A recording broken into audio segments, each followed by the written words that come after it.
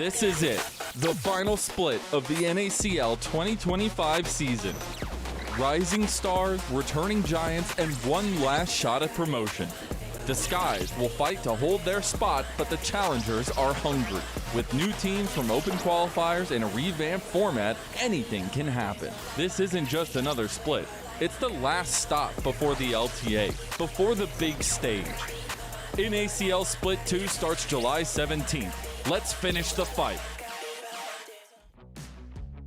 Welcome one, welcome all to the NACL 2026 Split 1 Promotion Tournament. This is set to be a banger tournament where we have 6 teams vying for 2 spots to get into the first split of the NACL in 2026. My name is Yanni. I am joined here by RMC and RMC. These 6 teams that we have, arduous seasons, R4 challengers, AMI, ZNG, Cupid, and Lotus, going through these open qualifiers, and CCG and Vancouver Impact trying to retain their spots after a grueling split 2 in the NACL. Yeah, and as you mentioned, Yanni, they're playing for 2026, so there's still months to go. Imagine losing here, Yanni, knowing that you were just steps away from making it to the NACL, and you got months to ruminate on that. But let's not focus on the losers. Let's focus on the glory to be had. The ability to move up to the NACL. You heard the stinger. NACL is a path into now Tier 1, into the LTA North. So for these teams, it's kind of the first or even maybe the second steps, having gone through the open qualifiers to now try and get into the NACL. No doubt, RMC, it means so much more than prior years just because you have that opportunity to be able to get there. It is an opportunity that neither of these teams, or neither of any of these teams or these players, want to pass up, especially since we have seen so many of these players come through, have these opportunities. You know, if you've been around the block for a long time, you really know who's who in Tier 3 and Tier 2. These names that you're going to see in this tournament are a who's who, right? We've got a couple of upcoming players that haven't had too many chances to really shine. Looking at you, ZNG Gaming, and a couple of your players. And then we've had veterans looking at you, Lotus, who are once again trying to get up there. And it'll be certainly a fun tournament to run. For sure, and looking at the NACL sort of defenders, coming in CCG and Vancouver Impact, a lot of these players have been in Tier 3 not too long ago. Vancouver Impact just qualified last split under the name Jolly Rogers, so they've been here on the other side of things, and they're going to know what it feels like going up. Now they've got to kind of deal with going down, relegating, and trying to make sure they can fend that off, because so far in the NACL, while there has been a lot of turnover, we've also seen teams be able to defend their spots. Let's take a look at the bracket, because this tournament, obviously not just going to be done in a day. We see the upper bracket. It's going to be ZNG, Cupid, Apex, Mission Impossible, and Lotus. The winners of those matches will go and face off in their first matches against the defending NACL teams. We'll see the winner of ZNG and Cupid play against CCG later in the stream. And for your losers, you will go down to the lower bracket. You will lose your first life, only have 2 lives to give. This means that the culmination of your 2025 RMC could be all for naught. Yeah, it's over 4 days, so it is a bit of a squeeze for a lot of these teams. Today, we will be seeing, or there will be all 6 teams playing. Here on the stream, we will be watching ZNG Gaming versus Cupid Esports, and you know what? Like, I see people in chat popping up about Barrick. Well, he's playing in this first match. He is on ZNG Gaming, and the winner of that will then face CCG right after. The other games will be played off stream. I believe some of the co-streams might be covering that. You can follow on Twitter, check the NACL account. I think they posted the co-streamers there.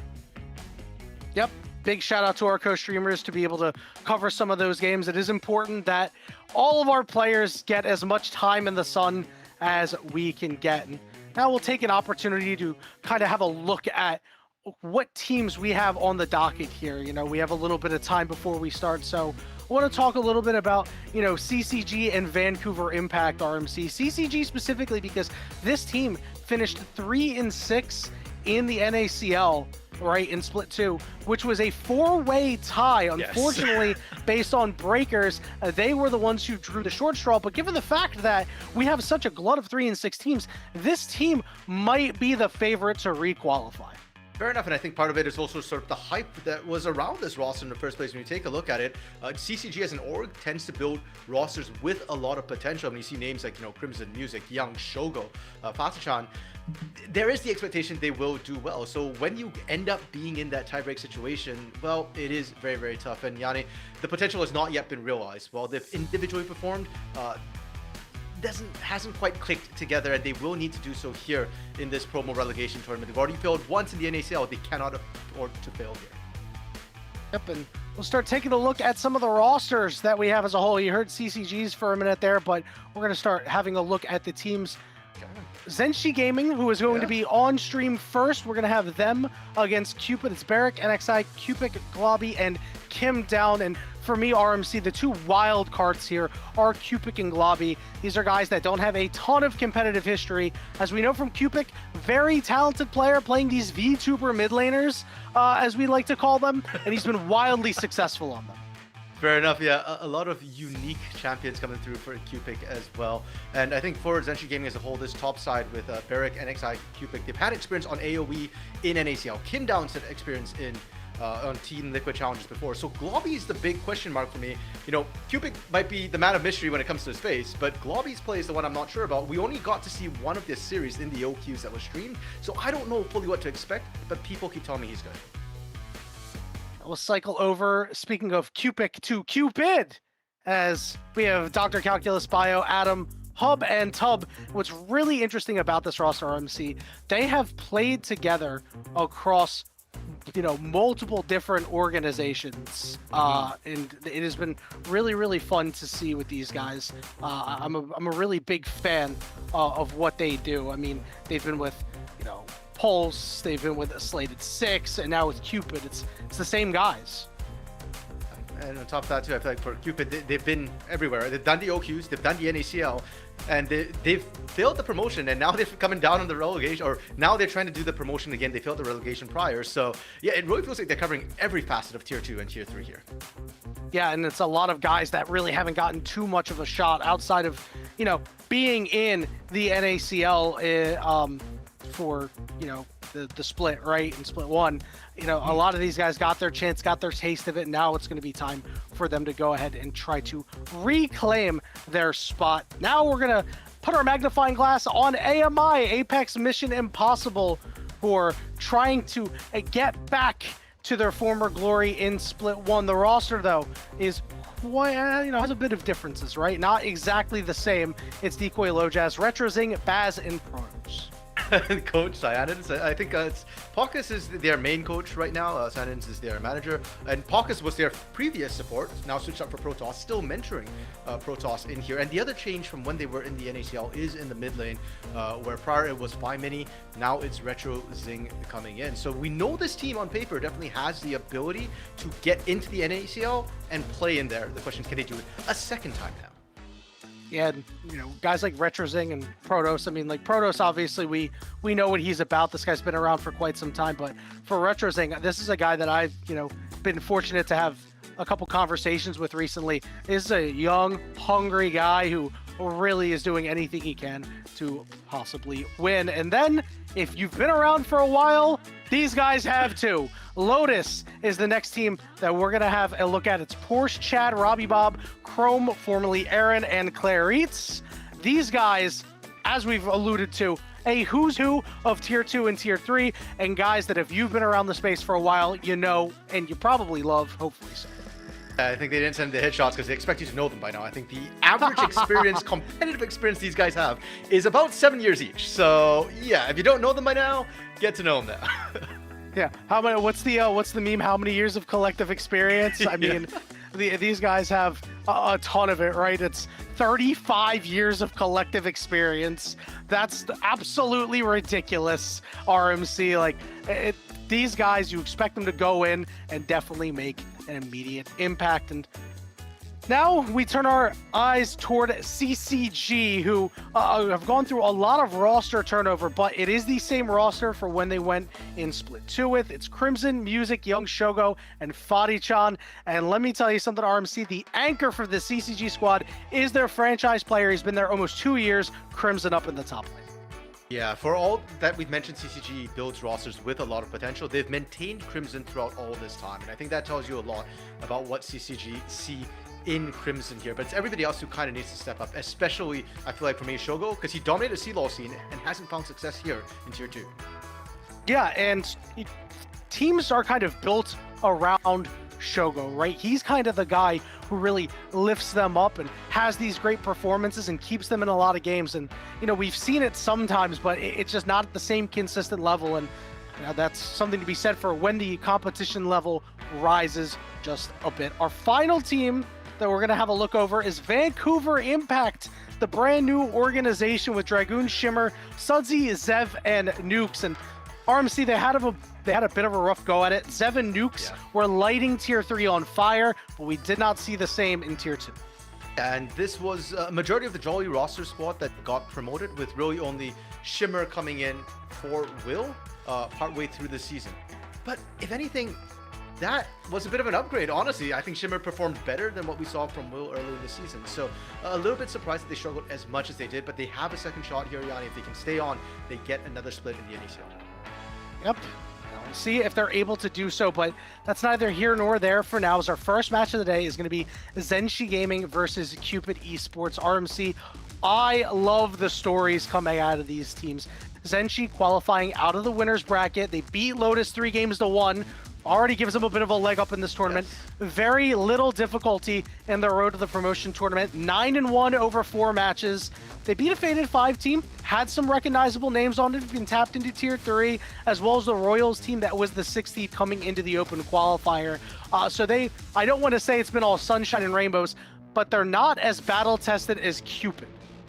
For sure, and ZNG, you say they're not battle tested. The org just came up kind of last second as well. It was about a month before OQ started. We have just gotten word that ZNG, because they were the ones to qualify first, they get side select in game 1, and they've opted for blue side. Full fearless reminder: once a champ's been played, it can't be played again. So blue side, getting that first pick is rather important throughout the series. Yeah, it's pretty interesting because we see a lot of, especially at the pro level, teams win on blue side specifically. For a while, we saw things kind of even out because coaches could really utilize R1 and R2 quite well.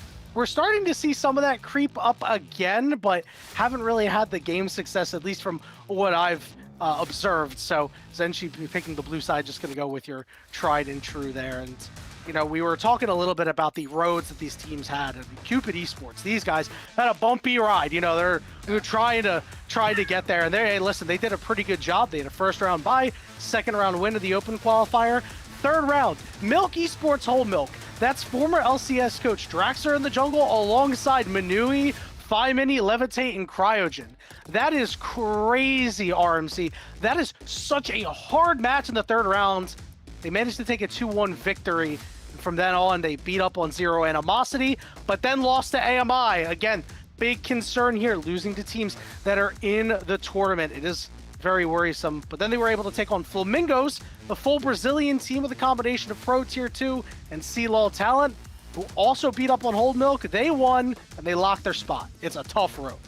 Fair enough. And Yanni, when I was asked talking to you about Cupid, you described them to me as battle hardened, because as you said, they had a really rough bracket to get through, a lot of tough opposition, more games, more experience. But as you saw in the lower third for a second down there, Cupid Shuffle, this roster as well has played together in different stages. As slated 6, they tried to promote up from the OQ, so they're very familiar with Tier 3. Then they got picked up by Pulse last split, so they became sort of the Tier 2 team that got picked up. They didn't have to go to promotion for it. They played in Tier 2. Then they now are playing as Cupid in Tier 3, now trying to crawl up from there. So they have another shot at promos. Again, like I said, you know, they've done the relegations, now they got to do the promos. Yeah, and you know, it's such a weird climb to see, right? Because they went from, you know, the qualifier, didn't qualify, managed to get in through, you know, Pulse picking them up. Had a really, really rough go of things, as mentioned, and you know, now they've done it the pure way, right? They've gone into the qualifiers, they've cleared through all the qualifiers, so I'm really proud of those guys. I'm really excited to see what they're going to do, especially Dr. Calculus and Bio, who have been teammates for well over the last calendar year. It feels like these guys only play with each other. Yeah, and I mean that should build up all that synergy that we kind of want to see pop off, right? Especially, I think in the current meta, things have changed a little bit for Dr. Calculus as well. So having a bit more support might be able to help him out. The team's kind of very different playstyles as well, so we'll see kind of how that clashes. All right, RMC, now it's time to check out who we think is going to come out on top in this matchup. So we have our predictions, and well, we're all for ZNG Gaming, man. Listen, I respect Cupid a lot and what they've done, but when I take a look at the ZNG Gaming roster, even with the wild cards that they have, the leaders of this team in NXI and Kimdown, who are these longtime veterans, you just can't match the veterancy over on the side of Cupid Esports. Fair enough, and that's why I'm kind of surprised we all went ZNG Gaming. I'm not gonna lie, I kind of went ZNG because I don't know Globby, and I want to get to know Globby, a new name in the competitive scene. He's had some collegiate experience with New York University, but I've not seen him in the tier 3 space. And between that and I love Cupid's champion pool, always have, I kind of opted for ZNG, but I do feel like our predictions are not representative. I do think this will be a lot closer than all 4 of us voting for the same team there. You know what? You might be right. I have a feeling that this will definitely be a little bit closer, but we'll see what actually ends up happening as we are ready to get into the draft here for the first game of this best of 3 series between ZNG Gaming and Cupid Esports. Remember, the winner will play CCG next, which will be a tough task. You have to imagine what these teams have really prepped for. Did they spend a lot of time prepping on this match, or are they really looking ahead? And so far, looking at the bans coming out from ZNG, I see a lot aimed at Dr. Calculus. They were all no Q, so I'm not surprised if they've done their homework. The Lux ban coming through from Cupid already. You're seeing the Cupid effect. You call them VTuber champions? Well, the Morgana as well is not. That's not a support ban at Kimdown. That's at Cupid, who's played quite a bit of Morgana through the OQs. Instead, first pick, Hui. Now, this is not, well, is this a Cupid champion? Pick. This is a Cupid pick. Tried and true. I mean, I'm pretty sure on one of his accounts, it's Cupid #Hui. Like, it's one of his better champions. It fits in the mold of the VTuber champions, but he's really, really good at it. Now, this is a champion that we rarely see first pick RMC, so what are you expecting to come out of Cupid to kind of deal with this? Well, Loki, that's why I was wondering if this might be a flex pick between Globby as well, because we've only seen 8 carries from Globby, but we've not seen his full champion pool either. So there's a world in which that could be flexed there, or heck, maybe even down to Kimdown in the bot side. For now, though, Cupid Esports responding with J4, with Corki, really strong skirmishing power, really strong burst to be able to pick somebody out. I wouldn't call them necessarily a hard counter to Hui by any means, but J4 being engaged in a way to kind of punish Hui's immobility, to me, that's a good start. Not only that, you have this early power out of Corki Hui, one of these champions who can be very annoying with poke, but doesn't exactly peak in the early game, right? He's got a lot of utility, sure, but raw power can get the job done. I love these picks coming out from ZNG, though, not just the Renekton for lane dominance, but this Poppy specifically gives not only Corki a hard time, but especially the Starve. Yeah, and all of a sudden, this shorter range composition we're seeing come through from Cupid Esports is going to run into a lot of problems with Corki stopping range server engages, Keeper's Verdict, kicking multiple people out as well. I'm curious if Cupid decide to continue going for the all-in, or if they flex towards a little bit more range. Graga's being picked up, most likely a Dr. Calculus pick to nullify this Renekton, and potentially with the Explosive Cask, find a different way to engage, which Poppy can't stop. And not only that, you can use it to disrupt Poppy from the steadfast presence, right? If your Jarvan or your Corki are stuck, you can bail them out by hitting the cask, getting them out of there, and then they can go and use their abilities freely at that point. We're getting into the second half of bans here, RMC. We need a support to kind of tie the room together for really both of these squads. This Poppy could still go in the support role. We don't actually know, and Cupid is very aware of that, banning out the Pantheon first. Yeah, and we're seeing the Pantheon, that's sort of a jungle takeaway. Even if the Poppy can go jungle, Pantheon's just really, really generically strong right now, so you want him out. ZNG with the Cogmaw ban, he did get buffed previous match, so he can be played mid or AD carry. Corki can be flexed as well, and I think they're very, very aware of that, so kind of removing that for now. I wouldn't be surprised if we continue seeing, or if we do see a bit more, pardon me, not continue, seeing bans into the bot lane, because we do know that, as you mentioned, supports are likely still needed. An AD carry for ZNG as well. I'm still not sold this is an AD carry Hui or a bot lane Hui. Yeah, Ezreal ban. Yep, and then Ezreal going to come through, so we're not going to see that at a Globby. I actually really love this Cogmaw ban. We've started to see Kog'Maw mid creep up again, right? It's always on the outskirts of the meta, and I hear it's actually quite good into Hwei, so I'm pretty sure that this is a call out from Cupid that says, hey, get this thing out of there. Ryze as well. I really like the Ryze ban because it's easily able to circumvent what Poppy likes to do and get your team into better positions. Also would have a bit of a step up on roaming. We're going to see roaming come through. Talia will be the pickup, so we're going to need to see good usage out of these Weaver's walls. I slightly adjusted on patch. I think her damage got nerfed a little bit, but so did her cost. So a little bit more spammable, I suppose, was the idea behind that one. And into the Hwei as well, it's pretty much a handshake match. I prefer the skilling of the Hwei, and I'm looking at Adam here to kind of use the mobility that Talia gives you a little bit more, and or the pick potential, of course, with the seismic shove. But over to ZNG, they're still looking for an AD carry, and they've opted for scaling. Why not? You've got Renekton for an early game. You've got Poppy to create plenty of space. You can afford to pick a less mobile, bigger hyperscaler for your team and trusting your front line. Yeah, and this is a Globby champion. He's played it a lot in solo queue. We're going to get Kim down on his Nautilus that he plays a lot. I really like what we're seeing here out of ZNG Gaming, right? You've got good strength out of this Renekton. You've got Cupid on one of his champions, and Globby on a sit back and scale champion. Globby is a guy who, we'll be able to talk about a little bit more, but really young competitively and has kind of been taught the ropes here by NXI. So I like what they're doing in this first really huge game, letting him just hang back and scale up.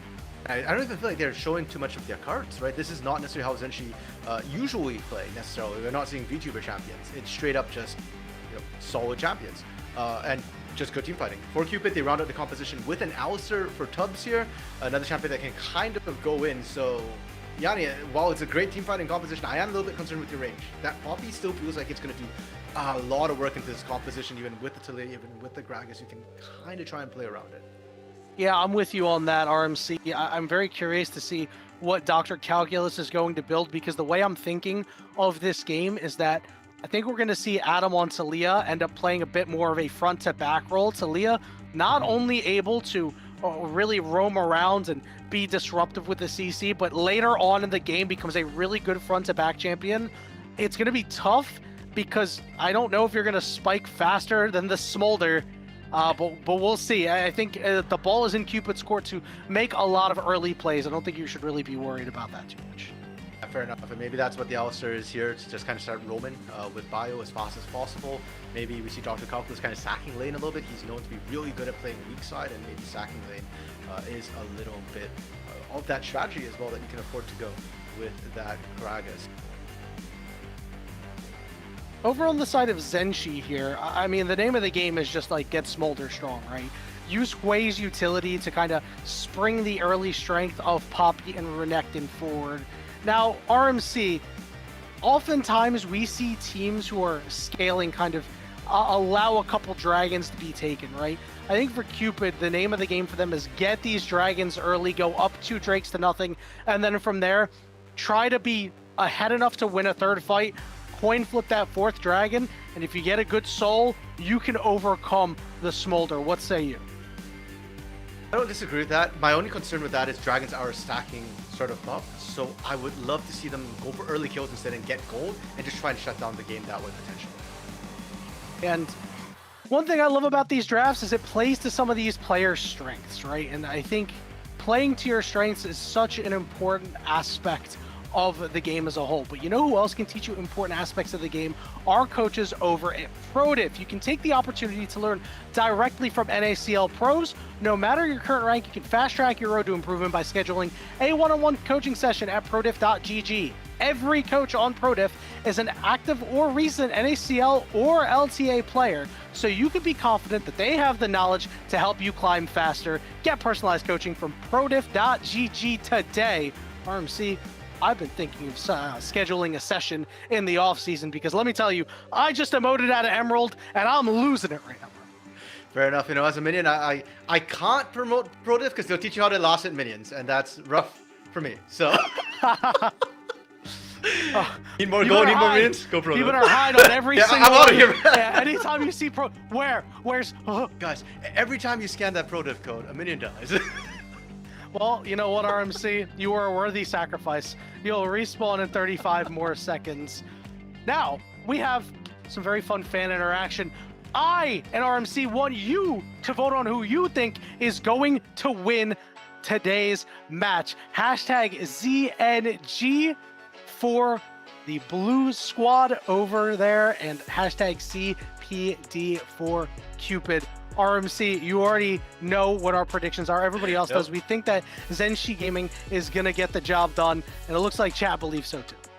You know what, guys? It's specifically in the Twitch chat, so make sure you type it in the Twitch chat. If you're over at YouTube, it won't show, so just hop over, pop it in there. And yeah, I'm honestly a little bit surprised. I was surprised by our votes that it was 4-0, but yeah, it's very heavily ZNG sided. I thought Cupid would have, a couple more fans come through. I know Dr. Calculus last year had a really strong run. I thought last year was his glow up year, especially with all the lane swapping that was happening. He proved his doctor status, big brain plays. I thought he'd have more fans. And Bio, I saw Bio fans. Where are the Bio fans at? Come on. Did you say he proved his doctor status by making big brain plays? Yeah. I mean, maybe you're right. The calculus side of his doctorate, maybe. I was gonna say he's fulfilling his doctor portion of playing a ton of Ambessa. That's what he's been playing a lot in solo queue, cutting people up left and right.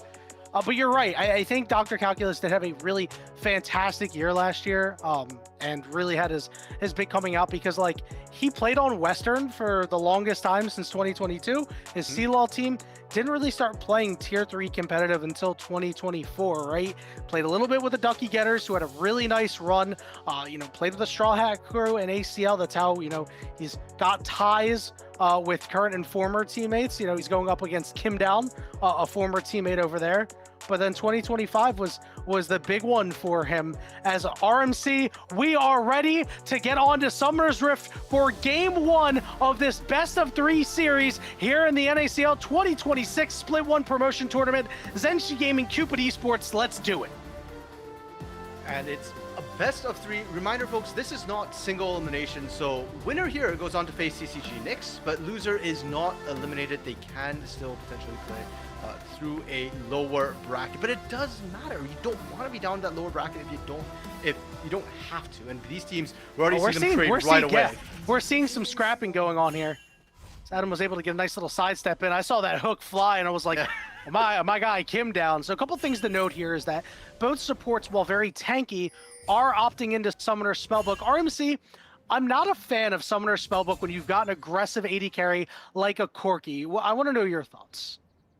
I actually don't hate it, especially if you're going for the early game sort of blitz where you can run double summoners. So you can do say Exhaust Ignite or Heal Ignite and get that extra win early on. So I'm actually fine with it now. And especially on a chapter like Alistar, where a lot of the tankiness just comes from the Unbreakable Will, from the ultimate. Not having sort of defensive keystones there doesn't feel quite as bad. Whereas I'm actually looking more at Kim Down's Nautilus, and with Nautilus specifically, you're actually one of the squishier engage supports. Pre-6, you can still match the Alistar, but after that, the lack of tankiness can certainly come back and bite you. So I do feel like Kim Down with this Nautilus has to be careful how he engages, and I want to see how masterful he is at really cycling through the summoners and getting the advantages to kind of balance out not having defensive keystones. I think we'll really see that come through in the mid game because I don't really think you're overly interested in fighting while you have a Smolder. We'll take a short look at the junglers here as NXI starting on his bottom side, going from chickens to Krugs. Meanwhile, Bio starting his red first. So junglers on opposite sides, I don't suspect we'll see them meet early on, which is interesting when both Jarvan and Poppy are actually really strong early game champions who can have a lot of influence. For ZNG Gaming, I think they're not bothering to have NXI come down here. They just want to play safe and survive dives. And again, with the Unsealed Spellbook, I think it's very doable. Just maybe get a ward down later on, in a couple, 30 seconds, minute, when Bio is roughly about to show up in the area. Remember that Globby, very, very new to the scene here, really getting his first large taste of big-time games. He I had an opportunity to chat with him yesterday, and he mentioned that his biggest challenge has been laning and macro decisions based around his team. And I think a big factor is potentially having to deal with any sort of dives that might come through, right? And understanding that he's going to have to play very defensive, very intelligently. I think being able to have that barrier, at least, is a nice little feather in the cap to make sure everything's all right, as a hook does land onto Hub. He burns an early barrier to keep his health up.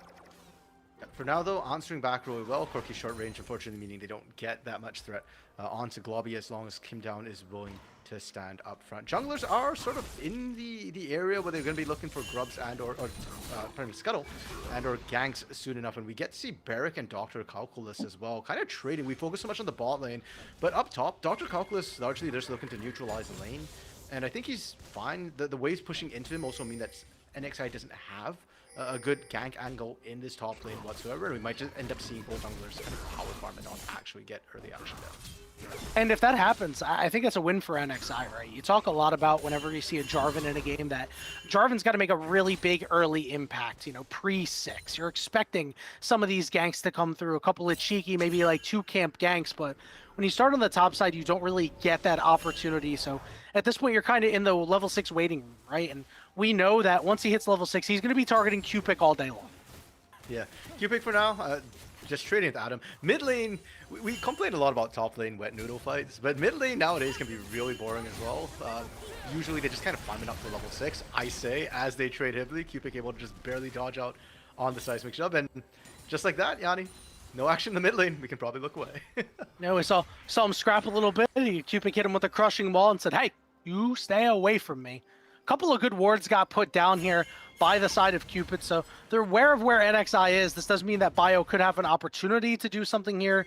Given the fact that all the scuttles are taken, there's no top laner showing up. It's going to be a little hard. We already see a lane swap coming in here, though, RMC. So with this dragon coming up in 10 seconds, it does feel like Cupid might not put a large focus on it.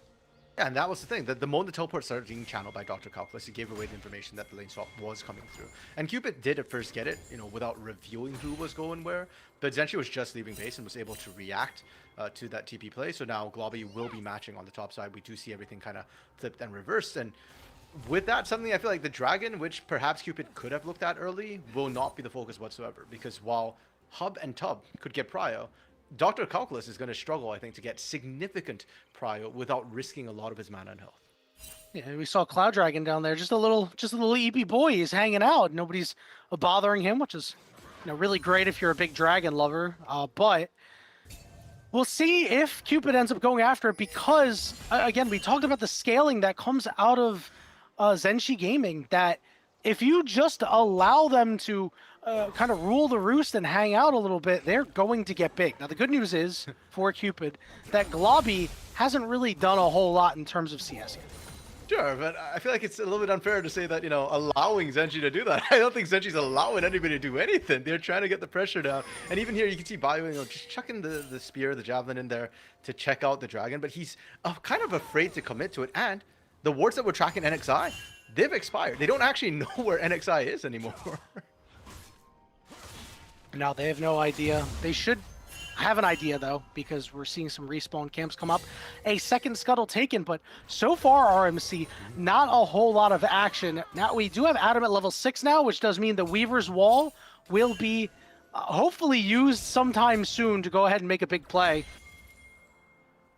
And unfortunately, that also means Cupix got his ultimate as well, the Spiraling Despair, which I think is a more impactful teamfight ultimate in terms of just being able to do damage and CC. Whereas I think Adam's Weaver's Wall, while positionally strong and by creating terrain, can act as another form of CC. It also has the global component. Probably not as helpful for the objective. So I think, yeah, Cupid just gives up on Dragon for now. And in about a minute's time, when the grubs spawn, that's when I really feel like Cupid do need to focus on that. Again, I think Hub and Tub, they've been getting perma-prone on the top side. As you said, Globby's been struggling with CS a little bit. He's a little bit down from that. That should be the more guaranteed side of the objective matchup.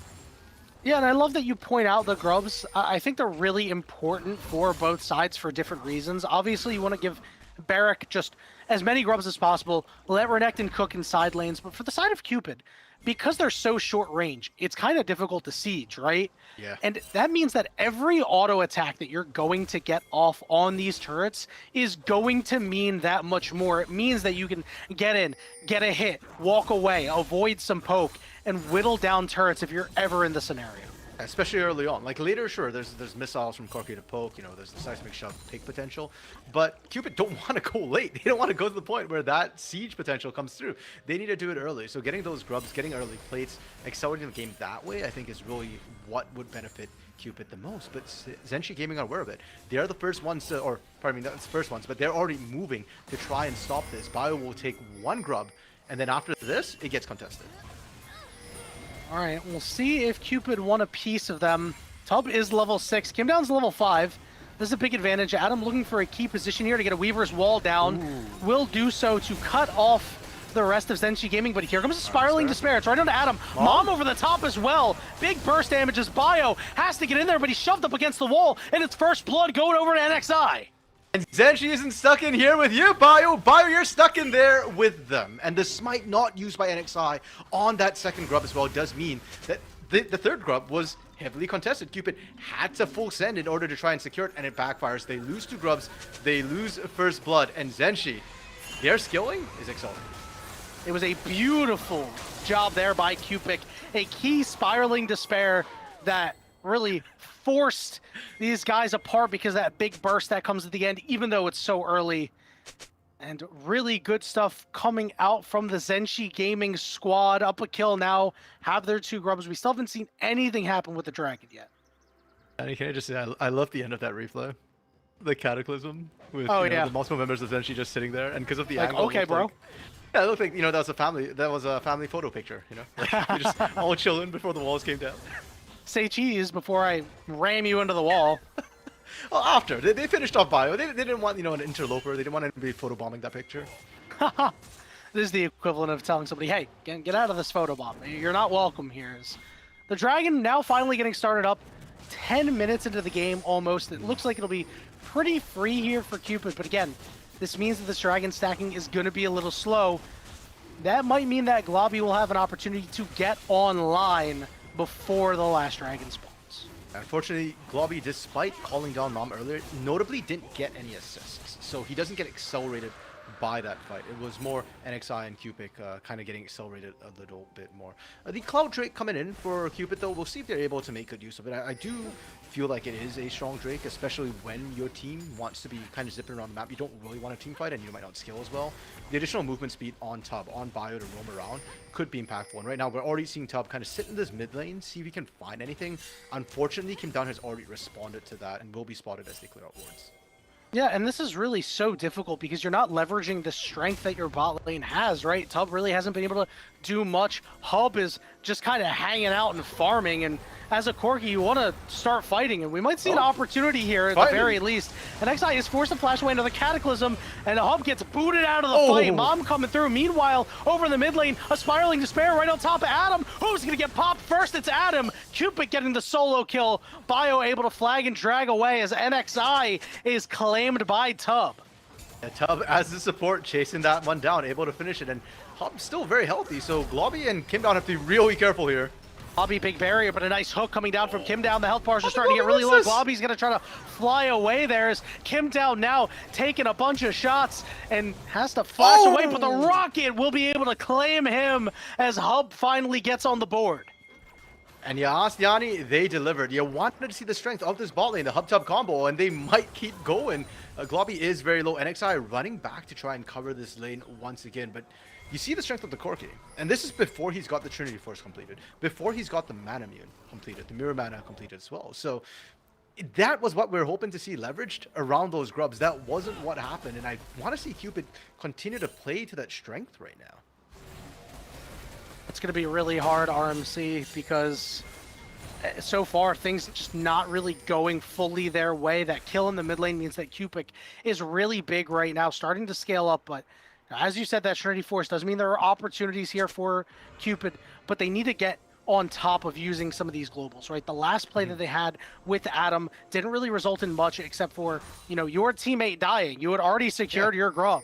So we need to see a big play come out of Adam for Cupid to kind of put this game in their control. Fair enough, and Weaver's Wall is up and available. We'll see if they're able to do it. If they are kind of sitting on lane with it, well, we already saw that Spiraling Despair wins that 1v1. Now, Bio looking to top side, and so is Tub. Oh, everybody's here. Barrack in a little bit of trouble. He slices, he dices. He does have his flash available.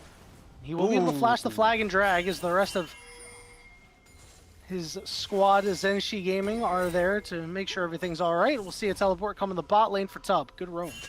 I really like how Barrick handled that, though. He held the flash to the last second, kind of waiting to see if Bio was willing to throw in, a Cataclysm, commit a little bit more on that particular play, and then used it at the very last second to get out. He actually also stuck around and cleared that wave, so he's not losing any CS or really any pressure despite that gank, and once again, he's still in control of that top side. As you mentioned, Tub also just using the teleport to get back down in lane, but Hub was already handling that perfectly well as well. Hub's strong enough that he can survive on the All right, we're seeing more fighting come out here as the Spiraling Despair is there, but Cupid in a compromising position. He goes down. The next guy is able to boot Talia away, but he gets booted himself as Cupid manages to find a big pick. And I love that Hub just left lane, right? Like, we're talking about how strong he is, and sure enough, the AD carry gank, people don't expect that. At 14 minutes into the game, your AD carry can roam out, but most people are still stuck in their mindset of like, okay, get that AD carry farming, he's going to be in a side lane somewhere, don't worry about it. But this time, Hub went there, Tub went there, Bio collapsed it, and Cupid without a flash, which just did to rights. If anything, I'm a little bit sad that NXI kind of got dragged into it, thinking maybe I can get my mid laner out of trouble. No, you can't. Sometimes you just need to cut your losses. Globby could find himself in a little bit of trouble here. Remember this Trinity Force Corki gonna put in work. Here comes Tub. Flash was used, but he can't quite escape. The stun is out, and Globby is dead. NXI looking for a potential pickup here. Stuns up Hub. He will use his barrier. Bio is on the way here. The ward is out. The rest of ZNG Gaming realizes this, and it looks like Cupid will be able to walk it out.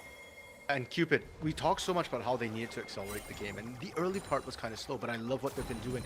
Constant movement, and knowing that they're strong, kind of pressing in on it.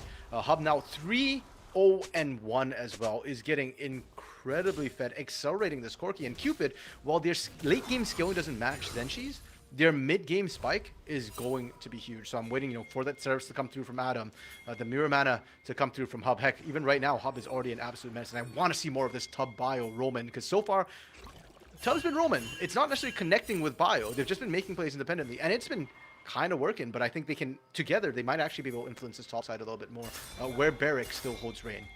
Yeah, and you need to keep the pressure up if you're Cupid, because again, you cannot allow the ZNG Gaming squad to scale up RMCs. We're going to see fights all across the way. Dr. Calculus is in trouble. He's able to flash away, but NXI with a big double knock-up will be able to get the kill. Meanwhile, Globby was taken down on the bottom side. They're really picking on the new guy over on ZNG. Fair enough. Despite all the focus, Globby's only died twice, to be fair. But it is still the most on the team, along with NXI. He's down a lot of CS, too. Yeah, I think that was the bigger issue. Hang on. Big double knock-up. Spiraling Despair on top of it. Hub trying to get away. He'll take a lot of damage, but will be able to survive. Tub, with his ultimate, that Unbreakable Will, means that it'll take a while for him to go down, but eventually that will fall, as well as him a shutdown over to Cupid. Good answers coming through from Zenshi. They've had enough of Cupid being the one to get all the ganks off, and they make action of their own. Even better, Yanni, is that it's not just ganks for kills. It's ganks for kills and Harrow. And now Cupid cannot contest for this. So despite the fact that Cupid's got more kills, more ganks going off, I think the game's actually at a pretty even state. Of anything, I actually prefer the Harrow a little bit. You can be down 1,000 gold and have that gold banked in terms of being able to take, I was going to say first break, but first break just went down. Yeah, nice job there by Adam to make sure that Cupid was able to go and pick that up. They have their feats now as well. Things are all well and good over there. Meanwhile, Cupid will also pick up this dragon as well. It doesn't look like anybody on Zenshi is going to be able to stop this. So they got the first two dragons a little slower than we'd like, but overall, having a nice handle on this game, about 1,500 gold. And that first brick as well, opening up the map, I think will really benefit them, because they want people overextended in lanes. Adam still hasn't really been able to use the Weaver's Wall to get too many ganks off. So the bigger the map, I think the more impact that Weaver's Wall is going to have. So we'll hopefully get to see Adam get a gank off soon. Yeah, he's going to need to at some point, because, again, you just need to accelerate. That's the name of the game for Cupid. It's 2,000 gold lead, so that's good enough right now, but you really need to put the game out of reach soon, right? You're getting to 17 and a half minutes, which doesn't sound like a whole lot of time, but it really is whenever you're dealing with a Smolder. Now remember, the Smolder has been set behind very well here by Cupid. I think their game plan has been generally pretty good. Perhaps some big match jitters coming out from Globby. We'll have to see if he's able to really lock in, and the rest of ZNG Gaming be able to hang tough and get to this late game. And while I do believe Globby has been practicing the Smolder in solo queue, I think this is the first game in sort of competitive or tier 2, tier 3, where he's been able to whip it out. He's played other scalers like Sivir or Yunara, or Senna, but a lot of them have a lot more self-agency. They're not as relying on your team trying to protect you. Whereas as a Smolder, really, if you're not at later points of the game, when you don't have all your stacks fully ready to go, you just kind of stand there and trust that other people will want to play. Hang on, Mom coming over the top, but Hub was able to get out of the way. He was shoved out of it. The Redemption's going to come down, nice little sidestep. He's all right, but we are going to see Rift Herald used in the mid lane here as ZNG Gaming is really looking to put down the pressure, take pace of the game. Weaver's Wall coming through will stop Shelly. That puts Barrack and Globby on the wrong side of the tracks here. Bio able to walk out as a Spiraling Despair will tag him. Shelly will tag the turret, and that is a mid turret for ZNG Gaming. Yeah, just a bit of a delay coming through. We did also get an update, by the way, from production. 133 stacks on Globby before that fight started. So by now, gone up a little bit. He is still stacking actually pretty nicely, considering how the CS and how he has been delayed. Topside, Dr. Calculus also doing the math and answering turret for turret, making things equal. A really good macro play here, although ZNG does pull the gold lead a little bit closer. We still have well over 2 minutes until this next dragon, but you know Cupid wants a piece of this one. It is that Hextech dragon, that Hextech soul, which is so massively important. This does mean that ZNG will be under the gun in these next 2 dragon fights. Very vital that they're able to at least sneak one of them. I feel like this drag's going to come up roughly around the same time period as the Atakan as well. So these bot side fights are going to be absolutely critical. If you lose it, you don't just lose one objective now. You're probably going to lose Kim down. both. Kim down. Okay, Tub decided he didn't want any more of that. Hook does not land on the hub.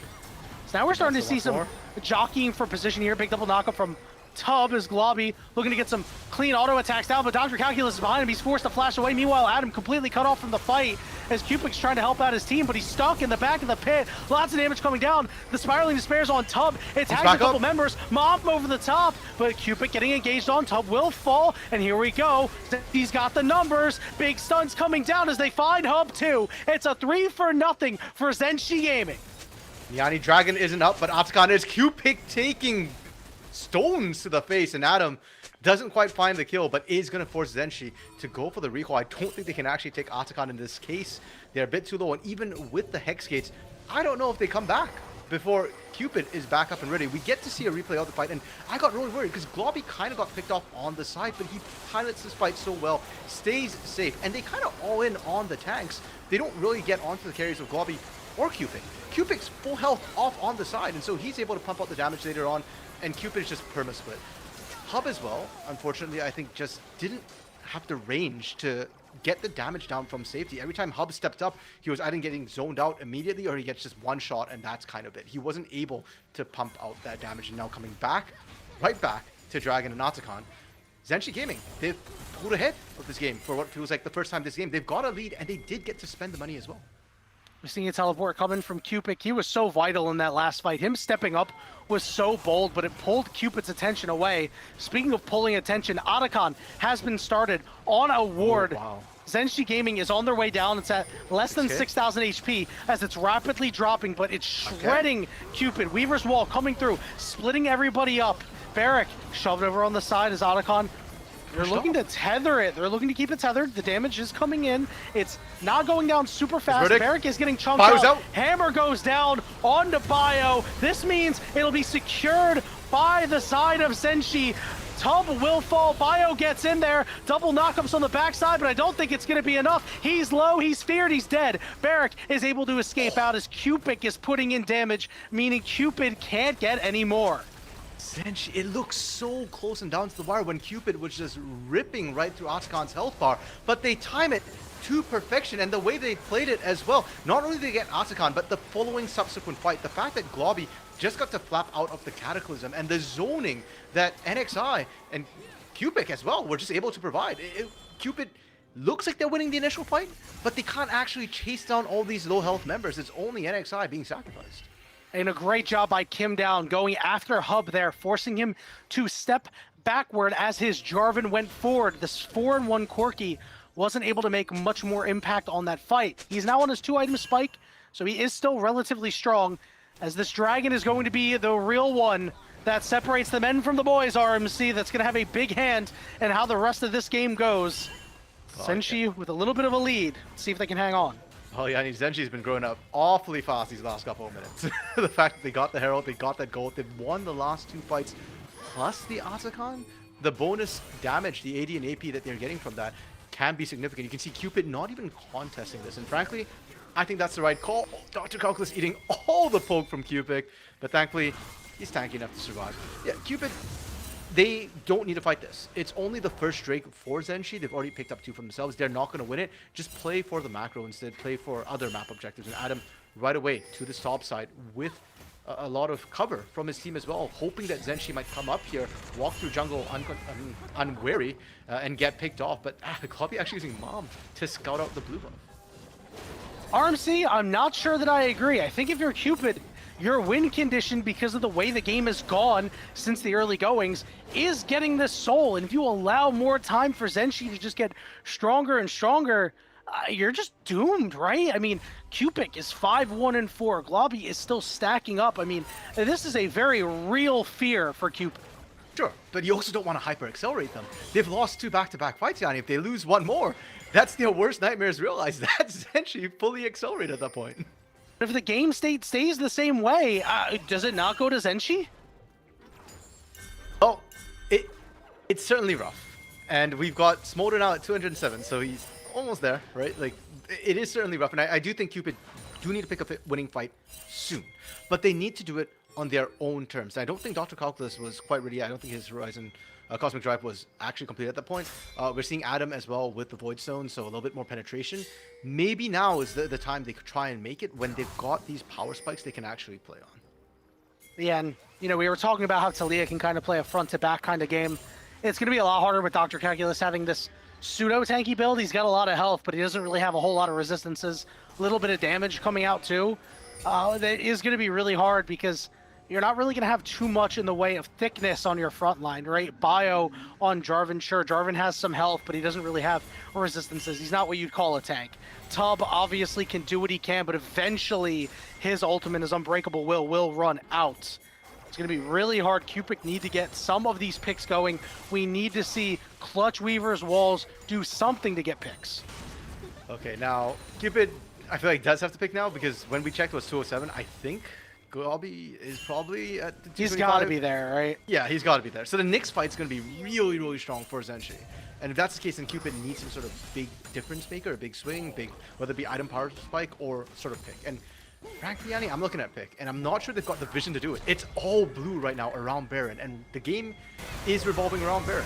Hang on, there was a Weaver's wall, but double knockups on the backside. It looks like Cupid are not doing very well. And XI is well shielded. Barrick on the big flank. He's on top of Adam, Bio, and the rest of the squad as Globby is globbing on him, baby. He's got a double kill, and the Baron in the sights of Zenshi. Hub still alive, but look at what Cupid's able to do to Hub now. It feels like Hub is over the hill. His power spike is not matching what Cupid is able to put out with the actual gold advantage as well. Now, Dr. Calculus, Adam, and Hub. There's no smite here. All right, we're going to hit the cask on Cupid, but he's able to get away, and now they're turning on the Calculus, trying to keep him out. Barrick is getting very low from this Baron. He might die to it. He's got to slice and dice out, but Cupid cannot do anything to try to wrestle it away. It is Zenshi Gaming, 26 minutes in, who are in the driver's seat. 26 minutes, Yanni, and there's only 1 turret taken by Zenshi so far, so there's a lot of standing gold, and this Baron power push could be absolutely massive. We're starting at 4.5K, so we get to see how the fight starts off, and it's kind of what Cupid needed to do. They were the ones to pull the trigger first, but they weren't set up right, and the burst damage they put down was only on frontline members, and it wasn't that effective. If there's no threat onto Globby or Cupid, you're just not going to be able to win that, and you saw Globby's damage. Mom finally comes in swinging, and she hurts when she hits, and if you do that in that fight, it only gets worse for Cupid. You're not getting that much tankier with this team. Hey, put some respect on Globby's name. He's dealing the damage too. It's not just Mom. Fair. Fair. But He's got a little bit. As the siege is gotta on give here credit for Mom Zenshi. too, you know? Yeah, Moms deserve some love. Moms deserve love too. Luckily, Chrome isn't here to continue the rest of that sentence. As NXI looking to shove off the rest of Cupid here. The ultimate from Cupid does not quite land. The Mom doesn't land either. These are big cooldowns. Okay, and they Bio? realize that Cupid wants to go. NXI going to be able to punt Jarvan out of there, but now he's going to tank this entire front line, and it's very problematic. Here comes the redemption for a little bit of extra healing. Adam, though, doesn't do a darn thing to Kim down. Oh, and NXI is laughing his way back to the fountain. Because, first of all, he didn't die. And secondly, even if he did, Cupid blew everything on a tag. Look at Cupid. Look at Globby. Their health bars are absolutely full. So they are fine. And with the Hextech gates, yeah, they're just right back to that dragon as it's coming up. Cupid, what they did manage to achieve is slow down the Baron buff. I don't know if it's enough, though. Not at all, RMC. It's so difficult. These guys need to somehow win a fight, and I think that might have been their best shot. I mean, you see all these cooldowns down, but you can't get any control of this Dragon Pit anymore. You have no hope to be able to get a soul to give you the extra power needed to stop guys like Cupid and Globby. And it just feels like we're waiting for Zenshi to win one more fight and really put this one out of reach. 45 seconds left on the Baron buff. Barrick walking in that bot lane, but there's not enough minions left. Dr. Calculus thinning that one out. Adam actually, the one to find a turret during this Baron power push. I don't feel like Zenshi got too much out of it. They got one outer turret bot lane, and that was kind of it. Cupid actually finds an inner turret instead. Yeah, I mean, you get a dragon out of it too, but you know the dragon was going to be yours regardless based on the way the game's going. And everybody is up here maybe trying to find Adam, but Adam is long gone. Where is this guy? He's still got to be here somewhere, guys. And now we have Cupid and Globby kind of hanging out in the same lane. I have to say, I think this is not the greatest use of Zenshi's strength right now, but given the fact they scale so well, I don't know if it's actually going to matter. No, not really. I mean, Zenshi can afford to take their time here. At 30 minutes, they're just going to slowly push in. And even though there's no major objectives to fight for, Baron's, you know, still about 3 minutes away at this point, Zenshi just needs to kind of group up in lane and fight. I'm not saying their siege is amazing. It's actually not bad between Smolder and Hui, but it's more just that you just group up and push, and if Cupid try and fight you, you just kind of chip away with the threat of a dive to come through if they ever mess up. Somehow Cupid got mid lane outer turret, though. I'm not sure how they got that, but... It's just a macro diff RMC. I mean, it was a trade of turrets, right? They wanted to get this top turret potentially for an easier push later on when their minions will be pushing near this top side. And giving up the mid turret at this point in the game is not really the worst thing in the world, as Dr. Calculus gets hooked. A little bit of tag damage, but nothing more. Yeah, I'm just surprised that Cupid... I mean, Cupid's been doing a fantastic job in wave clear so far, and that's kind of what slowed that topside push for Cupid for so long. And yeah, I'm just surprised that Zenshi weren't able to quite defend that. But I think Cupid, you know, throwing their weight around a little bit.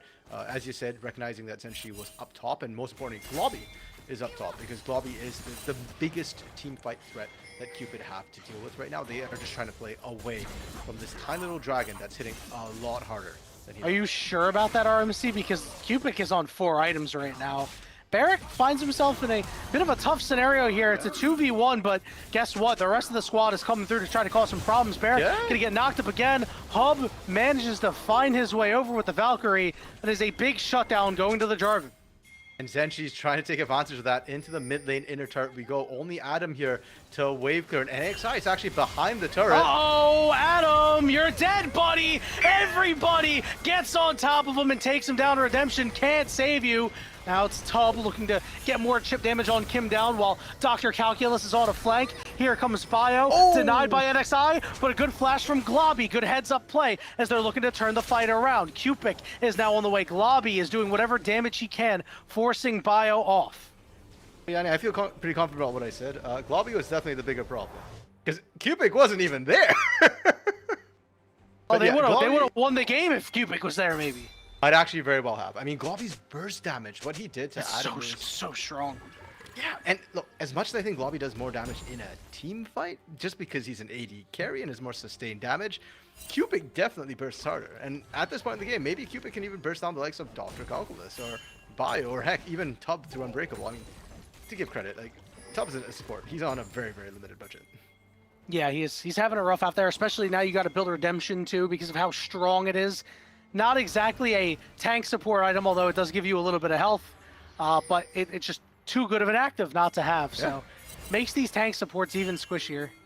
As you can see, they're not dealing with that much in the way of health. Dr. Calculus, if you're looking for Globby here, remember Globby has no flash. He's going to be able to flap over the wall. NXI is on the wrong side of the tracks, but he's able to survive for a long time because he's so tanky, but it'll finally go down. It's going to be a 5v4 to start the fight. Barrack immediately chunked, but look at who they found. Down you go, Adam. Rest of the fight, double knockups are coming through, but Cupid and Globby are A-okay in terms of health, and they're dumping out all the damage that they got. Look at them. Nary a scratch on these carries as they're able to win the fight, and ZNG Gaming should take game one.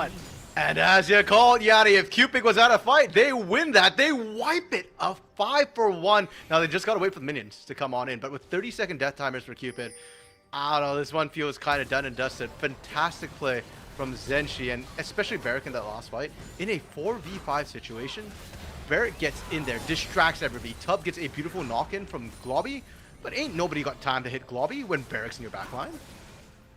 Yep, everybody is down. Those guys, they survived that fight for so long, RMC. It was crazy to see. It just felt like Cupid just couldn't tried to go after them, but couldn't. A big first win here for ZNG Gaming. Cupid doing well in the early game, but not able to actually bring it home. And Yanni, that did feel like a little bit of a dropped win for ZNG. I do think that knowing that they had the better skill and composition with the play, with the Smolder, it was down to Cupid to try and find their ways around it. And they did draw for some good mid-game spikes, but they just couldn't seem to crack ZNG, and that worries me for the rest of the series. One game up, it's only a best of 3. ZNG win one more, and they're on to face CCG. Now, does it just go to scaling for Cupid then? If you can't beat them early, can't beat them, join them? I don't know. If I'm Cupid, I think I need to push the game a little bit more. I mean, there were a couple of rough scenarios, particularly that Otacon was very, very aggressive and really put it out of reach, even though they were starting to lose a little bit of ground. If I'm them, I'm cooling out and I'm playing for this dragon win condition, right, while you have strength on some of your champions. But if you want to go scaling and go try to match them scaling-wise, you can do that, but just know that Smolder's not going to be available anymore. That is a big scaling tool that is down for Fearless. Yeah, it is, after all, full Fearless, as you mentioned. The thing is, Globby has so many other champions. We've talked about things like Sivir, Yunara, champions where he's got a little bit more agency. So, they scale too. Yeah, I'm more worried about his Sivir and Yunara than I am necessarily about his Smolder. Hub, however, has played things like Jinx and Ezreal and Yunara as well. So there's definitely answers, and hey, it's on Cupid now to do their homework, come up with a solution to the problems in game 1. They're doing the homework just as the bell is about to ring, RMC. They only have a few minutes to do so, and while they take that few minutes to take care of that, we're going to take a few minutes to go ahead and take a short break. When we return, it'll be the Game 2 draft between ZNG Gaming and Cupid Esports. Don't go anywhere, we'll see you soon. Oh, you're joking. You're joking. They can't do it! Citadel! Survive! It's a banger beatdown!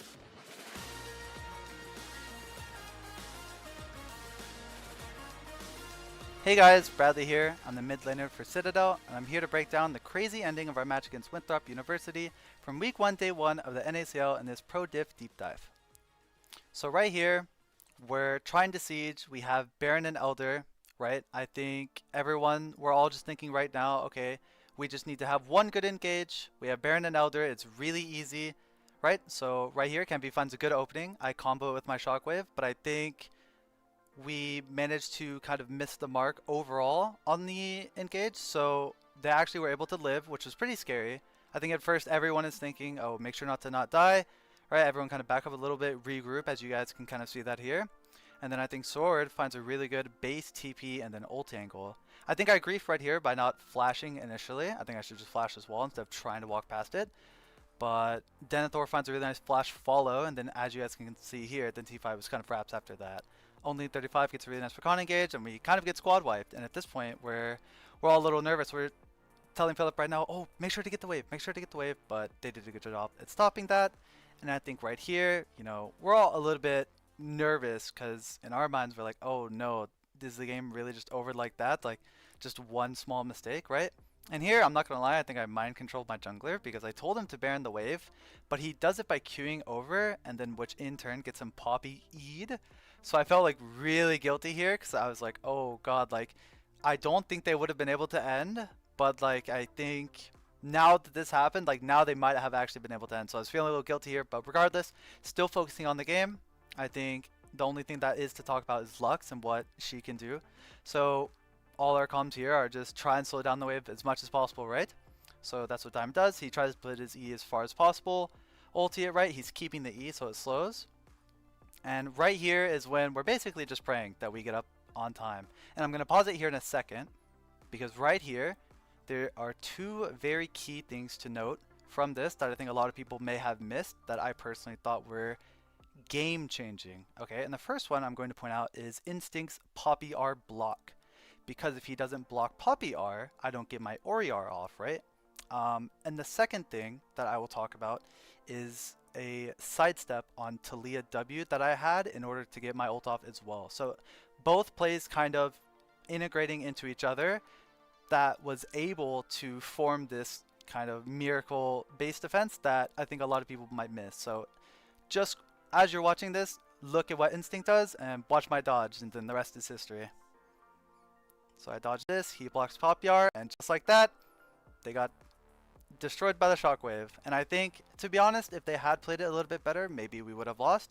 But at the end of the day, I think nerves can really get to people, and especially as you guys saw earlier when we were trying to end, we botched it too, right? So yeah, just after this, we're pretty happy. You know, it may not have been as clean as we wanted, but you know, we're marching down feeling at least happy that we won the game. And yeah, I think everyone was let out a huge sigh of relief at this point. Thank you guys so much for watching. You can check out coaching from me and other NACL pros at prodep.gg. To stay up to date on everything NACL, follow at WatchNACL on Twitter and make sure to catch the games on NACL's Twitch or YouTube. We'll see you next time.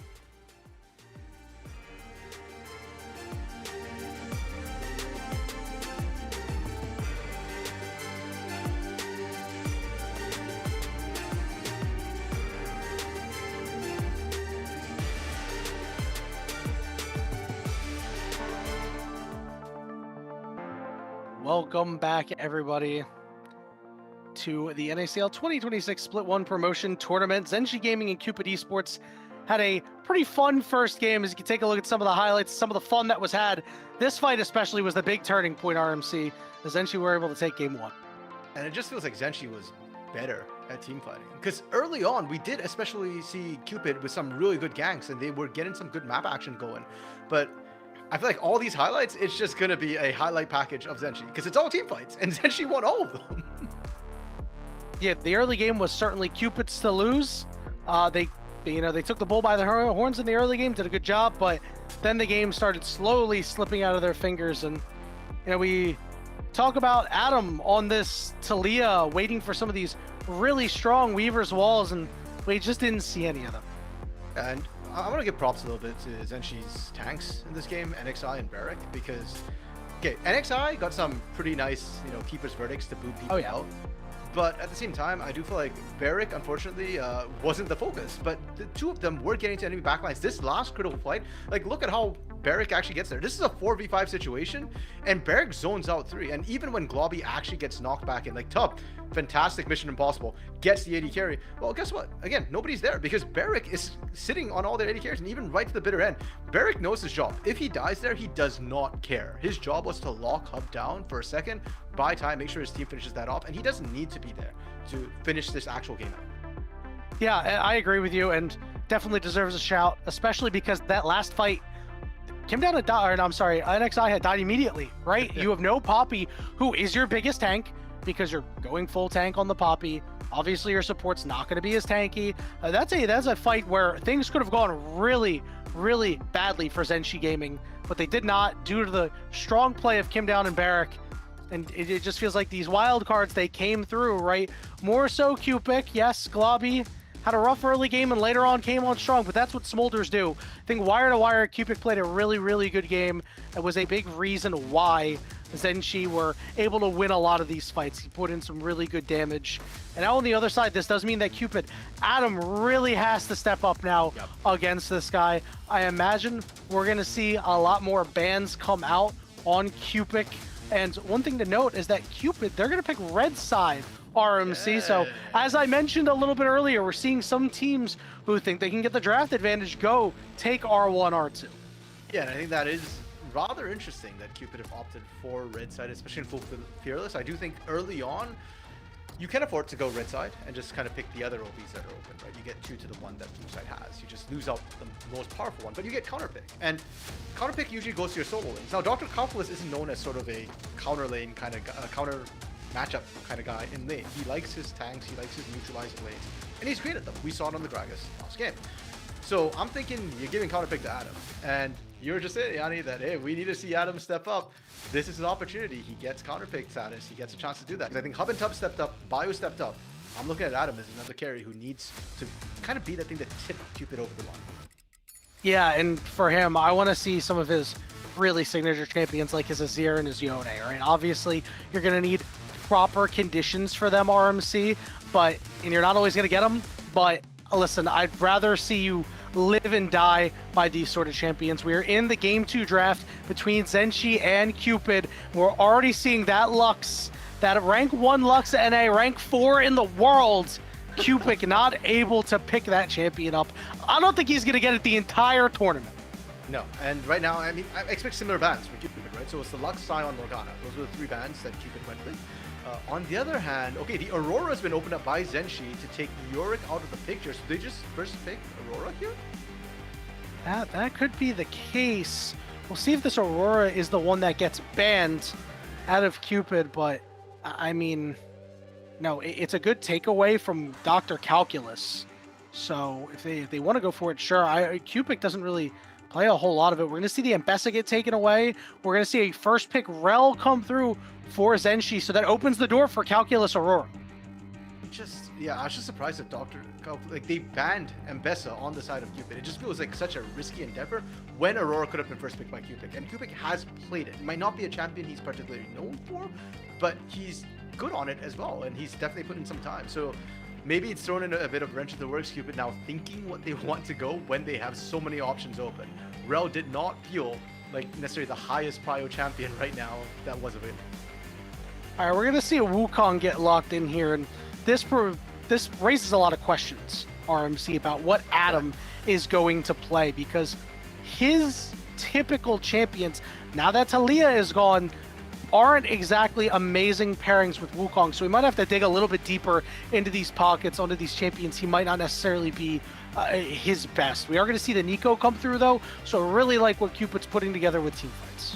And what we've been seeing paired with Wukong a lot is Annie, but she just got nerfed the patch, so I don't know if I think she's still Adam right. wants to play. She's alright, she's not terrible, but she was already struggling a little bit prior with how linear her gameplay is. There we go, there's the Morgana that got banned, and it's locked in ASAP, Yanni. So we've got a hyper carry, and we've got 2 supportive champions. I'm liking the outline, now we just need some front line. Adam, hear me out. Play Kassadin into this, bro. Listen, it's good. It was good in LPL. It worked. Shanks made it work. Pick Kassadin here. I don't necessarily know if it's really going to be the best choice here at this particular moment in time with all the champions that you have available. But the recently nerfed and then hotfix buffed Yunara will be coming into the picture in the bot lane. And frankly, I'm actually not sure where Yunara lands right now. I think the E nerfs, her mobility nerfs, were kind of needed. But I think what really hurt her was sort of the AD nerfs that came through prior, and it was messing up her ability to trade. So now that they've hot buffed it, maybe it's enough. I actually don't know, but we've already seen Sivir be one of the answers into it in terms of being able to match scaling. So both teams right now potentially they're looking for a top laner and a jungler. Both the side of Cupid Esports, they're looking for their solo lanes to come through. Victor being removed makes sense. Cupid already very strong team fighting with their composition already. You don't want to give them anything else that synergizes well with that much AoE lockdown. Seen a lot of the bans this Pantheon is going to go. NXI plays a lot of champions like Zed, like Kindred, Viego, Kiana, Lee Sin. What's one thing that all these champions have in common, RMC? I'll tell you. They benefit greatly from a Morgana Black Shield. These champions will be hard to stop if you give them a Zed. All of a sudden, the knockups, the pop blossoms, you just get to ignore them. You get to walk through, find your target, knock them down. I don't know if it's going to be the pick, but something you definitely have to watch out for. This Aurora will not make it to the second half. It is taken away. And this Azir lock-in for Adam. He will take it with the Wukong. Okay, so really strong front to back from Cupid. They didn't all in on the AoE instead. They've just kind of gone with a ton of disruption and a lot of sustained damage to come through. And that makes me think, well, Dr. Calculus gets counterpicked. Does he need it? I feel like you just pick, a tank here of some sort, like whether it be an Ornn or something, just to give you a bit more of that front line and a bunch of AoE and the ability to kind of synergize well with this front to back composition you already have. Yanni, you called it. NXI, Zed with the Morgana Black Shield, which is going to ignore every CC Wukong has, because it's all physical damage. And you need the Azir, you need the Yunara, you need the NACL to break that shield. And it's going to be a little difficult to do so. Now, the question is, because it's a mid lane Morgana, is it going to be maxed last? Is it going to be something that's going to be easily broken? Not entirely sure. Aatrox going to be the lock-in for Barrack, one of his champions that he plays a ton of. Excited to see him work in this game and just gain a bunch of life when he's about to die off the world ender.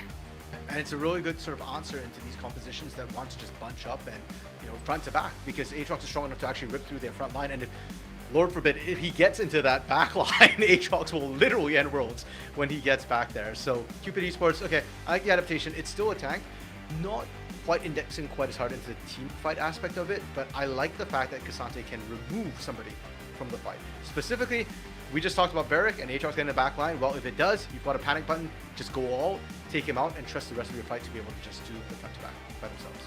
Yeah, I'm with you on that, RMC. I really agree. Now, the bad news is, if the Black Shield goes down on that target, who knows? Like, yes, Sure. It will not go onto your Zed or your Sivir. But if it goes onto the Aatrox, you try to pull him out. Like, now you're sitting here in the middle of everybody because you thought you were going to go over the wall and you didn't. And it could be really, really bad news. RMC, for me, I just want to see picks galore come out from Zenshi here. I want to see them just get deep vision, troll around, not even care about getting the objective, but picking off Cupid as they want to get close to the objectives. I'm kind of with you. The shoe is a little bit on the other foot. I do feel like Cupid has the ease of execution this time, where they just kind of play front to back and they don't particularly feel pressured. With Yunara, with Azir, your skilling is really, really strong as well. Now, Zenshi have skilling. Aatrox skill as well. Sivir skills just as well, if not better than Yunara in team fights. But with the Zed, they're really not looking for the team fights. And with the Rel as well, I'm a little bit concerned she won't survive the initiation that will come through from Cupid Esports. They don't have that tank that can fulfill the role that Cassante is going to do for Cupid Esports. So I agree with you, Yanni. I think early action is going to be key for Zenshi. Agency is going to be key for Zenshi. Maybe not always just front to back team fights. It's not going to work this time. You've got to look for picks. And we talk a lot about Zed, but Morgana Dark Binding as well. That snipe, if you can land on a critical target, land it over a wall, the CC takes so long that you can pile in so much follow-up. If you hit any of the squishies, you hit anybody but Cassante, and a Dark Binding should spell them. Now remember, the Dark Binding does scale based on how many points you put in it now. It has for a little while. And based on this matchup, I think the Tormented Soil would be the better max going into this lane, just because I think if you only put one rank into it, it will allow Adam time to clear out the wave and won't allow you to roam nearly as well. But Cupid, the expert on one of these champions, I think I'll defer to him on that one. Back to you, Twitch chat. Who is going to win between Zenshi Gaming and Cupid Esports? I want to see you in the chat. Hashtag ZNG for Zenshi. Hashtag CPD for Cupid. I know we see a lot of Cupid fans in the chat. I know Yozu, one of his biggest fans and also a phenomenal player of those champions that Cupid likes to play, was trolling around the chat a little bit earlier. I'm sure voting for his fellow VTuber-esque champion pool mid laner. And it's looking around. Cupid started off with a big start, but it looks like the Zenshi fans are starting to pour in as well. They're still trusting it, Yanni. They believe in this Morg, in this Zed, that they'll be able to kind of pop off there. Fair enough, yeah. I actually used to be a Morg main myself. And all right, Cook, tell me what's up. So the way it used to go was you only needed 3 points in Tormented Soil, plus Durans and 1 AP item to be able to kind of just clear back waves, and just one auto to clear the front waves. Now the numbers have changed a little bit because they have tweaked more towards skilling, but I do believe 4 points will be enough to kind of lane. And depending on how fast you get your items, you might not even need that 4 points. So I wouldn't be surprised if we just see kind of 3 points, and then the rest into Dark Binding for picks. Black Shield is not key to me. I feel like Black Shield is just needed to stop CC. 1 point is enough. We talked about Wukong not being able to break it. So yeah, just 1 point, and Zed should be able to win a lot of those matchups into the Wukong as well. It does come down to jungle B or jungle mid v jungle mid action. But yeah, you know what? Cupid knows way better than me, so we will keep an eye on sort of how he skills and how he runs the matchup, because I'm glad to see Morgana back in meta. I haven't seen enough of her to be that confident about how she runs. Well, RMC, how much have you seen of her? Because she's seen play in various regions at this point. Like, it's a champion that actually does very much have legs. We've seen it come out a lot in the mid lane, even more so than the jungle, which I think we expected to see her back there after a couple of her buffs. So I love to see her in the mid lane. I hope everybody else is excited, because we are getting into the game here. Game 2 between ZNG Gaming and Cupid Esports. ZNG looking for the quick 2-0 to move on to face CCG later on today. And just a reminder, the CCG match is coming up after this one as well. So these teams are playing, whoever wins today is going to be playing back to back, actually. And that, we'll see whether that affects them or not. I mean, CCG could very well just be watching right now to see, okay, what do we need to ban? What do we need to get rid of? What sort of strategies are these teams bringing to the table? And that's why I liked what ZNG did in game 1, because I don't even feel like their game 1 strategy was particularly ZNG. Like, we didn't see the VTuber mid laners come through for Cupid. We didn't see NXI on hyper aggressive junglers who are looking to do damage, and Globby picking the Smolder. Like we said, it's kind of a first in the OQs for him. Looks like Animal will walk up here and will be able to spot out NXI as Bio wants to get that ward down onto the blue buff. Curious to see what sort of trading wards we'll have, if any. Yeah, just I think a bit of aggressive wards from Cupid, and that's kind of it. I feel like for Zenshi, they don't care as much about trying to track Bio early. A lot of times with Wukong, you're just trying to power farm till level 6 anyways, and I don't expect to see Bio looking for any sort of funny invades onto NXI early. Hey, who knows? I could be wrong, but I think a lot more of that will be defined by lane state than by sort of any initiative or proactivity from Bio himself. I'm with you on that, RMC. I think that when you're playing the Wukong jungle, you maybe, if you're able to find an opportunity, you can show up and do something. But other than that, you're really just trying to hang out till you're level 6, till you hit the strongest point of the game. We're seeing Hub and Tub get a lot of work done. Tub will trade some of his HP, but it's so hard to trade in Yunara when she's got full stacks of her Q. And I appreciate Kim Down and Globby trying to get in there right from the get-go before the stacking started. And Kim Down, as a melee champion, if he can get in range to actually do something, but they weren't able to do so, and now Hub and Tub should get full control, full initiative. NXI just power clearing as a Zed can. I feel like Zed's been tweaked so many times in jungle to try and stop his power clear. Because if it's good, he just becomes viable, or more than viable. And then if it's not good enough, he's just kind of useless in the jungle in general. Yep. Some vision on Bio here as they're aware that he's doing his chickens. Calculus getting this top wave in. So RMC, we talked a little bit about how we think the name of the game for Zenshi is to just, get these picks, maybe not even focus the objectives, but take the objectives after going up a man advantage. And over on the other side for Cupid, I mean, you want to hit your buttons at level 6, right? I think you're looking to fight at every single objective. And if you can have vision down, you can get in first, walk together as a team, you'll be in good shape. It's funny because on one hand, yes, both teams do want to fight at 6, and Cupid does want to kind of smash their faces into Zenshi in a team fight. But the scary part is that Zenshi's skirmishing gets really dangerous at 6. Once NXI gets Deathmark, I actually expect to see Cupid kind of just shove out mid as fast as he can, and then go and help out NXI, to just find a pick onto Bio or Adam. Yeah, we'll see if they're able to do that, as we're just seeing a little bit of these squads hanging out on the bottom side. Level 3 for Globby and Kim Down. Not sure if they're actually going to be able to get out of the predicament that they're in, as both junglers are just going to go ahead and take care of their crabs now. Yeah, I'm sad to say, Yanni, we might be in for a bit of a boring time till level 6, not gonna lie. For all the reasons we're talking about why the teams want to do stuff at 6, I don't know if the teams want to do stuff before 6. I don't know if Zenshi can do stuff before 6. The only lane they have prio in is mid lane, where Morgana Gaming is really, shall we say, simple. You drop pool, you lost it, you walk away. Like, there really isn't much. Honestly, riveting gameplay. You need maybe like Subway Surfers on your screen next to it to make sure you're still invested in the game. Maybe I should have asked Cupic about that when I had an opportunity to talk to him earlier and be like, hey, you know, how do you keep yourself interested when playing Morgana mid? It is, you know, a little, it's got to be at least a little boring, but micromanage your team. I love CSing personally. So like every little CS you can get, you know, it's the game within the game, right? This thing's overrated. Go jungle, go support. Save minion lives. Kim Down actually playing really aggressively right now, knowing NXI is there, but NXI walked over a ward, so Hub and Tub more than happy to just back off, and that's the spacing issue. Kim Down can't close the gap without flashing, and as soon as they can't chase down, Hub and Tub are just firing shots as Kim Down walks away. Yeah, good news though for the side of Zenshi is that they got summoners out of Hub and Tub for that. It was your jungler showing up and Kim Down running at you menacingly. That is a huge, I mean, that's a huge take. So we'll see if we'll have any sort of commotion occur down in the bottom side in a little bit. We do see that this dragon is available and Bio is on the way pinging it out. So this time Cupid will go early for the dragons. You love to see it, and they actually have the prio. Doctor Calculus, okay.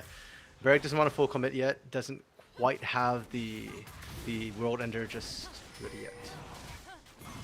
All right, well, we're seeing Zenshi show up, but realize that they can't do this. They don't have priority. And listen, gaining priority and stuff like that, you can learn that from some of the pros, the NACL pros. No matter your current rank, you can fast track your road to improvement by scheduling a one-on-one coaching session at prodiv.gg. Every coach on ProDiv is an active or recent NACL or LTA player, so you can be confident they have the knowledge to help you climb faster and utilize priority and pressure to take objectives like that. Get personalized coaching from prodiv.gg today. RMC. Level 6 has been hit on a lot of these champions. We're still waiting for Bio to get there, but the pressure cooker is coming to a boil. So the laners are waiting for junglers to get there. Bio and XI. That's when the fun really kicks off. The laners can't do much by themselves right now. And as much as, you know, we talk about the prio gap that Cupid have, the prio diff, if you will, coming from ProDiv, the lanes themselves, like it's more all to enable their junglers. So yeah, Bio I think Bio should be almost there soon. And I'm curious which lane actually both of them go for, because almost for Zenshi, I kind of want to see NXI actually go hunting for Bio instead. If you shut down the Wukong, you shut down a lot of what Cupid's looking to make happen in general. Oh, they stopped Tubbs recall. Yeah, very nice stop there. So that means that Tub will be much delayed. We did see Hub drop a bit of a wave here, but still has a very large lead over Globby. And that's one thing that we didn't really get too much of an opportunity to talk about in the first game. We did mention it, but how good a job Hub and Tub have been doing into Kim Down and Globby. I mean, Globby is a guy that, again, we don't have a whole lot of tape on, but did have a great series against the Lotus bot lane where they were regularly winning against their bot lane, who, you know, they're a very strong bot lane in their own right, RMC, with, you know, Chrome and Clarice. And to see them not really come out super strong and Globby have some struggles so far in the laning phase has been a little disheartening. I mean, that's why, to me, Globby was sort of the man of mystery. I don't know what to make of him, and one series is not enough to really give you a full idea. And in this series, Hub and Tub, let's talk about them as well, because I think Hub and Tub have low-key been hyped by a lot of people for quite a long while, but they really popped off this year. Prior to this, I had seen them and I was like, okay, I can see the potential here, but we're seeing that potential realized now. Tub just running through the mid lane right now, as cosplaying as Hub and scaring Cupid away. They're trying to get set up for this grub, and we said Cupid wants to smash the team fight, and their team fight, that's Bio, that's Tub, that's the core of their AoE CC start. NXI is a level up. The grubs have been started, but it appears Zenshi might not have too much interest in actually doing anything. Hub will be able to hop over the wall. He drops his ultimate down to do so, but it looks like these grubs will be taken with no contest. Meanwhile, Globby in the bottom lane will just eat up as many waves and as many plates as possible. Yeah, trying to make up that differential that Globby's been suffering from a little bit. Sivir, with the scaling, I think it's kind of similar to game one in terms of, you know, just trying to get up there. Oh, Barrick, so let's flash. We'll be safe. Yeah, for Globby, it's the same game plan as what happened in game 1. Fall behind, doesn't matter, you've got a hyper skiller, just skill into the game. The big difference now is that Cupid have skillers of their own. They've got Azir, they've got Yunara, and so suddenly the CS lead that Hub is developing is significant. You can't just say, hey, I'll eventually catch up, because if we're talking about catching up, what will that be? Like 5 items? 6 items? Even then? I mean, Yunara's skill is really strong. The legendary 7th item? No, I mean, but you're Elixir, right. 7th item. Yeah, exactly. You're absolutely right, RMC. And I think this, you know, honestly, a little disappointed that we didn't see ZNG Gaming really make any move toward any of these objectives or try to maybe make a one-person pick happen. Now, I will say, I think Cupid did a fantastic job of rotating around as a team. They did not separate. They did not allow themselves to be put in a scenario where you could get an easy pick. Barrack and Kim Down having a big struggle into Hub and Tub here. This is going to force a back and a TP out of Barrack. The moment Barrack burnt his flash defensively, he just doesn't have any kills around this top side. So normally, if you've got the flash, you can at least try and risk it. Kim Down not 6 I love yet. this. I don't know if this flank is going to work out. Oh, he's 6 now, baby! Okay, He hit 6 perfect! the perfect time! Magnet Storm is out. Barrack is He can't chasing, catch him. but he doesn't have flash. Tub with a big root, and Barrack can only walk at them, saunter at them menacingly. The idea was there, Yanni. It all looks so good, but unfortunately, the timing of that teleport takes a little bit longer. And look, I appreciate what Kim Down tried to do. Unfortunately, it did cost him his ultimate and his flash as well. But it does at least give space for Barrack to be able to push up the wave, get the minions as well, make sure he doesn't fall behind. Meanwhile, Globby facing Dr. Calculus down here in the great farm off, and I think Globby's fine with that. He just wants to farm. Dr. Calculus is the one that's trying to put pressure on him, and it is really tough with the spell shield. You just can take that, just walk away, you'll be fine. Worst comes to worst, you just pop on the 100 runway. One thing to note is that Tub without a flash means these Pop Blossom plays are going to be a little harder, whereas Kim Down has a little bit more tools to be able to get his impactful ultimates off in a fight. We're seeing Cupid sell out on the top side here, send everybody up here to try to get this first turret. We see a 2-man defense coming through. Zed is on his way too, but yes, this TP going to get utilized. Cupid is slow on the rotation. These waves have been cleared. There's not a ton of wave clear over on the side of Zenshi, so they're just going to give the resources to their mid-80 carry. I'm going to be honest, I don't know about this one, Wait, Yanni. Tub? Pop Blossom onto 2 members. What are we doing? It's a 5v3. There's the ultimate from Azir. First blood to Cupid's Cupid. here? NXI able to at least get one back. The soul shackles are coming down. It's a Dude, double kill work! for NXI, but he will fall. Now Cupid in a 1v3. He find one on the way out. Oh! He roots a pub and The he soil! burns away to Cupid. Burn, baby, burn, Yanni, and that's why I was concerned about this dive. This entire topside play is really risky for Cupid. They're sending all 5 members out. Meanwhile, Globby's just pushing bot side. Morgana is just pushing mid. She just clears that, and Cupid just dancing gracefully. And look, the dive is cool. The dive is good. The dive is clean. They do have a lot of burst damage, but they're still taking damage while they're doing it. There's a lot of CC that can come through from an Aatrox. From a Rel, and that just allows Cupid to clean house. And XI as well, in that chaos, was getting everybody low, and this right here, that's just greedy from Hub. Yeah, you weren't going to kill Cupid there. That was very unnecessary. This makes the play much better for Zenshi Gaming. You got 2 kills for NXI. He's got a Cyclo Sword as well. Adam was able to pick up 2 on his side. That is something to worry about as Globby. A little bit of trouble, forced away, but is no worse for wear. Yeah, and Globby is kind of caught up to Hub now. It's actually ahead in experience because he was getting solo experience compared to Hub, who had Tub sitting by him looking for that topside dive. So, yeah, just really, really risky at the end of it. Cupid does get the feats of warfare at least, so I think, you know, that is good for them if they can top up maybe and actually get either first brick and or enough objectives to get the full feats of strength. Emperor's Divide available for Adam, but Adam is in a little bit of trouble. He's forced away as Cupid got the better of him. Biocyclone isn't up. This means that Zenshi, they have full purchase of this river here if they want to start up this dragon. I don't know. Does Zenshi feel like they're strong enough? Okay, they've got enough members. I was more questioning their vision control at this point, like whether they know where all the members of Cupid are.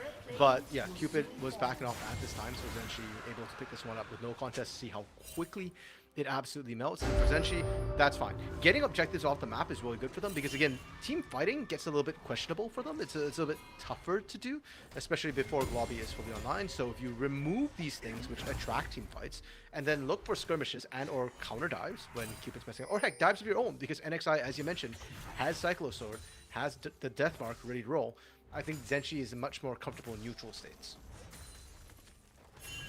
This game has gotten real weird, RMC, because I thought Cupid with that play would have run away with it essentially and given themselves a big early lead, but the greed that separates a lot of these teams, right, from, you know, tier 3 and tier 2 and even tier 1, is that sometimes you just go a little too far for a play and you wonder if in 20 minutes Cupid's going to be kicking themselves later on. But again, with their scaling that they have, if they're still in the game 20 minutes from now and their Nexus is still standing, they might be in a good spot. I don't know, Yanni. Personally, I think greed is good. I think you need to play to win and not play to not lose. So I appreciate the greed. I will also say, I've never promoted out of tier 3. So you know what? I could be wrong with that. Contrary to popular belief, I haven't either. I don't even know if there was popular belief that I have, but let me tell you. When I was playing at a high level, it was not as good as these guys. Speaking of, Soul Shackles, gonna be broken. Kim down, and be able to escape with his life as Cupid just putting on a show right now. I feel like this showcases how comfortable Cupid is on this champion. With the Blackfire Torch and the burn from Tormented Soul, that he knew exactly how much damage he could do before he just walked away. Like, cool guys don't look at explosions. NXI going in. Oh, he wants all the way in. He takes a lot of damage, but a great snipe on the roots will not result in a kill, though. No Tormented Soul this time from Cupid. Too far away. I think Adam would have gone down. Yeah. I mean, the range of that's really big because when you cast a spell, it's the center of it. But the pool itself is fairly large. Unfortunately, NXI is the one paying the price. Well, I shouldn't say he's paying the price because NXI chose to go in 1v3 really awkwardly. And because of that, it's kind of just a one-for-one net neutral trade. And hey, I guess the teams are just, you know, testing their limits a little bit here.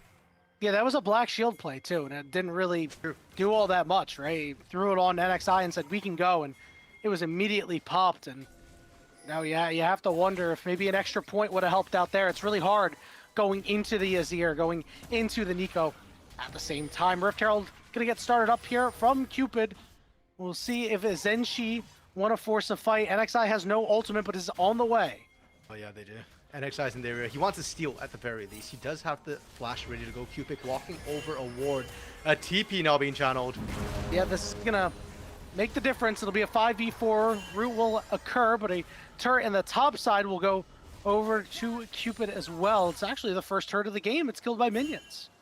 And Cupid, just like that, they win the feats of strength for themselves with the feat of warfare, with the feat of turret taking.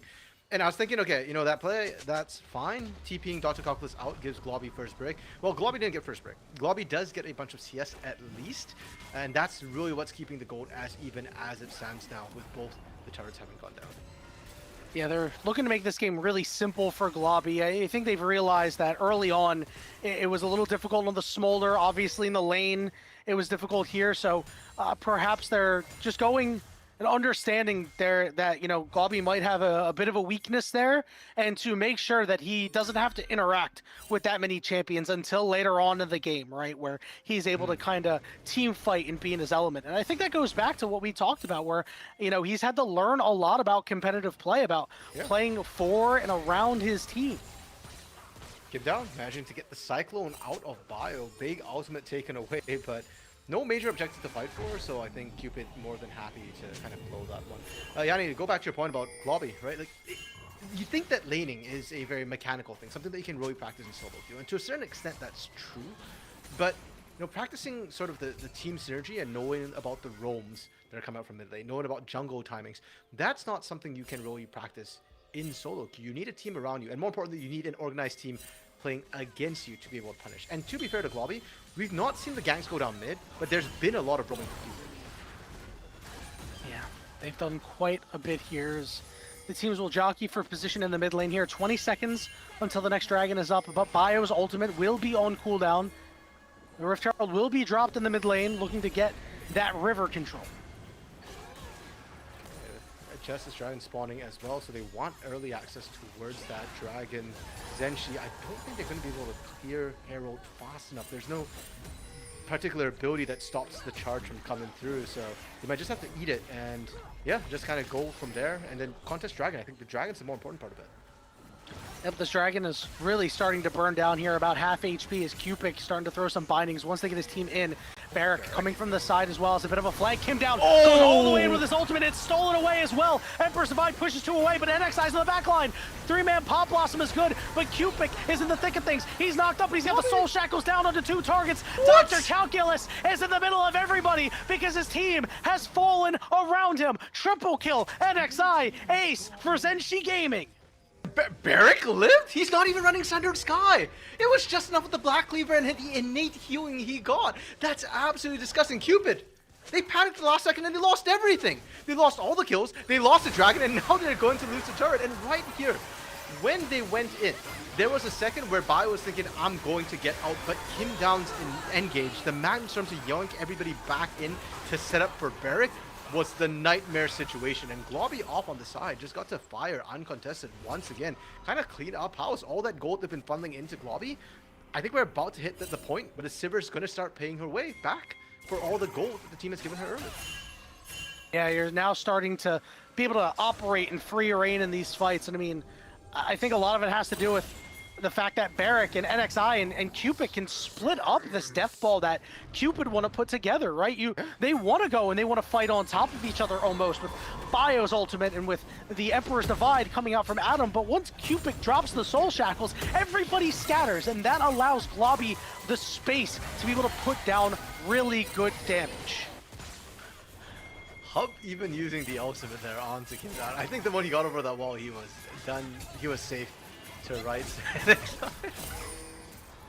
That's man. That clone, ward clone like that to me. Oh wait, we're up so far here. Bio forced to get away, but here comes the flash at his head. Hub has been tagged, marked for death, and he goes splat. Adam will be caught next. The turret will not save you. NXI escapes. Meanwhile, over on the side, it's Cupid dealing with Dr. Calculus, but it's more like Dr. Calculus desperately trying to escape, but you can't calculate the binding. It lasts forever. It is infinite, and it is more destruction for Zenshi Gaming as they're on Otacon. These fights ain't calculus. It's simple subtraction. -1, -1, -1. And Cupid with only 2 left. Zenshi doing this. And this comes off that play that Cupid made onto Kim Down. They invested so much into Kim Down, and Zenshi went, bet. Yunara, no ultimate, we turn on this. And as you call, they were so far up the lane, so they absolutely punish Zenshi. They get, even again, it feels like Zenshi keeps getting 2 for 1s. They win fights, and then they get major objectives after. The last one was a Dragon. This time it's Otacon. Huge play here from Zenshi Gaming. They really broke this game wide open, and it felt like it was from the moment where Cupid went a little too far. They were the ones who had the priority. They threw everything they had at that top side and only went even off of it. It just feels like ever since then, Zenshi Gaming has just been in a great spot and has total control of this game. We're just over 22 minutes. It's a 4,000 gold lead, and there are a lot of shutdowns over the heads of the Zenshi Gaming members. Yes, and much unlike Game 1. Actually, that's a weird statement to make, Yanni. Unlike Game 1, flat out. Cupid do still have skill, so they're not out of it yet. The problem is they need to get themselves a team fight, a good team fight where they get the initiation they want. So far, we've seen Tub get some great Pop Blossoms. We've seen Bio get in there with Cyclones, but it's not catching the critical members. NXI's been so good at getting over that. Globby's been really good at kind of going in after the fight, after a lot of that has been burned. And Cupid, if I see a Zhonya's come in for Cupid, I think that's the moment where I kind of lose hope for Cupid. Yeah, it's going to be so hard, right? It's like, oh, we got the Morgana. Psych, you don't have the Morgana, right? We'll see if that comes through at some point. Doesn't look like it's on the table immediately for Cupid, as he's got his flash up, so he's probably feeling mighty safe in this game, so long as he can keep all of them at arm's length. RMC, this next dragon in 40 seconds would be the 3rd dragon, that ever important soul point for Zenshi Gaming. To be fair, it's actually kind of hard for Morgana to keep Azir at arm's length in a way, because Azir, with the Rylai's now completed for Adam, if he tags you with an auto, he can just kind of walk at you. The problem is Adam doesn't want to be in arm's length because Soul Shackles is absolutely going to mess him up. So It's that kind of very tension-filled dance between the two of them trying to keep the perfect zones. Oh, another bind. That's the fadeaway binding right there. I mean, it does damage. Like, it does quite a bit of damage. And, you know, it's the Horizon focus. I mean, that's just a stat stick, and as a Morgana, it's plus the 10% on top of it, the extra damage that you deal. I mean, I want to talk about that item for a little bit. That item is really, really good. We're starting to see it come out on multiple different champions. Like, I've seen Oriana's build it recently. I mean, this item is just really strong right now, and I think if your mid laner can build it, they should be. Yeah, I mean, if you have that sort of CC to proc it, then yeah, by all means. And with Morgana as well, because the way Soul Shackles works is it procs twice and it's 80% scaling. It's absolutely insane. So, yeah, building AP scaling on Morgana is really, really strong. The more you can amp that, the better it goes. Dragon did go down, Soul Point for Zenigma, for ZNG. ZNG catching me off guard there. RMC, I just want to say, I've been trying not to do that all day, man. It is... In my defense, it was ZN tri-code before. Yes, for those who may not know, it is definitely an org that was around a couple of years ago that it's really hard, man. They had a very similar code, if not the same. So it's been in my brain too. I don't blame you for that one, but... Well, Zenshi, Zenigma, whatever you want to call them, Zenshi is currently absolutely dominating, and they are feeling really, really comfortable. The item coming through as well for Cupid here, the thing with Cupid at this point in the game too is we've been seeing him pump out all the damage. That role needs to transition away from him more towards Globby and more towards Barrick at this point. If anything, it's more about like the CC that he can put down, as well as the almost counter-engage factor that Cupid has to deal with, which is kind of why I was looking at Zonius to be the next item to be picked up. Instead, it's looking like it might be a Leandri's here, and it's just more damage coming through. And normally, I'll be a little bit questioning, but Zenshi's been doing so incredibly well. It's only a 3,500 gold lead though, so again, with all those bounties, it could close. And Cupid did a fantastic job collecting some of those outer turrets for some gold. Game is slowed down a little bit here, RMC. I do wonder if Zenshi is just going to hang out until this last dragon is up, and then they'll go ahead and take control and get their fight. I mean, we know that fighting is generally the forte of Cupid here, but, you know, with the lead that you have, and, you know, Zenshi Gaming. I've got you. Yeah, see, you got me. Zenshi Gaming, you know, they've got good team fighting themselves, right? They can scrap a little bit here, even if NXI is not exactly going to be in lockstep. We do see Cupid lying in wait, trying to use vision here to maybe catch Kim down, or Cupid is on the wrong side of the tracks. Nobody's around. He doesn't have a Zonias. He is forced to flash away. Bio is too. Stun coming out, but they did find Cupid. It's a big shutdown. Now we're going to have a 5v4 fight. Adam has gone golden. He's in the middle of the squad. Pop Blossom coming through and lands on the 2 as Globby is trying to free hit, but everybody is starting to bear down on him. This could be the opportunity. It's a shutdown. Globby standing and fighting, but he's going down. He was a little too close. And Cupid, in the blink of an eye, take 3. Yanni, I am that guy who's going to say I told you so. So I just want to say Cupid there, and just like that, Cupid, they've equalized the goal just off one fight, and they're not done yet. Baron is still in their eyes. NXI is alive, but no smite, no health. He can't contest it, despite all the low health bars on side of Cupid, and just like that, Cupid are right back into it, looking to try and find another fight like that. And it was Cupid, not with the team, that started that off, and Zenshi was like, okay, well, we can still fight this, right? They saw a lot of low health bars, but I mean, unfortunately for them, it just did not go the way they wanted. Let's take a look at this replay again. I mean, that's a big binding that comes out onto the Azir. It is, and the Soul Shackles slowed them down enough for the team to get in there. But this is where the transition to Barrick and Globby needs to happen. Unfortunately, Barrick was just CC'd for most of this, so he wasn't pumping out damage. Globby did actually get to free hit, and the fight was actually really close. I think another 5-10 minutes, Globby might actually have enough damage to have carried that particular fight. And or if Barrick had like a black shield or NXI had a black shield, one of them could pump out a little bit more damage, things could have turned. So things are very, very close. And despite the fact that Cupid won that fight, evened up gold, got Baron buff now, I wouldn't be too confident about Cupid. Like, you're not winning. You're just kind of even at this point. Y'all want to fight down 3k gold? Zenshi can fire back with a 1.5k gold deficit only. That's half of the deficit that Cupid fought back with. Now, what this does mean, RMC, is that it's going to be much harder for this Dragon to go to the side of ZNG Gaming, and that is time for Cupid. Remember, we favor Cupid scaling with the Azir, who, by the way, Adam had a phenomenal fight around that Baron, and the scaling of Hub. Already seeing a little bit of scrapping going on here as NXI is doing just fine. Big pop blossom with the flash. It's up to Globby and Barrick to stay alive. NXI is out of this fight, but Globby is ripping them apart. But guess what? Your front line's gone. He gets caught. Calculus breathing down his neck, trying, but NXI for the turn potentially. Bio's on top of Globby, but Globby gets him. And on the backside, it was Barrick standing tall. It is an ace for ZNG Gaming. They fight back.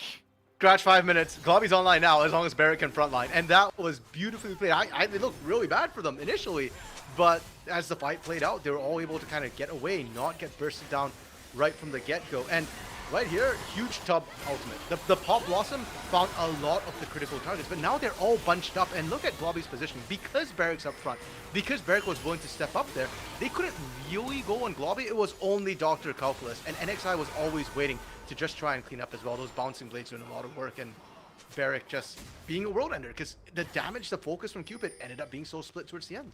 If you fight in close combat, you're going to get ripped apart by Zed, you're going to get ripped apart by Sivir, and Barrick is going to run all over you. It is Infernal Soul for ZNG Gaming and RMC.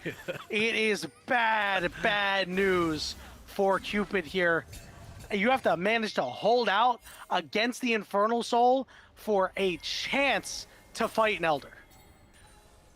And for specifically, I feel like NXI with the Zed, I expected him to be much more skirmish heavy, much more pick oriented.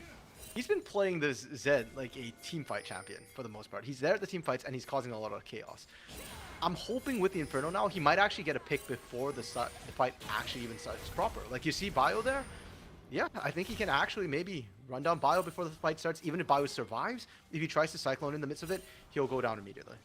Well, his Edge of Night has been taken off, so he'll have to be patient or maybe give an opportunity to Cupid if he wants to go back in. He's trying to do what he can to Dr. Calculus, but I mean, Dr. Calculus is just not taking any damage whatsoever. He is barely tickled him. Yeah, not from the. That's Cupid's job. Cupid can Globby to a lesser extent. Globby will eventually cut through Dr. Calculus like we saw last game. He's got the Lord Dominic's Regard completed already. NXI, I'm not sure where he's running off to.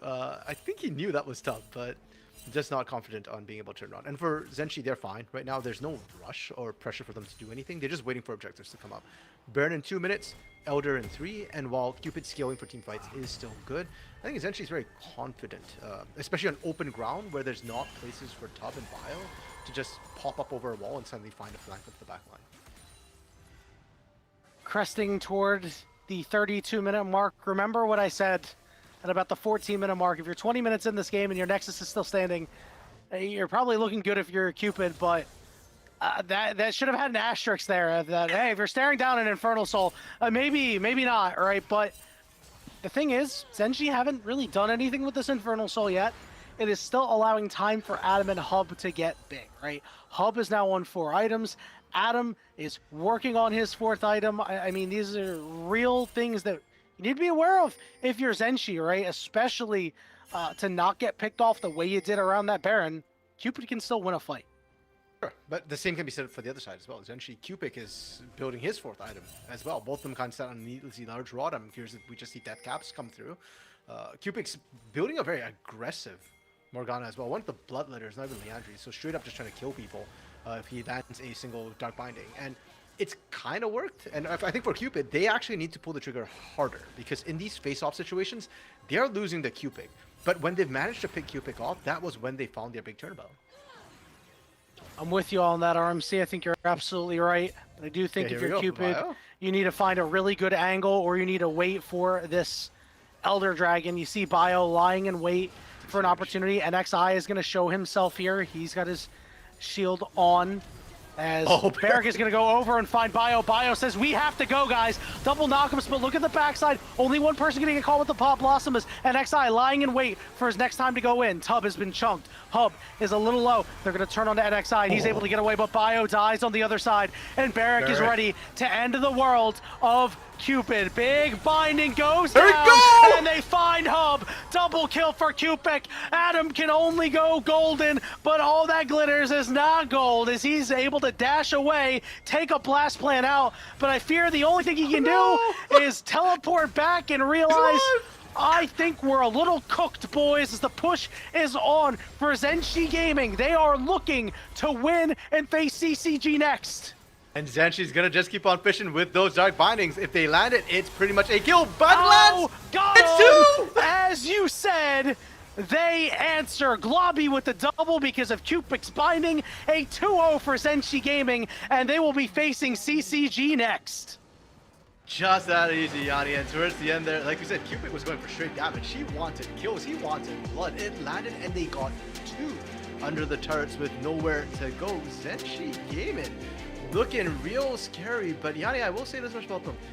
Globby, the man of mystery there, he's really good at the team fights, but it does look like there is a place that teams can look at least in the early game, to try and explore.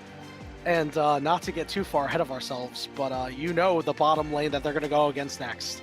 It is Shogo and Fadi-chan. Yep. And Shogo is a lane-dominant AD carry. I am very worried for the prospects of ZNG Gaming. Now, one thing that we do want to talk about and mention is that Cupid does go to the lower bracket. They will face the loser of the Vancouver Impact and whoever wins AMI and Lotus match. So that is one thing to keep in mind. They are going to have the toughest of the matches there. RMC, it is time to crown our MVP of the match. And I believe you and I were in lockstep with this one, as I believe it to be Cupid. Yeah, fair enough. I think personally, Cupid definitely up there. But the options for chat to decide is Cupid, NXI, or Kim Down. So please, in chat, pick who you think won MVP in that particular series. Because as much as Cupid, fantastic, especially game 2, the Morgana was absolutely insane. Kim Down had some huge flanks as well, some massive engages, and I think a lot of the team fights were set up beautifully by him. And NXI's early pressure is nothing to spell about. Yeah, NXI I think had a really strong series.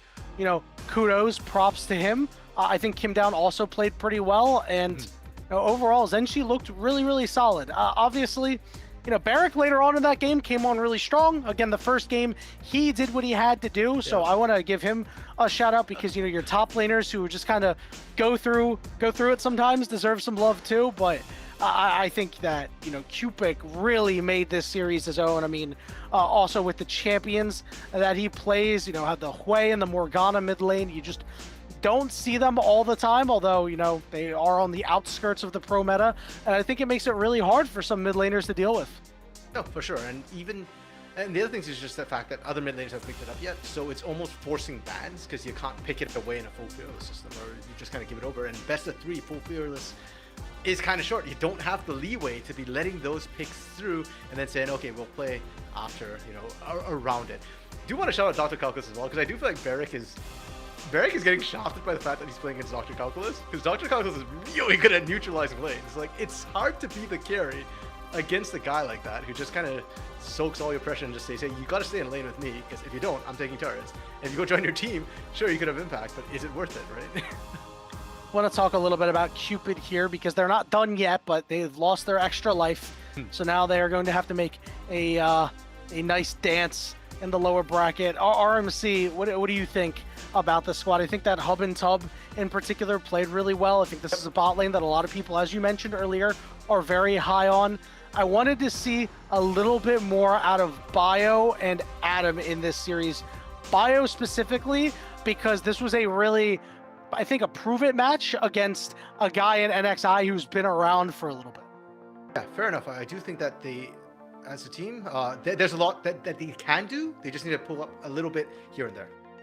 Yeah, you are absolutely right. We're going to go ahead and we're going to take a short break. And when we return, we might have... no break. I thought we were going to break. I apologize. That's my fault. All right. Yeah, I do think you're right talking a little bit more about these junglers here, that it's a little difficult for Bio. But, you know, Bio, we know, is quite a strong jungler, right? This is a guy that has a lot of plaudits in the tier 2 to tier 3 scene. And I think does have a bright future ahead. I do think that for like Bio to me stood out more in game 2. I think his Wukong, he found some good engages. Heck, the turn that they managed to get was off of Tubbs and Bio. So I think we got to see a little bit of why Bio is good. I just think Cupid has a very certain style, which HubTub, Dr. Goggles fit into very well. Adam is the one I'm kind of looking at to fit the style a little bit more. We saw with the Azir, there are moments where he did well, but I think I need to see a bit more from Adam in terms of just playmaking, right? Like, yes, Azir was picked here to be consistent damage, to kind of play front to back, but you still have one of the key ultimates with the Emperor's Divide, whether it be used offensively or defensively. And we kind of didn't get to see that this game, and I think I need to see Adam step up a little bit more. It doesn't help that he's up against Cupic either, right? Who I think both of us agree was incredibly impactful this series. Perhaps that's why he looked a little bit muted. But if you want to play in the NACL, I do feel like you need to get on that level where Cupic's already at. Exactly. I mean, this guy, while not competitively sound, I guess we'll say, in terms of like playing for a very long time, is clearly a very talented player. I think he looked much better than he did on AoE. You know, there was a lot of talk around the time where he was on that squad when he talked about in parting ways from it, that it was a little difficult for him to really learn the competitive game. But I mean, now it looks like he is in lockstep with everybody else. He looks like every mid laner at this level that I've been able to cast in terms of the way they move around their team, the way they move around the map, the way they command resources. He looks far, far better than summer of last year. And, you know, if you're any other team, especially CCG, watching this, you gotta watch out. Hey, this guy is really hard to keep down. Well, fair enough, but going up against CCG Nyx for ZNG is gonna be a big test, because sure, they looked really good against Cupid, but, you know, up against, like we said, the potential, you know, Shogo, Fastchan in the bot lane, a duo who really takes over and just smashes lane and smashes game as a result. Crimson in the top side, like you said, franchise player for CCG. Berg's got to go up against that. Cupic up against Young, who won NACL with DSG. Was that back in 2024, 2023? Like, yeah, you know, there's a lot of big names coming up, and I think that will really put ZNG to the test. Not to mention ZNG is going to be playing, you know, back-to-back games. They've already won 2, then they're rolling into another best of 3 right away. Yeah, I think what's really interesting is that dichotomy when it comes to competitive experience between now these two teams that are coming up in ZNG and CCG, right? Where ZNG were the ones that really had the elder statesmanship between these two teams. Now it's the shoes on the other foot, right? The only guy who really doesn't have a whole lot is Crimson, and based on his family lineage, he's been around it for quite some time, and the rest of the squad, Music, you know, Shogo, Young, playing elsewhere, doing really, really good stuff. We have our official MVP for the series, RMC. Drum roll, please, because I have a feeling I know who it's going to be, and it better be, and it is. You know it. It's Cupic, his 11.3 KDA, also with a nice fancy Morgana skin, putting in work. Yep. You know what? I'd love to see, you know, the highlight reel be that moment where he stopped the dive in the top side, but this as well, I think, showcases mechanics wonderfully. Like how he just kind of flashed over the Emperor's Divide, and that's what we're talking a little bit about. You know, like Adam just didn't have the impact Cupic did, and again, Morgana was a support champion, always designed that way. Doesn't look like it when Cupic's playing. Listen, are you? I mean, it's a support champion, right? But you're supporting the team's victory. Like it's the same thing, right? No. Yeah. Bro was holding the whole team up, man. He was. Listen, I don't know about all that. He certainly performed very well, but listen, everybody else would definitely look pretty good that game too, specifically NXI. But a well-deserved MVP coming out from Cupic, and now I'm excited to see how he's going to do against Young specifically. He's been around for a long time, since 2018. It's like what, year 8 of competitive or something like that. Played with the Golden Guardians for a short time in 2023. He's been a tier 2 regular, and specifically his Akali is quite good. And I think the Akali, when played really well, specifically outside of lane, could be problematic for the suite of champions that Cupic really likes. I mean, I feel like Morgana could play into Akali in a bit, right? Like if you drop the Shroud, she just drops the Tormented Soil. You know, if she tries to perfect execute you, you just soul shackle her. I mean, you assume that Morgana is going to be unbanned after that performance. True. You got to ban the Lux, you got to ban the Morgana. Like that's already 2 bans gone. What else you ban? Cupic still got things like Seraphine. Like he can play Nico in the mid lane too. So I think those champions can still kind of do decently into the economy. It looks going to be interesting, and I'm very curious to see how CCG manages the draft a little bit, because I do feel like in this series as well, I really did like what ZNG did with the draft and how they're able to play. Again, I think back to game 1 and how that panned out and sort of the advantage they got with the skill in there. Couldn't agree more, RMC. And now, we talked a little bit about the bot lane. We talked about this, this mid lane. Now, I do want to talk about our top laners, because we talk about our, franchise player for CCG in Crimson. Over on the other side, we're looking at Barrick. I think Barrick, did fine in the first series going up against Dr. Calculus, but I presume that Crimson is not going to play the kind of game that Calculus did, playing the Gragas and the Cassante. That should be something to watch for. And before we dig into that, we do have our interview with Cupic. Cupic should be coming in right now. I'm super excited to chat with the mid laner who is ready to go. Hello. What is Hello, going on, Cupic? Cupic? Nothing much, just some League of Legends.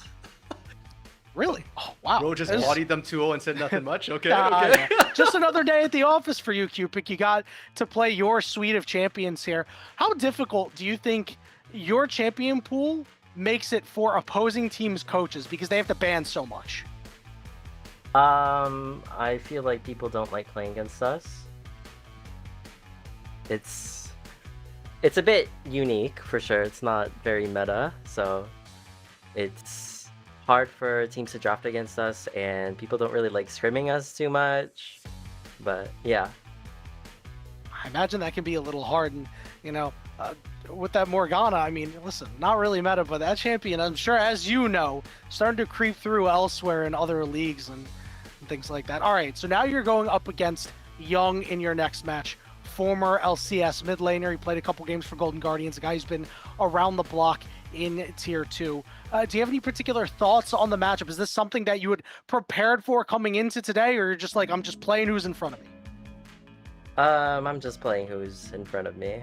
I mean, I played against Young last time I was on AoE, and it was like okay, so I'm not that worried. It's not. I mean, if we win, we win. If we lose, we lose. Like, Okay. Very zen, I guess, of you. Kind of putting the name a little bit there. I want to talk about the team a little bit. How did this team come together? Because I think I was told that like it was kind of a last-minute team that got put together for OQs. NXI just asked me, and I was like, okay. It was. I only know Barrick. I didn't know Kim Down or Globby. So, yeah, I think it was between NXI and Globby who set the team up. Okay, fair enough. Yeah, because I think Globby mentioned that NXI has been coaching him as well. Yeah, good to see you, Barrick, and NXI kind of all back together again, from the AoE days, because, yeah, y'all have been crushing up top. Specifically, I did want to ask you about a play in game 2, because I felt like this one really swung things. The turret dive on your Morgana, that you just kind of wiped them all out. What was going through your head when that happened, especially the last binding onto Hub with the Yunara when he walked back in? I actually don't remember this specific play. Okay, what play sticks out in your mind from that series then? That one sticks on mine.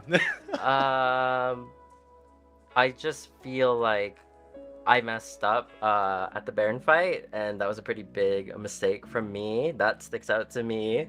So, yeah, I feel kind of bad for messing that up for my team. It was supposed to be like a very clean, easy game, but I kind of threw it a little bit, but we managed to pull back. So, I'm happy about that. Fair enough. What a humble man. Like, your focus is on the mistake you made, always improving. Fair enough. Final question for me. When do we get a headshot from you, man? You've got a VTuber and you've got a Flesh Tuber, and neither of them are headshots. What's going on, bro? I'm not sure if I want to use my face yet, so yeah, just that. Yeah, we'll just use the Reasonable. Morgana pick for you from now on. Just Morgana. True. True, and nothing wrong with that. Cupic, once again, congratulations on your victory here. Good luck in your match against CCG a little bit later. Before we go, any shout-outs? You got a lot of fans in chat, including Yozu. Yeah, Gozu is well, me and Yozu are known for playing duo together, but if I could have made a team, I would have been bot lane with Yozu. That one day me and Yozu will be playing. That's all I'm gonna say. Okay, I love that. I will be watching out for the open qualifiers until we get to see you both in the bot lane again. Cupid, once again, thank you so much. Good luck once again. Thank you for the interview. Thank you. All right. RMC, listen, we stand a humble goat, right? Especially, I love Cupid's answer about the play at the Baron being the one that really sticks out in his mind, because that top lane play, it's easy to be really excited when things are going well, but everybody's been there. For those of you who play a league regularly, everybody's been there in a ranked game, in a game with friends, where you go ahead and you make a mistake and you know it's on you, and you're worried that the game might get ruined because of it. I think that was a big moment there. And props to him as well for kind of bouncing back as well, because he did play the rest of it clean. So definitely very, very good return from that sort of situation. Stuck out. But Yanni, we gotta start looking forward, because Cupid ain't done for today. Coming up next, like we've referenced a couple of times now, ZNG Gaming going up against the NACL Relegation Defenders. It's CCG Esports, and I think to a lot of people, this is considered one of the toughest teams in this promo relegation tournament. Yeah, it's got to be. Again, we talked about it a little bit earlier when we previewed them.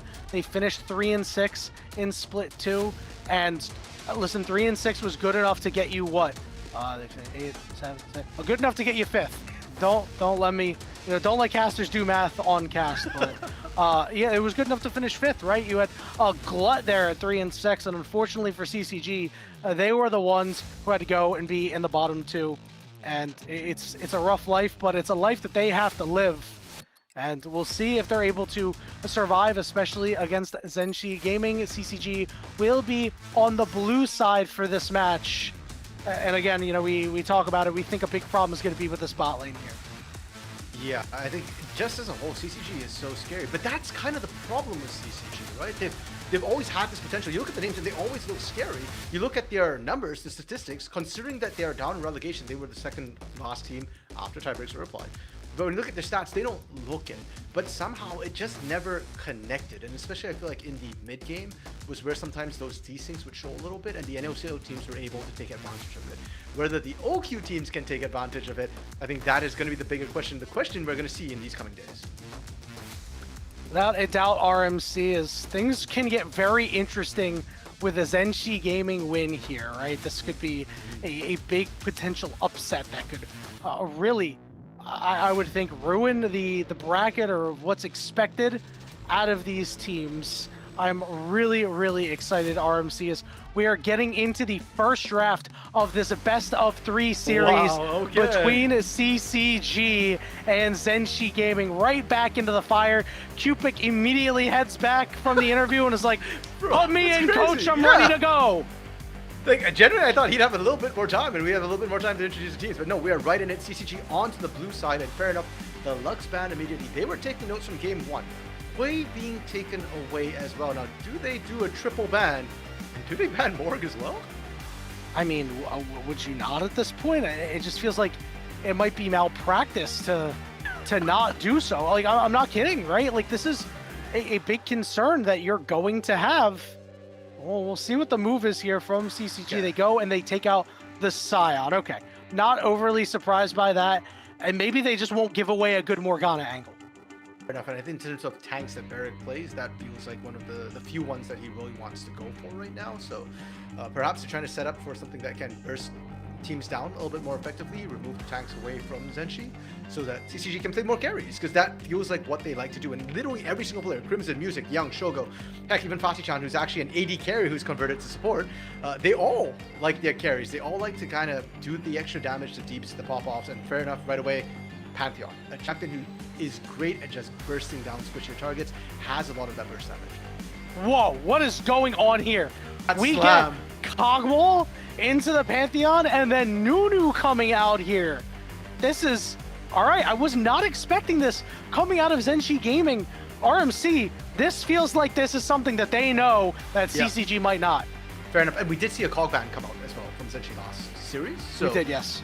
Cog has been going up priority, and Cog again can be flexed between mid and AD carry. So it could be Cubic, it could be Globby, either of them playing it. Now with the Nunu picked up, I suspect it's going to be more of an on-hit build to come through with Blood Boil, with the passive that Nunu can kind of just apply and buff things up, because that doesn't help sort of artillery Kog'Maw as much as it does on-hit Kog'Maw. No doubt we're going to see that Talia get locked in, so we're starting to see more stock standard come out here, and this RMC oftentimes is the difference between tier 3 and tier 2 teams, where you see wacky picks on the other side here. You see kind of button up, you know, suit and tie coming out from the incumbent team.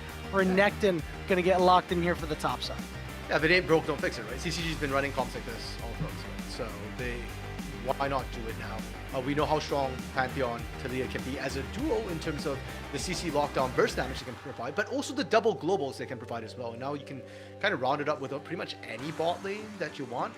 I personally would love to see a bit more of an aggressive bot lane come through for Shogo Fatachan. We talked about how that could be an issue given that we've seen Globby and Kim Down struggle against Hub and Tub. And especially when you've got double globals as well, you can really dogpile on any sort of weaknesses you find inside lanes. Waiting on the second half of bans here, and if I'm ZNG Gaming, I think I'm... what are you doing, actually? I don't actually know. Are you saving AD carry for 5th? Are you saving support for 5th? Because, you know, again, this is a lane that we are very worried of for ZNG coming in, knowing that Shogo is so incredibly aggressive. We're already seeing that Lucian getting taken away.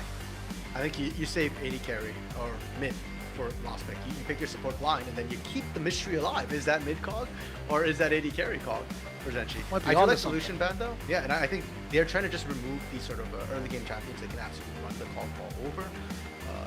They might also want to think about Yasuo though, because Shogo is the guy who is pulling out the random Yasuos in the bot lane, and Yasuo, if that is an on-hit cog, absolutely can just win wall, ignore a lot of that Bioarcane Barrage, and kind of follow up after that with a massive loss spread.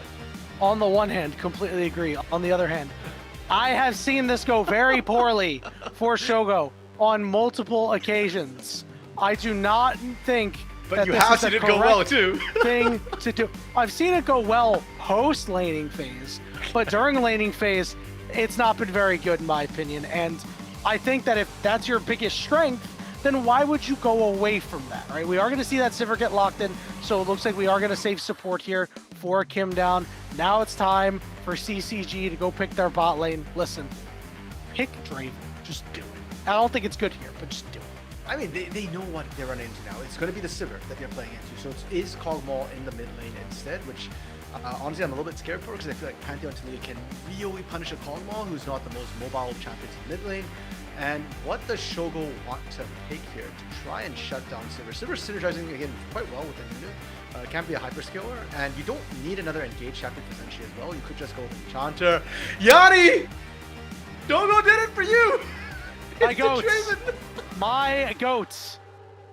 Listen, you know, when you play ARAMs against him as good as I do, you gotta listen to the better player, you know? What can I say? Shogo locking in that Draven. Now this will allow Kim Down over on ZNG to pick something to really quell that Draven. I'm looking for maybe a poke or big protection, and it's gonna be Kench. Okay, big protection, kind of. But here's the issue. Kench is going to be vulnerable to those spinning axes as well. And remember, Yanni, earlier we were talking about the Talia Pantheon combo. There's a lot of global threat here, and I'm liking what CCG did with their composition. Double globals, a lot of point-and-click CC or chain CCs that can lock down a single target, and really strong side lanes. Renekton topside into the Aatrox should win out early. Throw Pantheon in there, throw Talia in there, win harder, smash the lane. Draven, one of the biggest snowball champions in the game, one of the highest damage early game AD carries you can pick. There's a lot of potential for a lot of things to happen, but it does need CCG to actually do these things. They don't get to sit back and scale. That's ZNG once again. Yeah, now the good news is for CCG, we've seen them execute on stuff like this before, right? This is a team that very much knows what their conditions are for victory. I assume that they're going to just do the grub thing, right? They're going to go, and they might give up, you know, Dragon if it comes down to it, but with the pressure they're going to have out of bottom lane, who knows? They might just be able to take everything. RMC, I have to be completely honest with you, looking at these team compositions, there is one composition that I would rather have, and it's CCG's. I just think Pantheon Talia is so incredibly strong, but this Nunu was picked into it. Clearly, there is something here that NXI knows. Maybe it's the spam gank ability of the Nunu.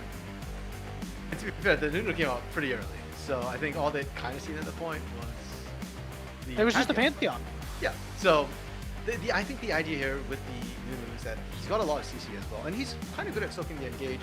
He can blood volley he carries as well. I still like the pick, and I don't think Zenshi's comp is unplayable by any means. I actually do like it. The big problem with their composition is they just need to survive the early game spike that CC should be facilitating. CC is really strong early. They're super proactive. But if Zenshi can just kind of sit back and survive the early game, things will tilt more and more in their favor. And CCG's composition is a very in-your-face composition. The range is very short. They don't have a lot of options outside of just snowballing and being more, being bigger, being better. If they snowball, it's hard to stop. But if they don't snowball, it will just kind of fall off in the face of the scalings that you have on the side of Zenshi. Sivir, great at dealing with these sort of mob group in-your-face short-range compositions. Aatrox, another one who's great at it. The Nunu ultimates as well, Absolute Zeros, are fantastic at dealing with it. I think Zenshi in general, like, yeah, it's very similar to what we saw in Game 1, specifically from what we saw from them today. Survive, and you'll be fine. Counterpoint to what you said about the Aatrox is that the disruption from this Alistar. Fadichan can play Bouncer, keep him out, potentially disrupt NXI as well. RMC, you and I have analyzed the champions, the teams, who will win. Twitch chat, it's up to you to vote. Hashtag CCG if you want a CCG victory, or hashtag ZNG if you want a Zenshi victory. I think it's going to go to CCG, personally. So we'll see what ends up happening between these two. Right now, 100% for Zenshi. Okay, wait a minute. No, this makes much more sense. This makes way more sense. I forgot. This is a Cupid and Friends, Twitch chat, right? And, not trying to throw any shade or anything like that. We all know that Cupid is fantastic after the great series he's played. It's going to be tough to go up against Young, though. Again, he mentioned it. Going up against Young wasn't really that big of a deal. This matchup might not be the biggest one for determining, who's going to get the better of who.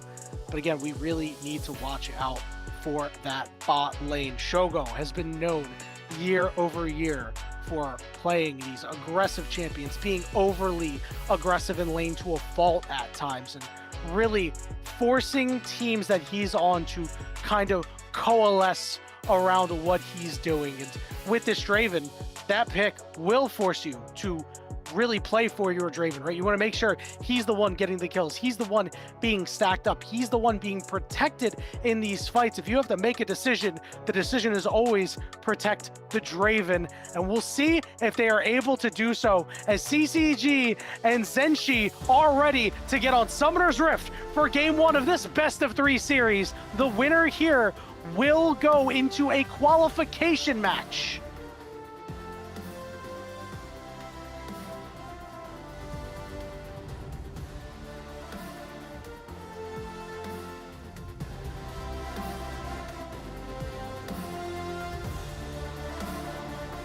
Get a nice cinematic shot. Summoner's Rift here. Hopefully there was no early scuffles like we saw in the earlier game with the Nautilus hook going down, as CCG looking to get whatever position that they can. I want to take an opportunity here to shout out one of our sponsors, our big sponsor, ProDiff. If you've enjoyed watching the games so far, you can take the opportunity to learn directly from NACL pros.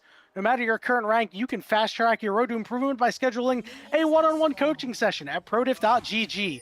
Every coach on ProDiff is an active or recent NACL or LTA player, and you can be confident that they have the knowledge to help you climb faster. Get personalized coaching from prodiff.gg today.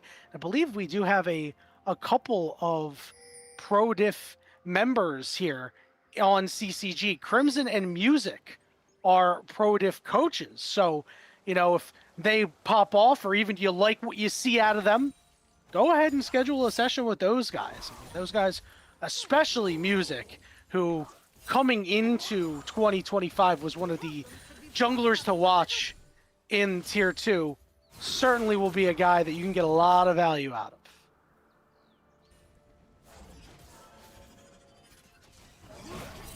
right now we're seeing a little bit of trading here. Shogo, those spinning axes, he's so good at putting down that sort of pressure. I mean, Draven as a whole, just good at it, but his positioning and, this is going to be tough for Globby. Something that we've harped on over and over since really when we saw it in Game 2 was Globby struggled a lot when it came to picking up minions and making sure he was even on CS. And, when Sivir, being a scaling champion, is behind, right, doesn't do a whole lot of damage, right? It is very, very weak. And against a Draven, I mean, you're going to get absolutely destroyed in that sort of matchup. It's going to be exceedingly difficult for Globby to make an impact, and that means that Kim Down is going to have to protect other targets potentially. Seeing an early gank coming through for NXI here as Young is forced away, but does not go down.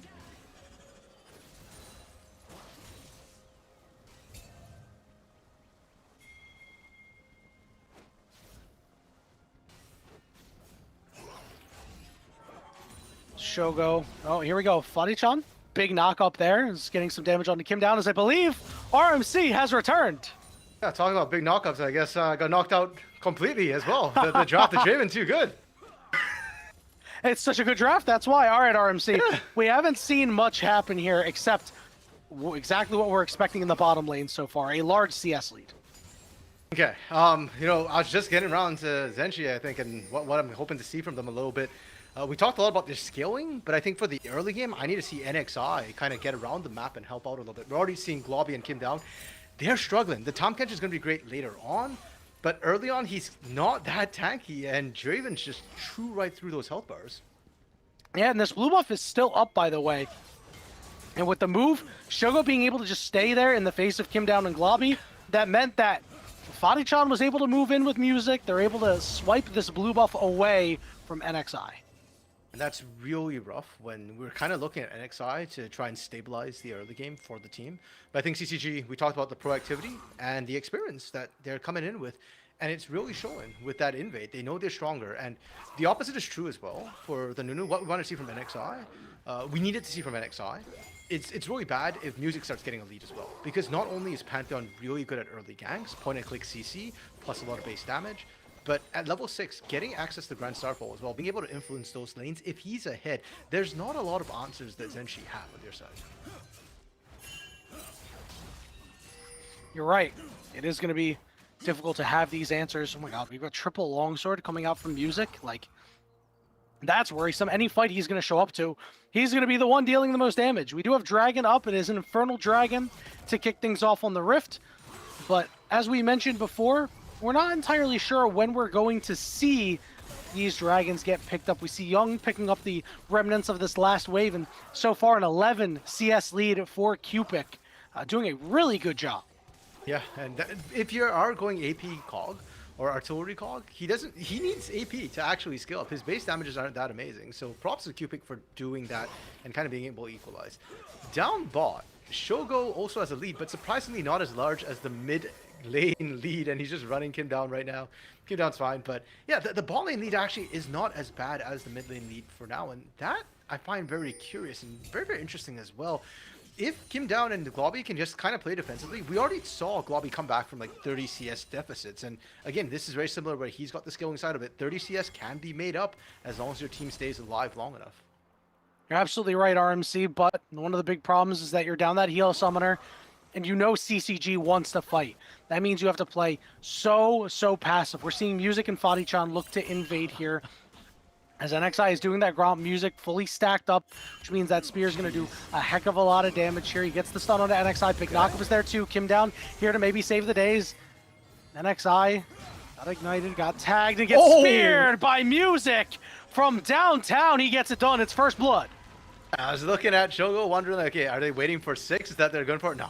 Just a simple spear from Music able to pick that one up. But NXI just getting set further and further into the hole. Okay, now that Music's head and shoulders above NXI, do we start to see Music gank the other lanes? Specifically, I'm looking at mid lane. We were hyped when we saw the Pantheon to Leah combo.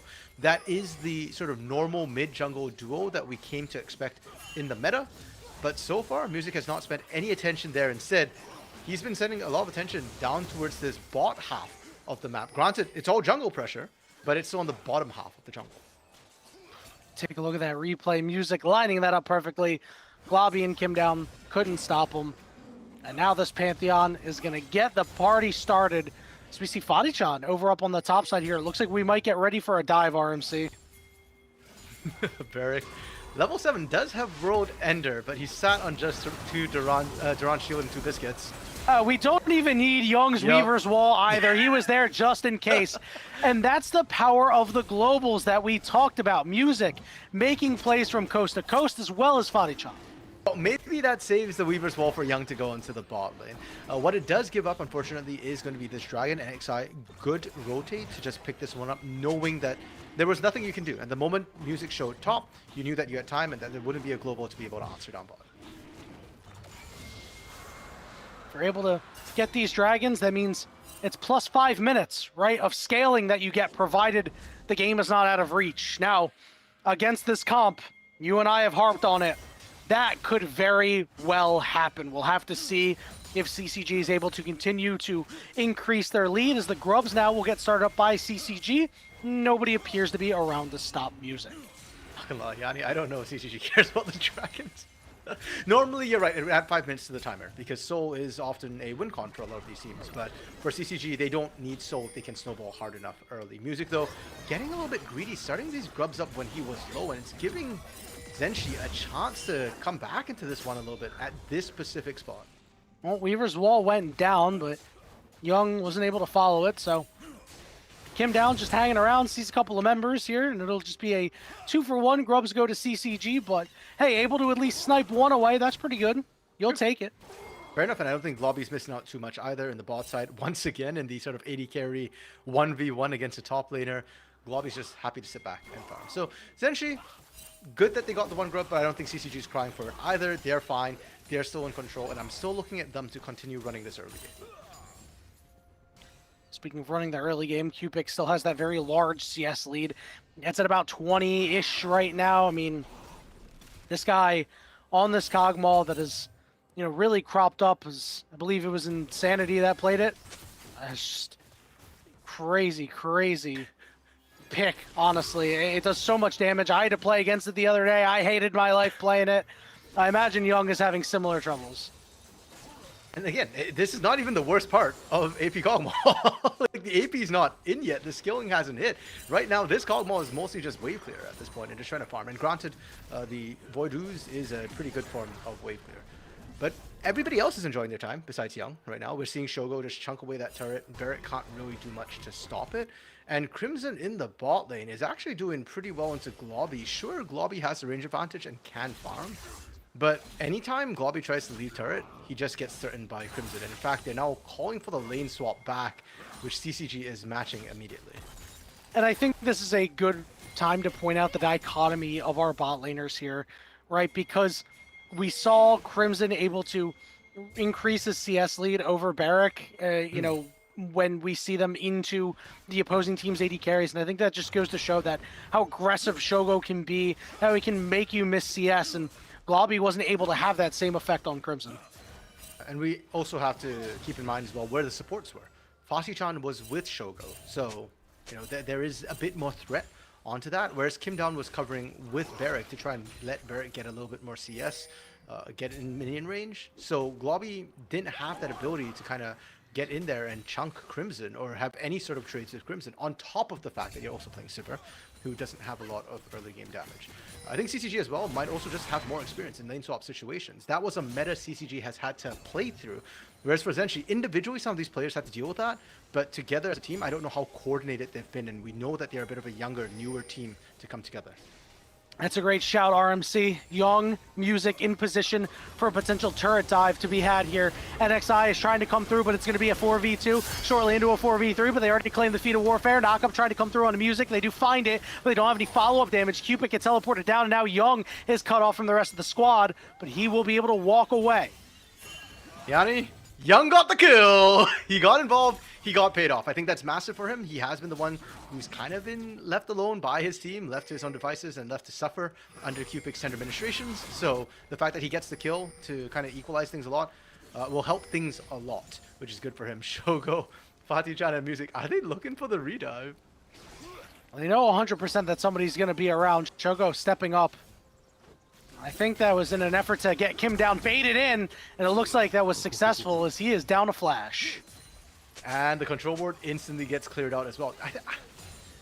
I think, Yanni, that control ward might be even more important than the flashing at this point. Because Kim Down and Globby know that they're the targets, that they're kind of being bullied a little bit and focused on by CCG. That vision from that ward could have saved them from another gank. I don't think the flash is going to save Kim Down anymore. Not with the amount of CC that CCG have and the amount of damage that Shogo puts out. The ult is ready. The rolling We're going to find out. 20 seconds. We're going to find out real soon because there's a party in the bot lane and Crimson's going to join it soon. Fatih-chan going to be the first target. Exhaust down onto Globby, but here comes the absolute zero for the kill. Crimson? Shogo's out of mana. Trade teleport coming through as Barrack is here. Globby trying to survive. He flashes away. Barrack going to go on top of Shogo right now. Shogo forced to flash, but the World Ender is procced. They're chasing after Barrack, but they can't get a stun down. Cupic is now here. Whirling Death coming through. It's good damage, but now they're going to try to turn on the Music. The health bars are going low, and they finally kill Barrack. And now it's Music. It's NXI still alive. Music manages to dodge out on the artillery. He does it again. The fancy feed out of Music, and the flash, the stun, slice, diced, and dead. Globby goes down. 40 health on Music at the lowest, and he was still dancing around trying to bait them in. CCG on the slimmest of margins. Yanni, we knew this team had potential. We knew their hands are good. We are just getting that shown to us right now. And Young getting the damage onto Cupid. Couldn't get the kill. We get the replay first. And unfortunately for Fatih-chan, he didn't have Unbreakable Will, or this turns very, very differently. But he bought enough time. And Crimson gets a much earlier teleport, so he gets a lot more impact, a lot more control. Barrack diving the backline alone without the setup is really tough as the Aatrox, especially when you're going on to Shogo, who's now very mobile and just kind of dodging away. From here on out, this is just straight mechanics. CCG is just better at dodging the skills and landing their skill shots. Oh, hang on. We got another fight coming through, but that fight might be over as Kim Down could not escape. This means it'll be Dragon over to CCG. Okay, good thing to know was that Cupid didn't die, because we cut away just as Cupid got tagged by Young. He lives, but unfortunately, Kim Down doesn't, and that's Dragon going to CCG as well. Second Drake of the game, not the end of the world by any means. NXI deep behind enemy lines right now. I respect the effort he's trying, but it's so hard. Music is now coming over the top with that Pantheon ultimate. It looks like NXI will be able to escape, but this does mean that he's going to lose something in his jungle, potentially.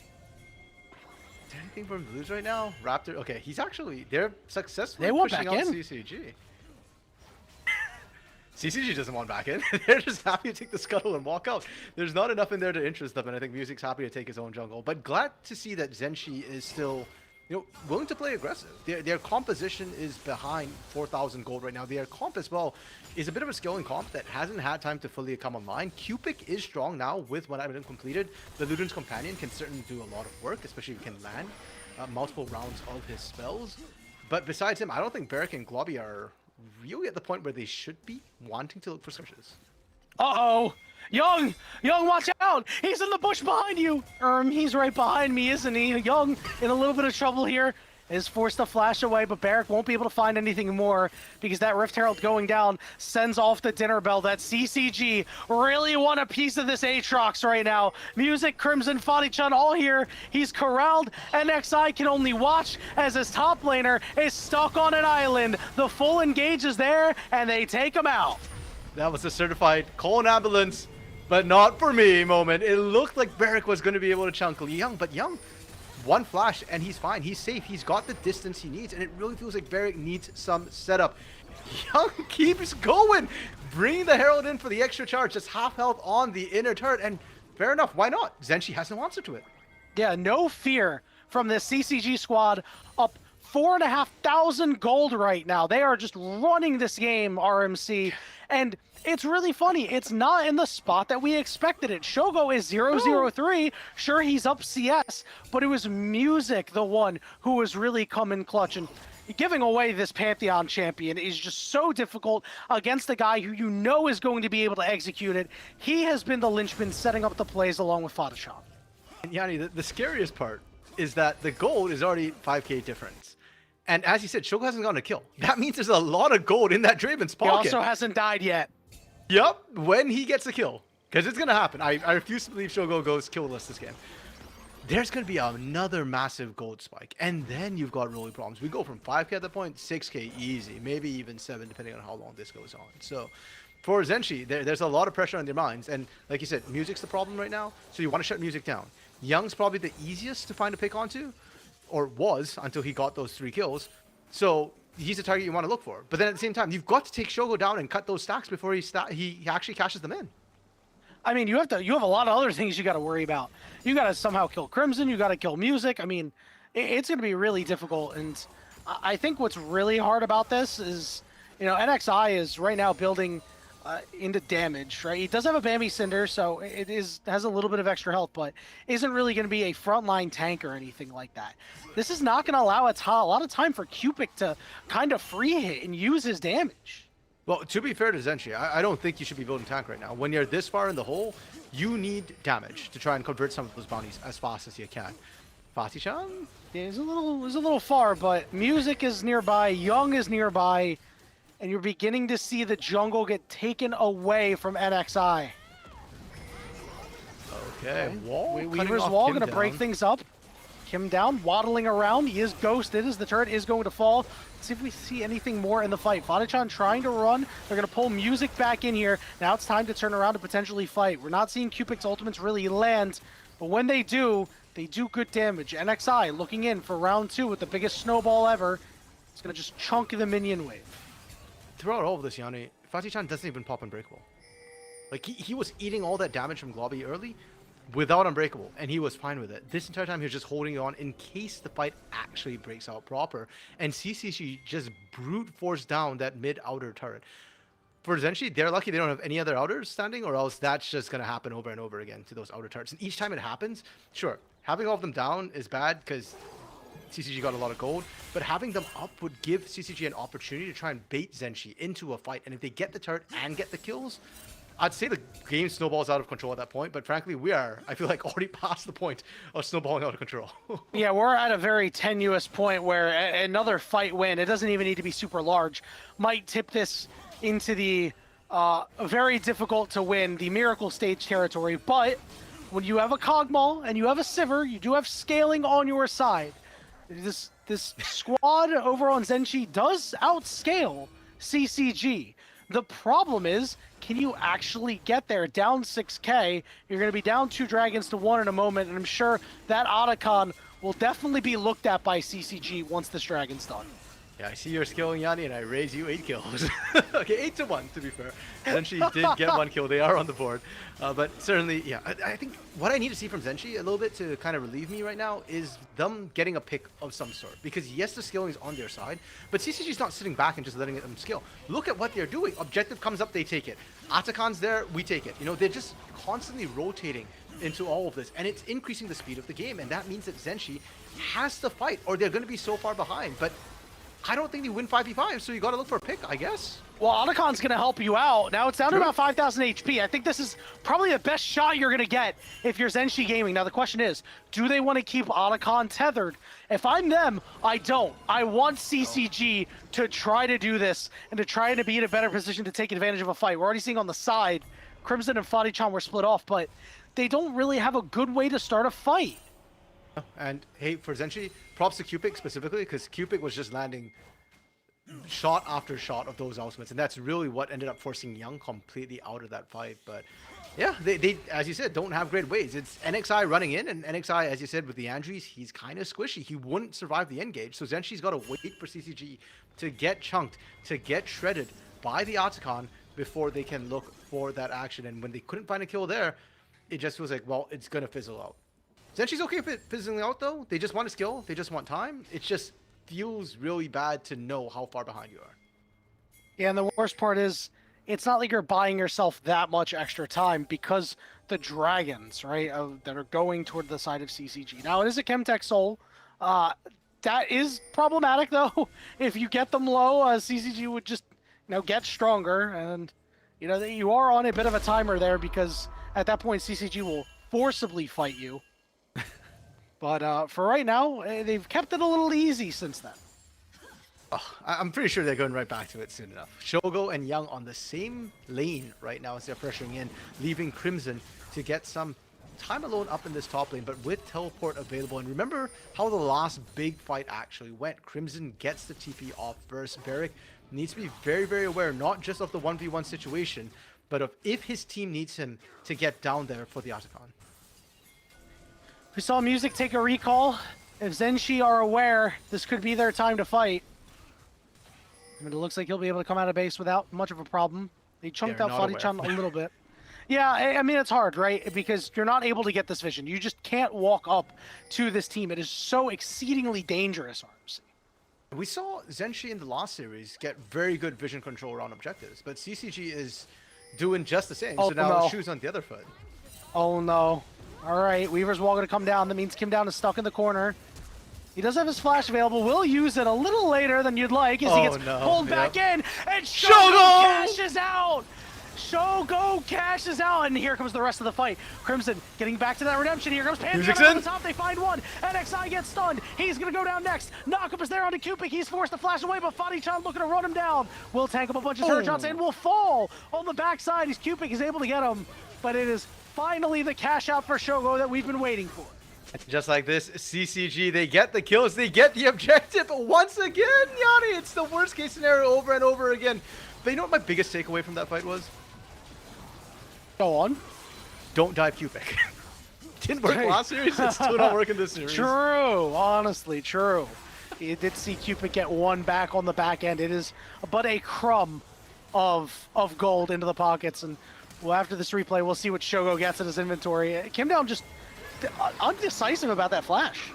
Yeah, 1,271 cash out for Shogo as well, which doesn't get played into this fight, but it doesn't need to be. Crimson buys time in the backline. You're seeing the CC chain come through as well. If anybody even turns and hesitates and tries to help out their teammate, you just instantly get CC'd pretty much. And the Foidu is actually what ended up taking out Fadi-chan along with the turret damage. So yeah, CCG just well ahead, far too accelerated at this point. 7.5 thousand gold. Mortal Reminder completed from Shogo, plus components to come through, looking like potentially an Infinity Edge as well. Yeah, I don't know, Yanni, like, Zenshi, can they get a pick anymore? Like, I just fear that they don't even have enough damage to find picks anymore. Well, it's the Cupid show, right? This is what we've seen at least in Game 1, where he was performing so well. Here in Game 2, where he's farmed up and, you know, has a kill at the very least, but I just don't know if this is something that a Cogmall can really overcome. I'm with you here. RMC is NXI Snowball, his Disco Ball is just gonna explode harmlessly.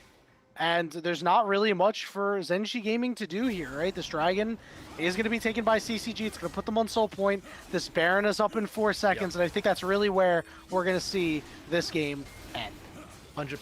I think it's the Baron that CCG are looking to take to kind of push in and actually end the game.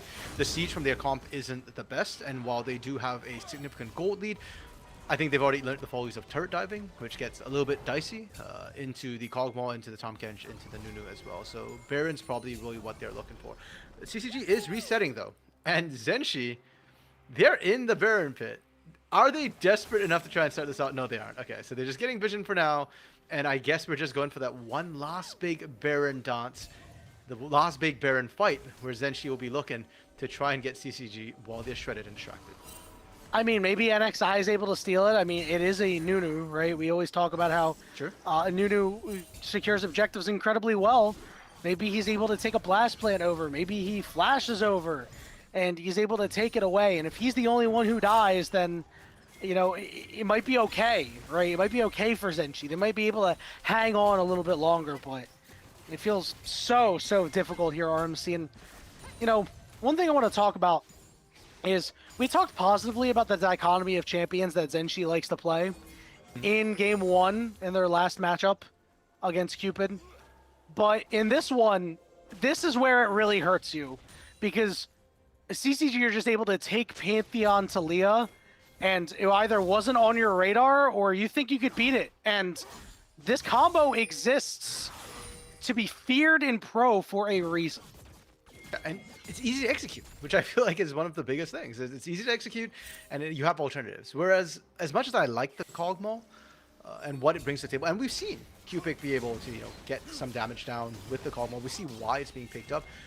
compositionally, I guess it's just much harder for Zenshi. There's no ease of access. There's no good comeback mechanic when you're behind. And unfortunately, Zenshi is very behind. I think Music had a phenomenal early game, identified the strong points, which was my side lanes, played to them, got those early leads and snowballed. And Zenshi just didn't have an answer to the jungle pressure that Music put down early. And I don't want to put that on NXI. I just feel like when the lanes are at that state, even if Nunu's an early jungler, he can't actually jungle. Yeah, and when you can't protect the invade, I mean, we saw that happen in the bot lane, and that's really where the game started to kind of go off the rails a little bit. That blue got stolen, and it just felt like that CCG were always able to live in Zenshi's jungle and in XI's jungle. As we're still awaiting the Baron dance here, we're waiting CCG to really make the move that puts this one away. You're seeing Zenshi at least walk up a little bit here. Shogo has started this up. He has said, guys, I would like the game to end. I've got solo queue to play later. This is not the first time Shogo started it up, but this time, are they going to commit? I think they're looking for kills first. They've peeled off Baron once again. Crimson got chunked kind of hard by Q-Pick, as the Baron is off, as you mentioned. Fadi-chan at about half HP. You can see that Q-Pick does have a little bit of damage in this back pocket here. Skimdown wanted to go in on Shogo, isn't actually able to find him. Okay, on one hand, I do think CCG is being a little bit too cautious with how they're approaching the Baron. Like, they can burn it down very quickly and or turn very quickly. And frankly, I'm looking at them to go for the turn. But it's also partially being stopped by the poke that Kog'Maw is able to put down and the threat of the AoE that NXI can bring in. NXI batting that one real quick. Immediately stuffed by the stand aside, and that's their only engage tool. Yep. Right, RMC? It's just so on difficult. The hunt and, yeah, on the hunt and solo. That's it. Yeah, it's run at them or run at them, and that doesn't work very well when you're playing against the Draven. On the bright side, the skilling, they've stopped the game. And again, skilling's in their favor, so they're taking their own time. Crimson, over on the side, hang on. Shogo does get knocked up, but nobody's around. Doesn't matter. Pantheon Music's over there. the top of the Weaver's wall. Cuts off CCG. Absolute Zero getting used here, but it doesn't actually hit anybody. Shogo can't get close. Music's starting to take damage as Barrack wants to go big. Q-Pick is trying to do what he can to get this damage out. You can see CCG starting to get taken low, but they are inverted. They're on the wrong side of the map. Q-Pick burning through a lot of mana to do damage right now. One spinning axe from Shogo absolutely chunks NXI, and are CCG just gonna let them back? Yeah, why not? Zenshi can't do anything right now. They are stuck. Music go in. flashing There we forward go. into a blind bush, but he doesn't care. A little bit of damage coming back on the way out. He gets tagged. Shot. Big double knockup. Shogo's full HP, and he must take over. He's gonna look for Q-Pick. Crimson will find him, and now Shogo will push forward, looking to kill Barrack. It's a double kill for Crimson. Globby's gonna be the next target. He slices, he dices, he's on top of him, and now he's just waiting for those cooldowns to come back. Globby is desperately trying to run for a turret that will not be able to save him. The slice, the dice, the Koldamik, and Globby goes down to that one. CCG not even going for Baron off of this. Are they? They're going for Dragon Yachty. They're not pushing turrets. They're not going for Baron. I think they're just using Baron as the big purple worm right now, as bait to bring Zenshi back to the fight once again, should they want to, and why not? That worked so phenomenally well for them. It was very forced, to be honest, but it worked out. And Music, Young, Fadijan, all incredibly low, but none of them died. You put the worm on the hook and somebody's gonna bite, RMC. As NXI once again is just unable to secure a blue buff, and Young is just full on here for the turret dive. He gets to just walk, tank, and walk out. Okay, surely now we do Baron, right? Like, NXI is off the table. Why? There is Why no would smite we? steal. Why? It's right there. Pings went down. Crimson wants in on that, but where's the rest of the team? They've got to reset. Shogo now coming out of base. Infinity Edge and PD. Phantom Dancer completed as well for Shogo. Shogo is doing so much damage right now in these fights. And yet he only has one kill. Poor guy. He's getting robbed, man. I think Fadijan actually stole the kill in the last fight. He's gonna cash out of the Nexus turret and, you know, get an extra, 1,500 gold in his back pocket and be like, oh great, I can't wait to spend this next game. Does Nexus turret actually cash out? If it doesn't, they should make No. it. He's gonna get a kill there. Okay. Actually, you know what? You're right. It should cash out if you last at the Nexus. Just you so know you can what? see Why how much not? you had. You know what? Listen, Ryan, if you're listening, this man's got the good ideas. You know who else has the good ideas? CCG. because at this point, what else is there to take? You have Soul, you have Baron, you're up 16-2. This game is 32 minutes in. RMC, we're just waiting for CCG to end the game. They've got one more objective they can take, and it's sitting in ZNG's base. It is the big, beautiful crystal. Red crystal, in this case. Your favorite. ZNG is on that side. It is. Your spawn. It's my waiting room, yeah. It's very chill. It's your waiting room. What do the minions do while they're waiting? What happens in Nexus stays in Nexus. We don't talk about it. Oh. You have to go inside to find out. RMC, I didn't- NXI racing out of base right now. I didn't realize that it was going to be that spicy what the minions get up to in there. As the I'll siege never is tell. now on. Shogo does have those double spinning axes here, just looking to land one onto a target. But listen, these waves do get eviscerated by Cupic and Globby. And this is why you just push on 2 lanes. The lack of range really showing there. Unfortunately, Shogo has to be a little bit careful. He doesn't want to get picked off when he's going there, so he can't afford to actually sit there and do the damage to turrets. It's fine though. Mid inhibitor turret is down top, soon to follow. Barrett cut off. Yep, it's good Weaver's Wall. That secures you the turret. You get to move in. You get to take the inhibitor as well. Super is going to be spawning on the top side. They're going to move it over to the mid lane here and look to take this one out too. CCG are clinical in their assault of the Zenshi gaming base. They're taking absolutely everything. Bot lane now, the next They're gonna target. take Kim him down down, too. getting melted. Yep, that's a 4th kill for Young, and everybody is just dealing damage at this point. He's got that Rabadon's death cap in the inventory. They're going to score one more wave in and go full Scorched Earth.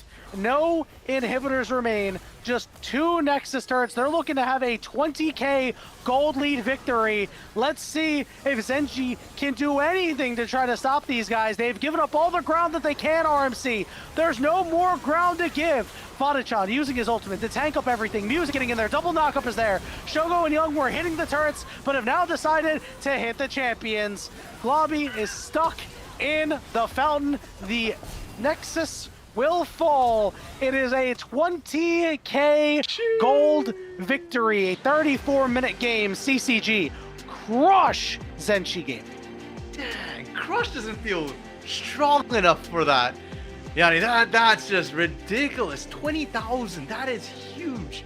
And it's not as if, they were just farming Zenshi. Zenshi was fighting back. CCG took their time, but they didn't really just kind of sit there and farm Zenshi or slow down the game intentionally.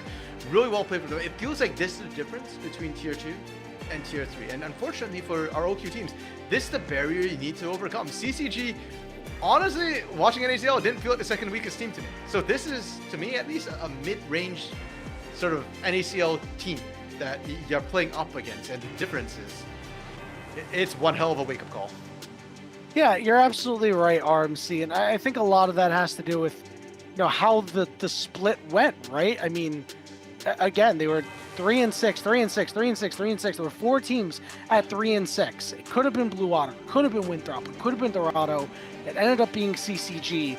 And I mean, any of those teams are all ridiculously strong when you look at the players that they boast, RMC. CCG is no different. I think it's a big reason why, again, we had them as a favorite to re-qualify, and they showed every bit of it here. Okay, fair enough of that, Yanni. We didn't have a break between the last 2 games, so I think now is probably a good time. Seems good to me. The break, and we'll be back for game 2 of this series soon enough. Has its Ico using the Pop Blossom just to stall the fight, but Tomio and Fakon fall over with their own flashes as they get the decimating smash.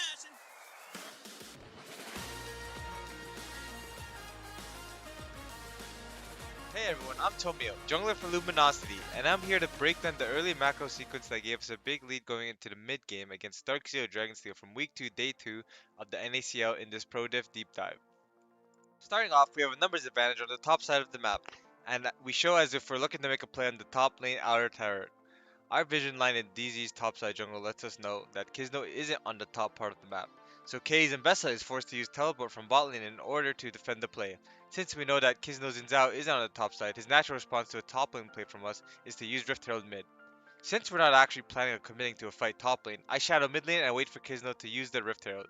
I'm able to position perfectly to flank Kizno and Sajed, who probably expected me to be further towards top with the rest of my team. I'm able to land all my CC on Kizno and we get the kill on him as well as the Rift Herald. This is a big swing for us since we deny DZ the tower, gold, and get a kill in the feats of warfare for ourselves. DZ at this point is feeling pretty pressured to respond with a play of their own, and since now have more members on the top side, they try to kill 5 minis Azir. He puts up the Sun Disc, which makes it a lot harder for DZ to kill him, and gives Fake God San a great teleport. Toasty's Talia uses the Weaver's Wall to try to block off Azir and hit him with her full combo, but a great shifting sense lets him dodge the seismic shove and avoid all of Talia's damage here. Azir can kill the whole wave here, and once Mbessa misses her ultimate, DZ is in an even worse spot. We know we have a numbers advantage and DZ overextended trying to kill Azir, so we rush back top to try to pick them off as they're retreating. Zazel Braum has a great flash here to ensure he lands his CC on Talia and Nico. I'm able to catch up and twist an advance onto Nico, who has a good pop blossom to save this from being even worse for DZ. But we're able to get a kill on Talia and force the flashes out of all 3 DZ members here, and then go back to take the top lane outer tower. At the start of this play, it's an even game where DZ has a potential tempo swing by using Rift Herald. By the end, we've negated their Rift Herald and swung the gold lead by 2k in our favor, putting us in a commanding position to dictate the rest of the game and eventually take the win. Thanks for watching. You can check out one-on-one coaching from me and other NACL pros at prodiff.gg. To stay up to date on everything NACL, follow Watch NACL on Twitter and make sure to catch the games on NACL's Twitch or YouTube. We'll see you next time.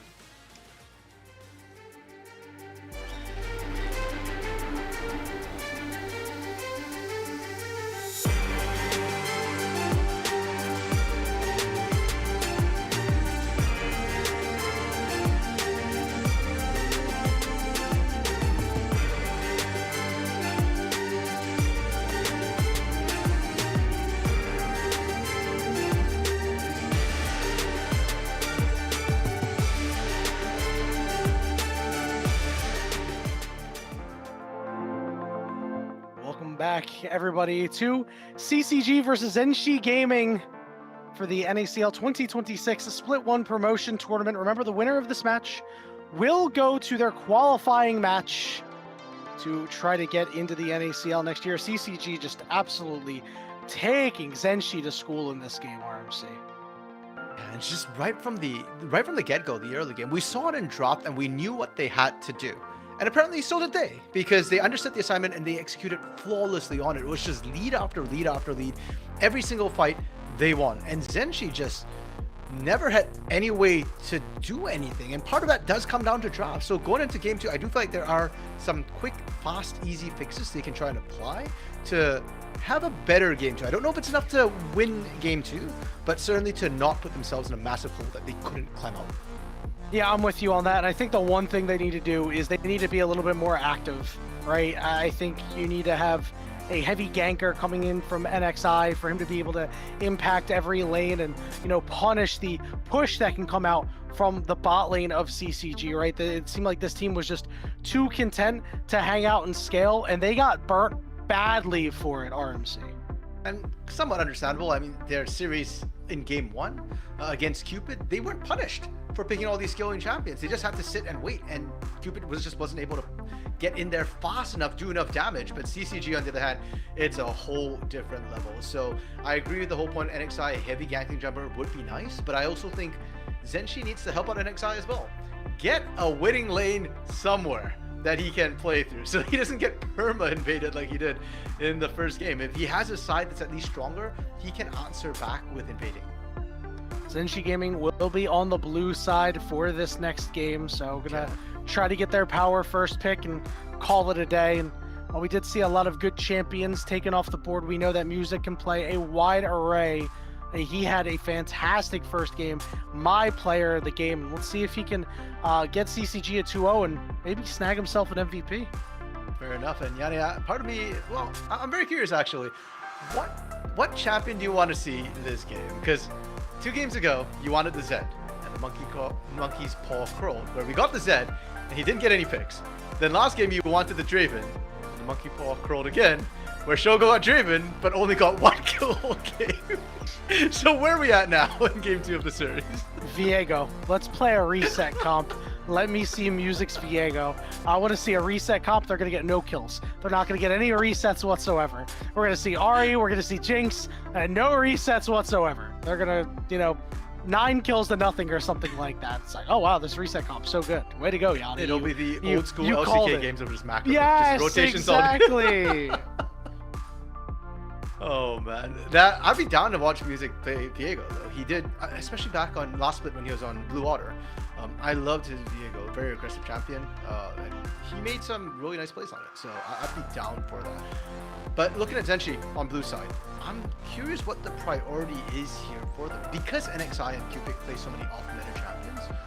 I don't know if they're gonna try and get something for say Barrick in the top lane necessarily, like go for like here's a Renekton, but that's already been played. I'd say maybe Rumble for Barrick and go for like an earlier spiking mid-game teamfight composition, get a bit more AoE to come through, or do they go for priority pick for Globby? Maybe something like a Varus to come through, or I mean Yunara's been nerfed, so I don't even think she's B1 worthy anymore. Yeah, I'm with you, RMC. I don't really know, man. I mean, I think Varus is incredibly strong. I think, you know, giving yourself an early game presence is really important if you're Zenshi gaming, right? Because we saw what happens when you kind of stand pat and you let the game come to you. You lose. Like, they lost very, very badly in that game, right? So I want to see a little bit more activity coming out from them. Lux, once again, not going to see that one come through. We talked about it. We thought that Cupid was never going to see that champion this entire tournament. And why would you give it over? I think that is actually malpractice. Well, I wouldn't know, Yanni, because I haven't seen it here in Tier 3, Tier 2, so... He's the best Lux in NA. Have you not watched this guy's stream? Are you not tapped in? I've seen the streams, Yanni. I'm trying to bait them into letting it through. We want to see it here. We want to see it on the NACL, not just in solo queue, in comp. Nico and Yasuo bans coming through, and that's a spicy one, because is that at Young or is that at Shogo? Well, honestly, if it's at Shogo, I mean, like, that's a spicy combo right there. Yeah, like, Nico Yasuo works so well. True. I'm just thinking, which AD carry are you thinking of running that you're worried about a potential Yasuo pick coming through and actually messing you up? Like, I feel like is there a particular maybe Varus. Varus? Yeah. Yeah, it could be Varus. We are going to see Wukong get locked in here for NXI, so we're going a little bit more stock standard in the jungle.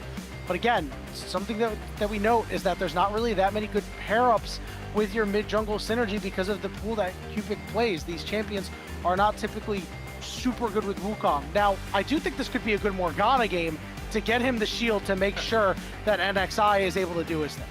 Fair enough, yeah. Especially when Morgana was left open, they went for Seraphine ban instead, which granted, it's another pick that Cupid does play, but given that we've seen the Morgana recently, I feel like that's the higher prio. The other ban that kind of made it through was Scion, because they swapped Scion out for Seraphine. So I'm curious if CCG just goes with the Scion here.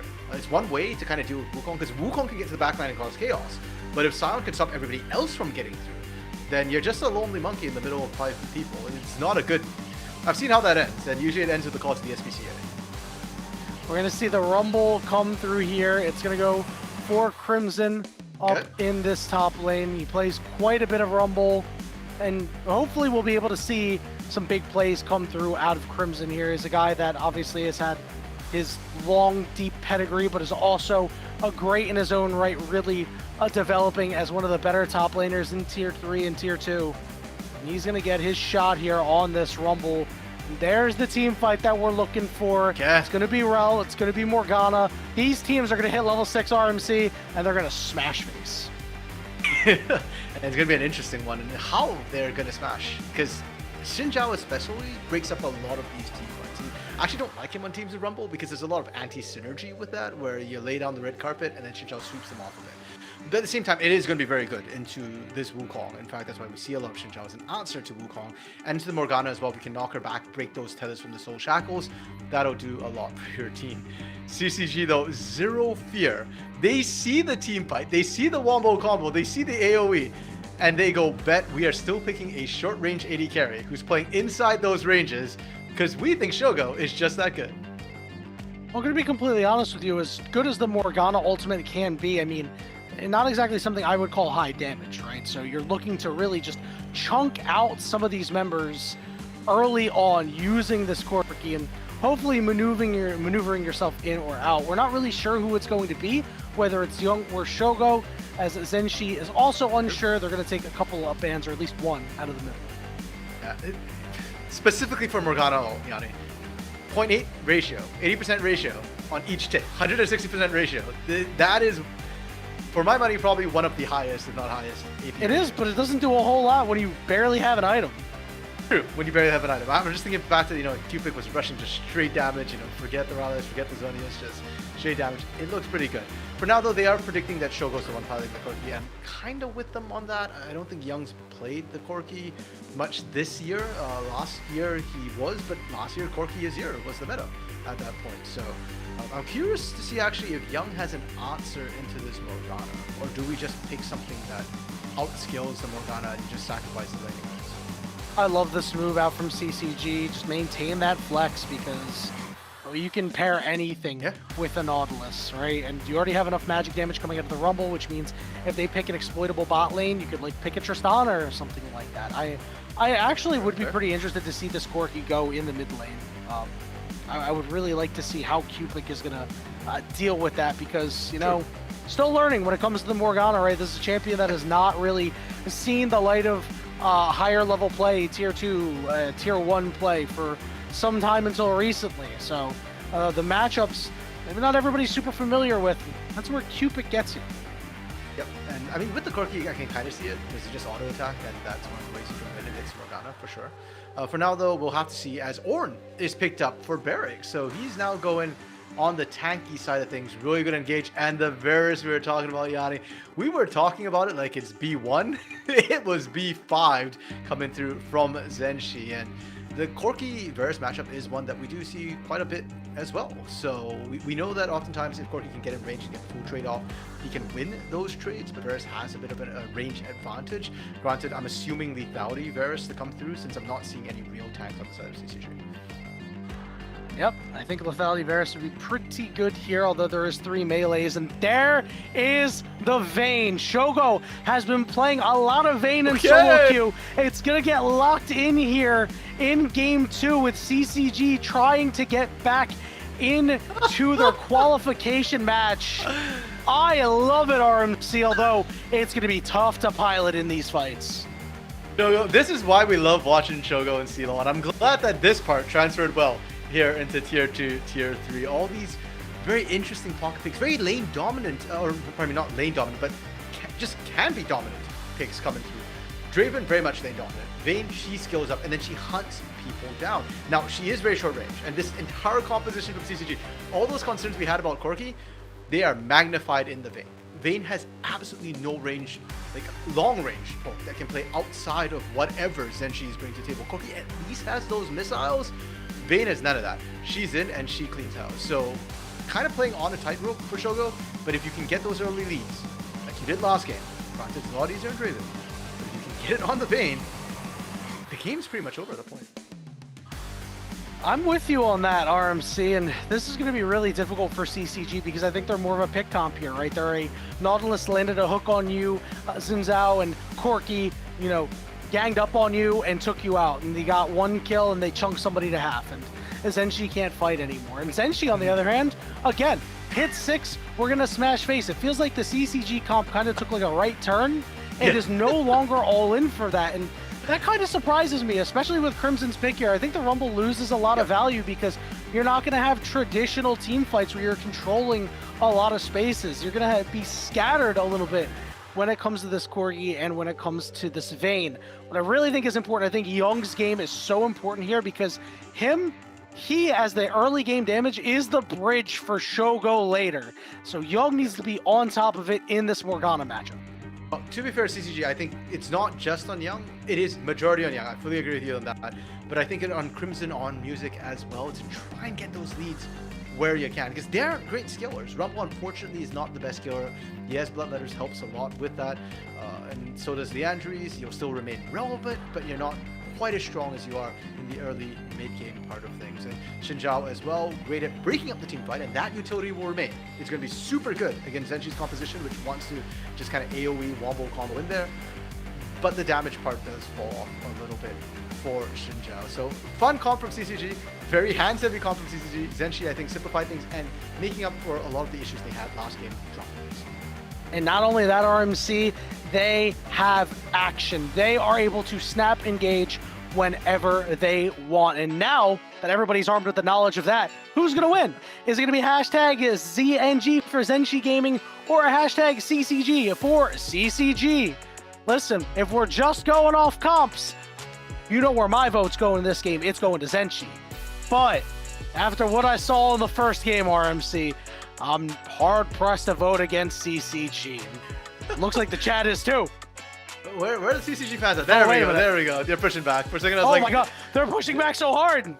Zenshi got fans, and I appreciate it. You know, they're a fun team to watch, but CCG, man, Shogo is fast stealing my heart in this series. You know, like Zenshi, great picks. Cupid especially, I love his champion pool, but Shogo's Draven Vayne, that's attractive. Come on, where are the Shogo lovers at? This has to be the tightest race since the popularity of Huntrix and the Saja boys. It's split even down the middle, RMC. So who's the Saja boys in this case? Because they're winning, right? That's how it goes. I don't know, actually. That's a good question. I think because we were with Zenshi at the start of things, I definitely think that CCG might be the Saja boys. Fair enough. And you know what? I think it kind of shows which way we're leaning a little bit as well against Saja boys. Chat now at 50-50. But yeah, Zenshi, again, really fun squad. And to a certain extent, I feel like this is almost a learning experience for them because crashing up into the tier 2, it's a whole new level and it's a bit of a shock factor. So if they lose here, they're not out. They just fall to a lower bracket and they get another chance.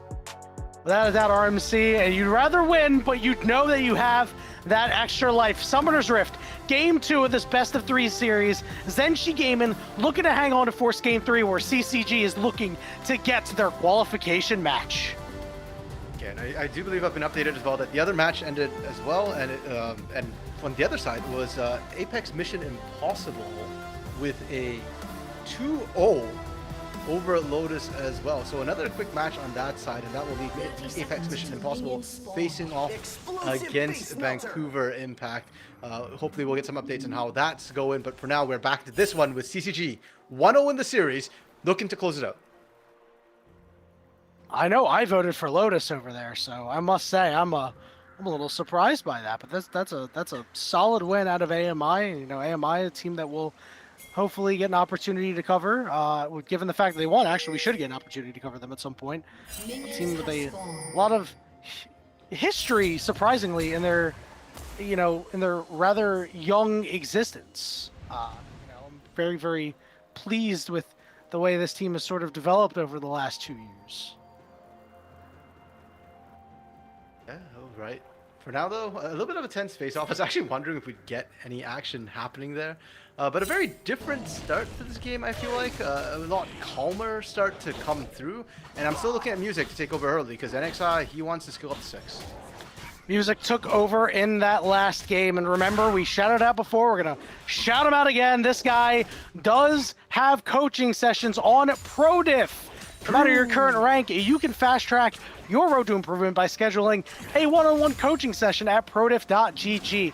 Every coach on ProDiff is an active or recent NACL or LTA player, so you can be confident that they have the knowledge to help you climb faster. Get personalized coaching from prodiff.gg today. Let's see if our other ProDiff coach, Crimson, will have his pop-off game. So then, Yanni, does that make last game a ProDiff game, since it was a jungle gap? Oh my god, you might be onto something here, RMC. That might have been a ProDiff. GG. Well, we'll see if he can do it again. For now, though, better lanes for Zenshi does mean that I'm not expecting Music to be able to get that sort of invade off once again. And we're seeing Barrick actually get early shove against Crimson. And in the bot side, Globbian came down as well with that early shove. I'm not surprised, because we didn't talk about that matchup, but Varus into Vayne. Sure, later on, Vayne can try and run down Varus if you can dodge a chain of corruptions. Certainly, you win that out. But early on, you don't have any answers to the poke that Varus puts down. And Globby, he's not running Lethality Varus. It's not the Comet here. But nevertheless, even just the base damages alone, it's more just the fact that Vayne doesn't have any answers and actually can't damage. And not only that, but Shogo has to go cleanse in this game because of the Morgana, because of the the Chains of Corruption from Varus, because of the stuns that Kim Down can put down. You can't go heal, you can't go barrier, which means things will be very, very rough early on. If Shogo is able to keep pace in farm, or is up even 1 or 2, we'll consider that a massive success for CCG. Yeah, heck, if he's only just down 10 CS by the time laning is done, that's already a win as far as I'm concerned, right? And that's the sort of scaling factor. And it's funny that the Shu is a little bit well, actually I was gonna say the Shu's on the other foot, but not really. It's just the Vayne scaling for the most part. Ornn scaling for ZNG will make up for a lot.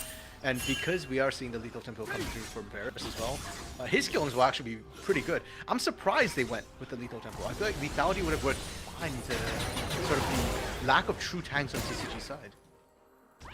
They're doing well not to get himself caught under the turret. We're seeing Music get in and immediately ping these wolves that are about to respawn. So this is a great pickup from him. That also means that NXI is on the way. And Cubic doesn't have any mana to be able to help out. Oh, I love this from Music. Really not. Like, this is... Oh, this is beautiful. Oh my goodness. Oh, this is a genius move. Meanwhile, we're seeing fighting on the bot side. Wait, Shogo might get a kill downstairs. And XI trying to fight back. Young is here. He's a level up. The Black Shield's not going to do a lot to help. It forces the flash out of NXI. Cupid flash for flash. First blood goes to Young. And it's the invade from Music, but it's Cupid going down. Young will be answered back, and NXI had great patience there to not get hit by Wind Becomes Lightning. That was so crazy, RMC. It is, and now the cost, because we do have to tally that up. 1 for 1 is good and great, and frankly, CCG actually invading like that was kind of disrespectful, but they make it without a doubt. The ones who kind of pay the price was sadly Cupid. Oh, Kim Down's dead. It's Shogo getting a kill. What is happening? Oh man, we said, hey, if Shogo's, even on CS or up a couple, it's a big win. Well, what about a kill? We didn't factor that in, RMC. No, and the kill is going to get him the lane pressure to catch right back up in CS, so it's kind of a 2-for-1 deal in this bot lane. CCG are just firing on cylinders, and they're playing so aggressively. We talk about them wanting to sit back a little bit, wait for their strengths. Nah, that isn't happening. And right here, too, like I said, I feel bad for Cubic, because Cubic went in to back up NXI, and you saw how close it was. It really could have cut either way, but at least they managed to find the return kill in the mid lane onto Young, but that came at a cost, because Barrick had to leave top lane. And Barrick was actually matching Crimson fine in the 1v1, and with the Ornn, you're just looking to skill. Now, you're behind the curve, Crimson's ahead, he gets to bully you out. If he gets a better back timing, if he gets his items first, then the Ornn just starts to struggle. Take a look at this replay here. Listen, I mean, Kimdown should have just let him die, right? Globby was fine. Globby was so far away. Yeah, and it just feels like Kim Down got baited a little bit into trying to protect something that didn't need it, ended up feeding that kill over, and now, yeah, Shogo's in lane, recurve bow, Rectrix as well. You compare that to just the Hearthbound Axe from Globby, and yeah, it feels a bit bad. Globby and Kim Down should still have prio though, and still should be winning this lane at this point, but it's a bad thing to accelerate the Vayne, and once that first item comes through, once Blade of the Ruin thing comes through, yeah, then it's going to feel a lot worse, and you can't leave Globby alone anymore after that.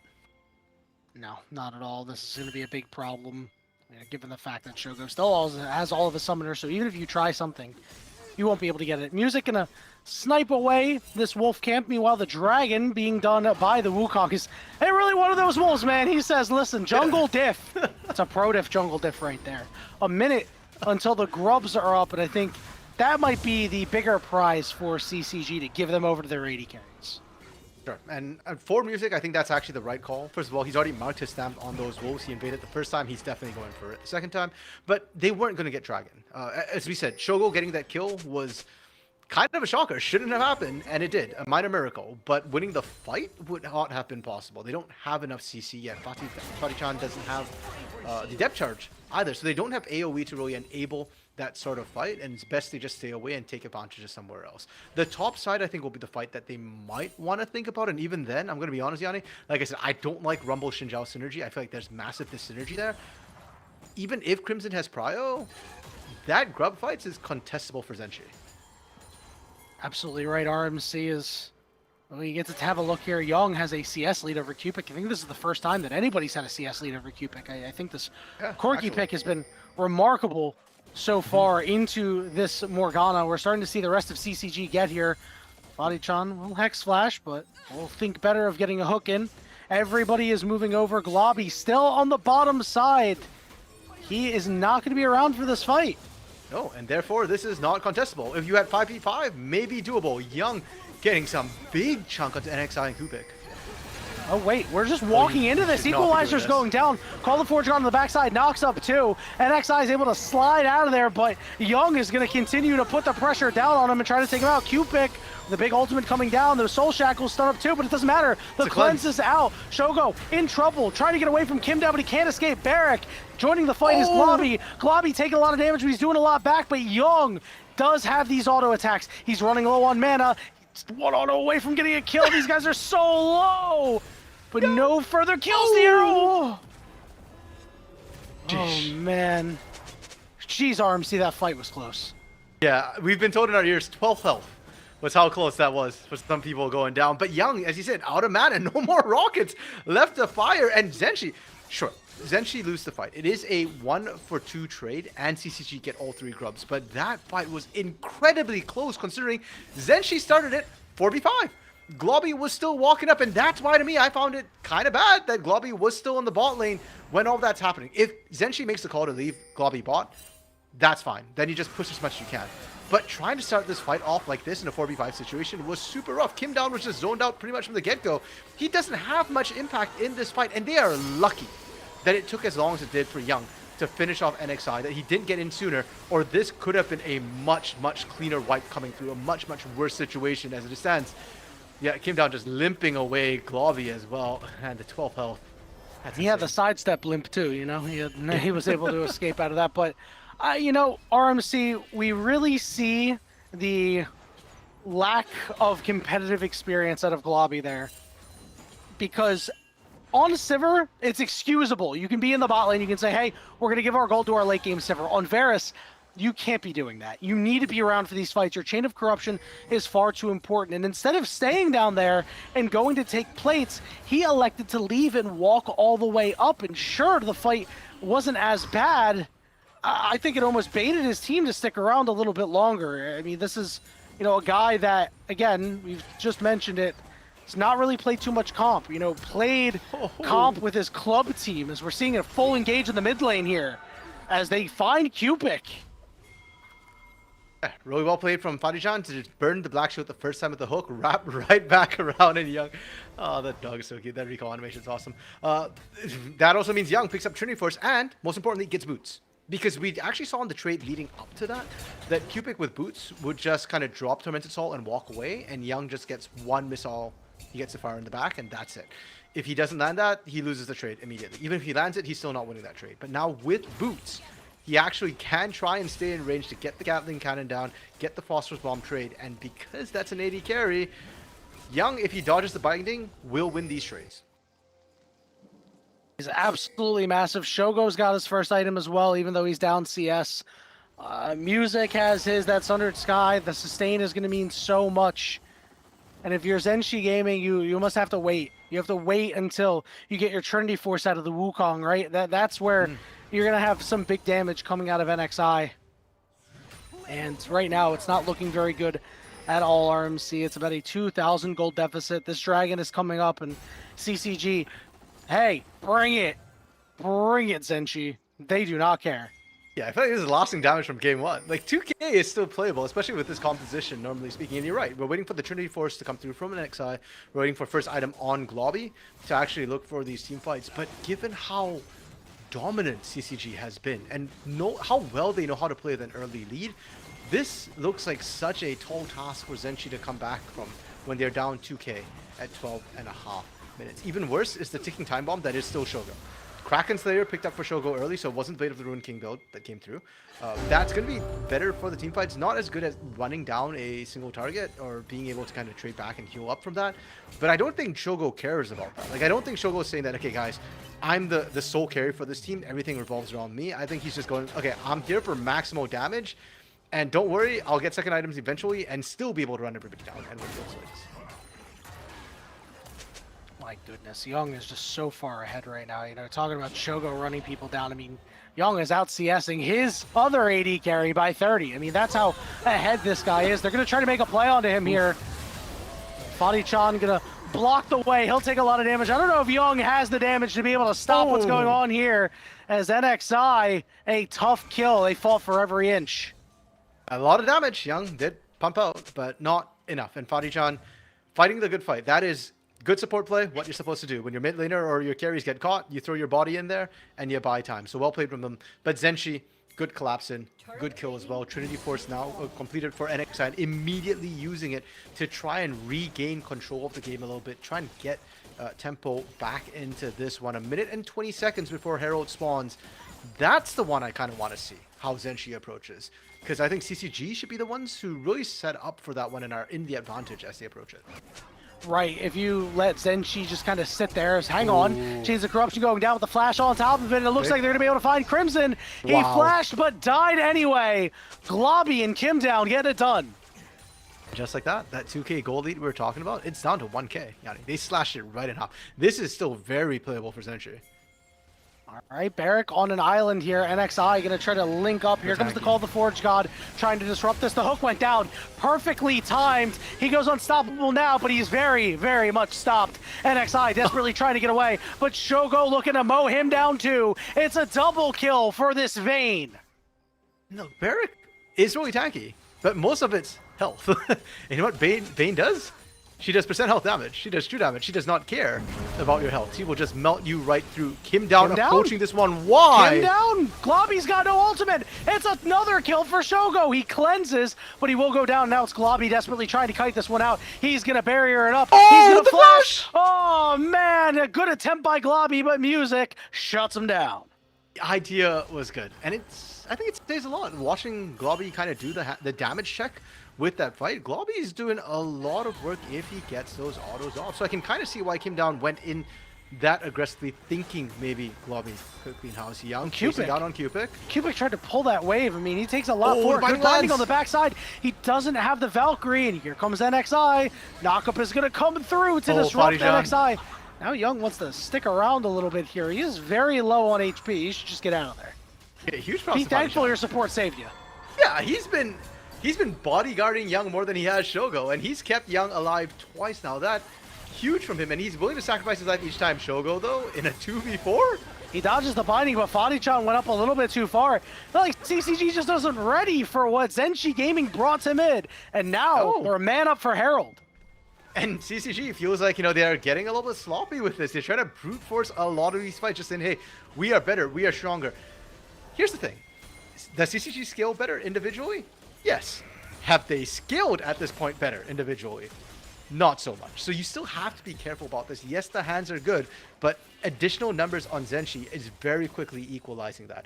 They have, however, through all this chaos somehow, Yanni, grown that gold lead back up to about 2,500. So they've grown it despite getting picked. Yep. They lost it, they got it back, and it's kills onto Shogo. Now CCG are the ones starting up the Herald. NXI has no Cyclone. We're seeing a TP come through from Barrick. He's got Call the Forge God. He's ready to go. Hook is going to go down right onto the Sorrel, who's going to pull everybody. Big plays. Wombo combo out of the side of ZNG Gaming, and they wipe CCG, but they want more, but the hook goes down. Equalizer just trying to split the fight a little bit. It's Young. It's Crimson fighting tough, fighting hard, trying to make plays, but it's Globby getting the autos down. He gets hooked. Young takes him out, and single-handedly, 3 members turn it around. Now it's Young trying to kill. He's got a double kill. Now he's just got to deal with Barrick, but that's a big problem. Barrick looking to take him down. The conductor coming through with the choo-choo. Will breathe on him to take him out. A wonderfully messy fight that goes the way of ZNG. They got an ace. And Crimson might be the one with the flame spitter, but Barrick be the one dropping flames. The bellows breath claim that. And once again, CCG, they opt into a fight. And as you pointed out, no Cyclone available. They thought they had the tools they needed. But where was the equalizer from Crimson? It's so incredibly late. The main fight was already over. And again, credit to CCG that it even gets as close as it does. But ZNG, they know this is a full send moment. You go all the way. There is no backing out. And because of that, they come out the victors of this one. They get one more kill, one more edge, and once again, keep the game on a knife's edge. And now they start this dragon, and nobody on CCG is around to stop it. That is 2 dragons over to ZNG Gaming, and they are starting to fight with force right now, RMC. 5-3-3 coming out of NXI. Barrick has made big plays. If they get another wombo combo like that, they could put themselves in front for good.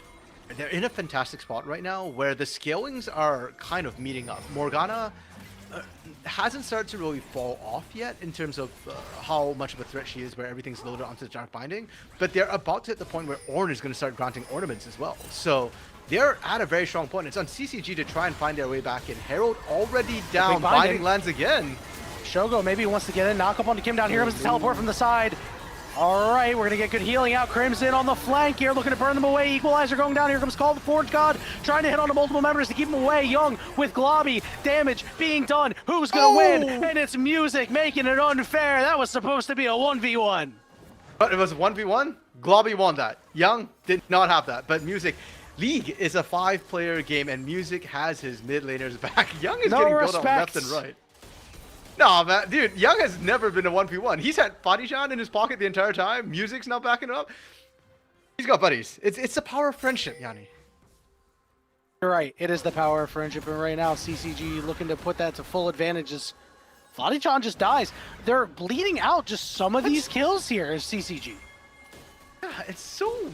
Well, you know what? It does fit their composition, right? We already said their composition doesn't have a lot of innate synergy. In fact, there are a lot of picks which kind of conflict with each other a little bit. So individually, they're making good plays. But like you said, as a team right now, I feel like they're messing up a little bit. They're not all together. And that's kind of costing them and keeping ZNG in the game. It does make for a very interesting late game, though. Because again, with a Varus, with an Ornn, I actually don't think ZNG falls that far behind the Corki and Vayne. It's really more just about how these fights get actually executed, and if CCG can figure out how they want to pilot this composition. Like, who's going in, who's disrupting, and who's flanking. Because the Crimson flank didn't hit as hard. I think the Shogo flank might have done better.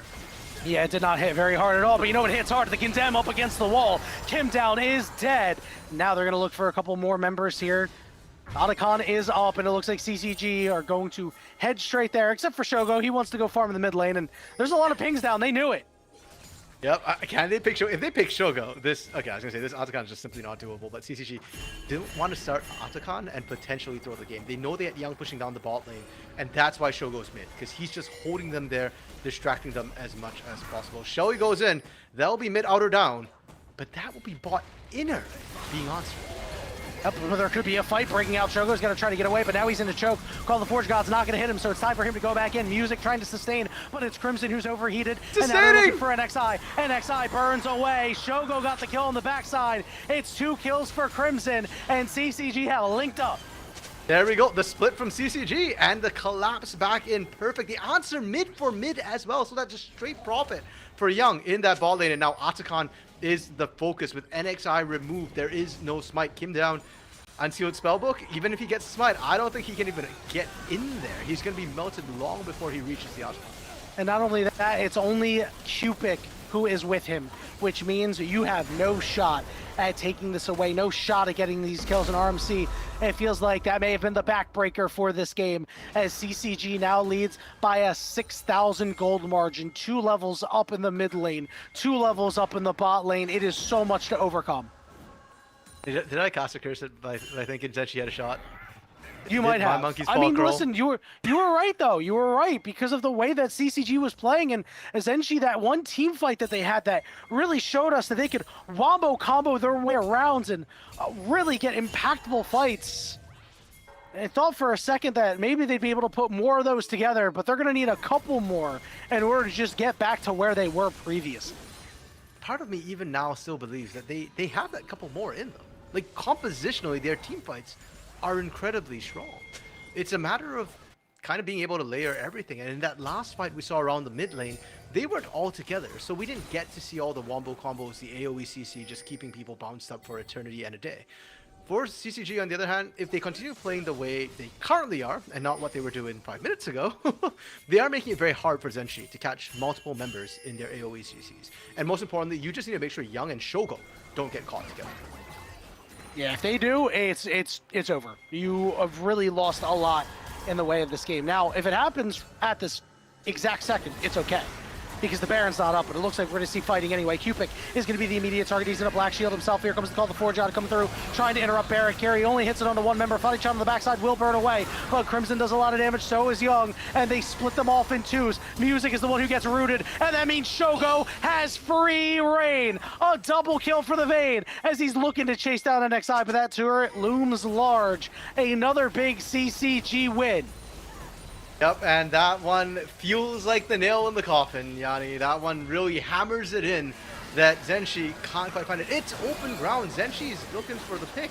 But unfortunately, the fight is so split. And like we said, as long as Young and Shogo are not next to each other, don't get caught together. And where are they? Shogo's up top, Young's down bottom. And then Shogo just cleans house after that with the mobility that Vayne has. It's kind of just that easy for CCG. They've solved the problem. They've solved the equation.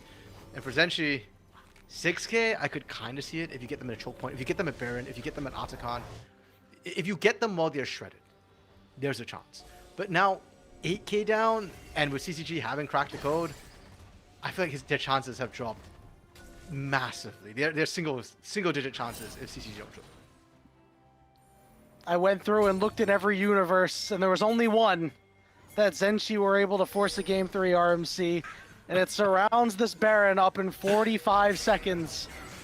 There's one thing that you should know about NACL teams is there's always a chance that they make a mistake. I don't know if we'll see one here. We're seeing CCG get very aggressive here.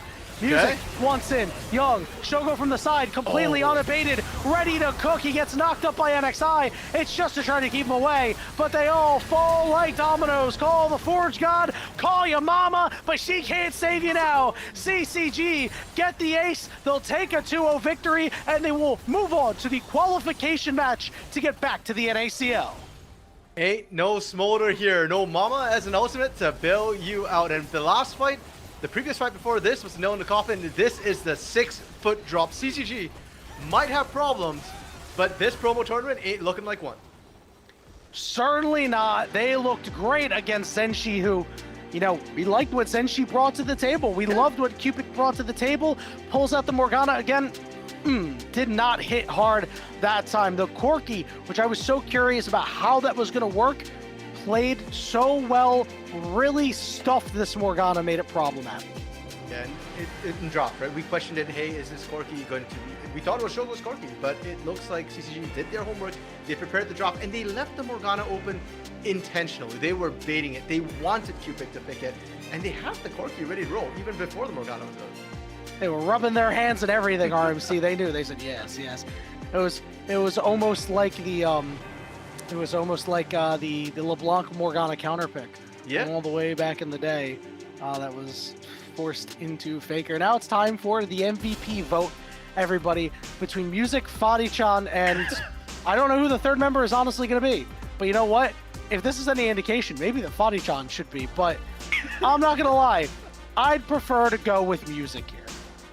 Yeah, fair enough. I think a lot of players, I felt like, stepped up massively in this game, right? Or in this series. Okay, oh, excellent. Shogo. Music, Fadi-chan, or Shogo. Okay. Yeah, okay. I think it's Shogo, especially in Game 3. His Vayne was good. His Vayne was good, but... was very good. And in Game 1, I almost feel like giving him pity vote in Game 1 because the Draven, man. I'm not giving this guy a pity vote.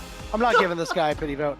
I think Music played a really solid game in Game 2 and an excellent game in Game 1. Yep. And Shogo, for everything that he did to get ahead in lane, I think the rest of the team really did a lot of work in that game, and that kind of takes away from him.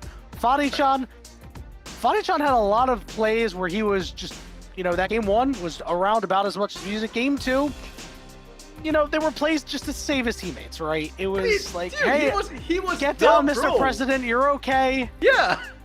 But if that's what we're really voting for, then I'm with Music. What say you, Twitch chat? Music, Fadi-chan, or Shogo? Yeah, you know what? I'm going to make a case for Fadi-chan. I don't feel like you did him justice. He was the bro, man. Like, Young in trouble, I got you. Shogo in trouble, I got you. Music, need a buddy, I'm with you. Every single time Fadi-chan was right in there. But yeah, Music definitely, I think, a well-deserved shout. And the jungle, let's talk about that, because that was what felt like the biggest gap, I think, in this series between Zenshi and CCG. And considering how good NXI was in the first series of the day up against Cupid, I think that's saying a lot. Music just seemed to always be faster, having a much more early game impact and just constantly pressuring NXI into positions he didn't want to be in.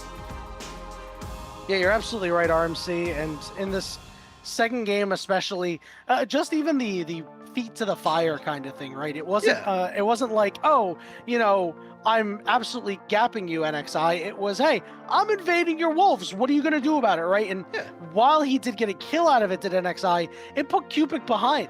And I think that was a big reason why the game went a little bit off-kilter for your mid laner. And I mean, taking a look through the rest of the fights, I just think that Music purely had a little bit more impact. And that's saying something when NXI had a solid amount of impact himself. It's just later on, obviously, he couldn't do much.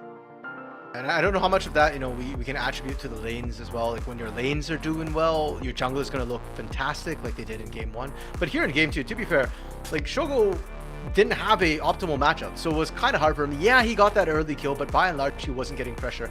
Top side, I think Barrick as well, originally was winning out until Music got that pressure down and then kind of helped his team, or helped get Crimson ahead with that.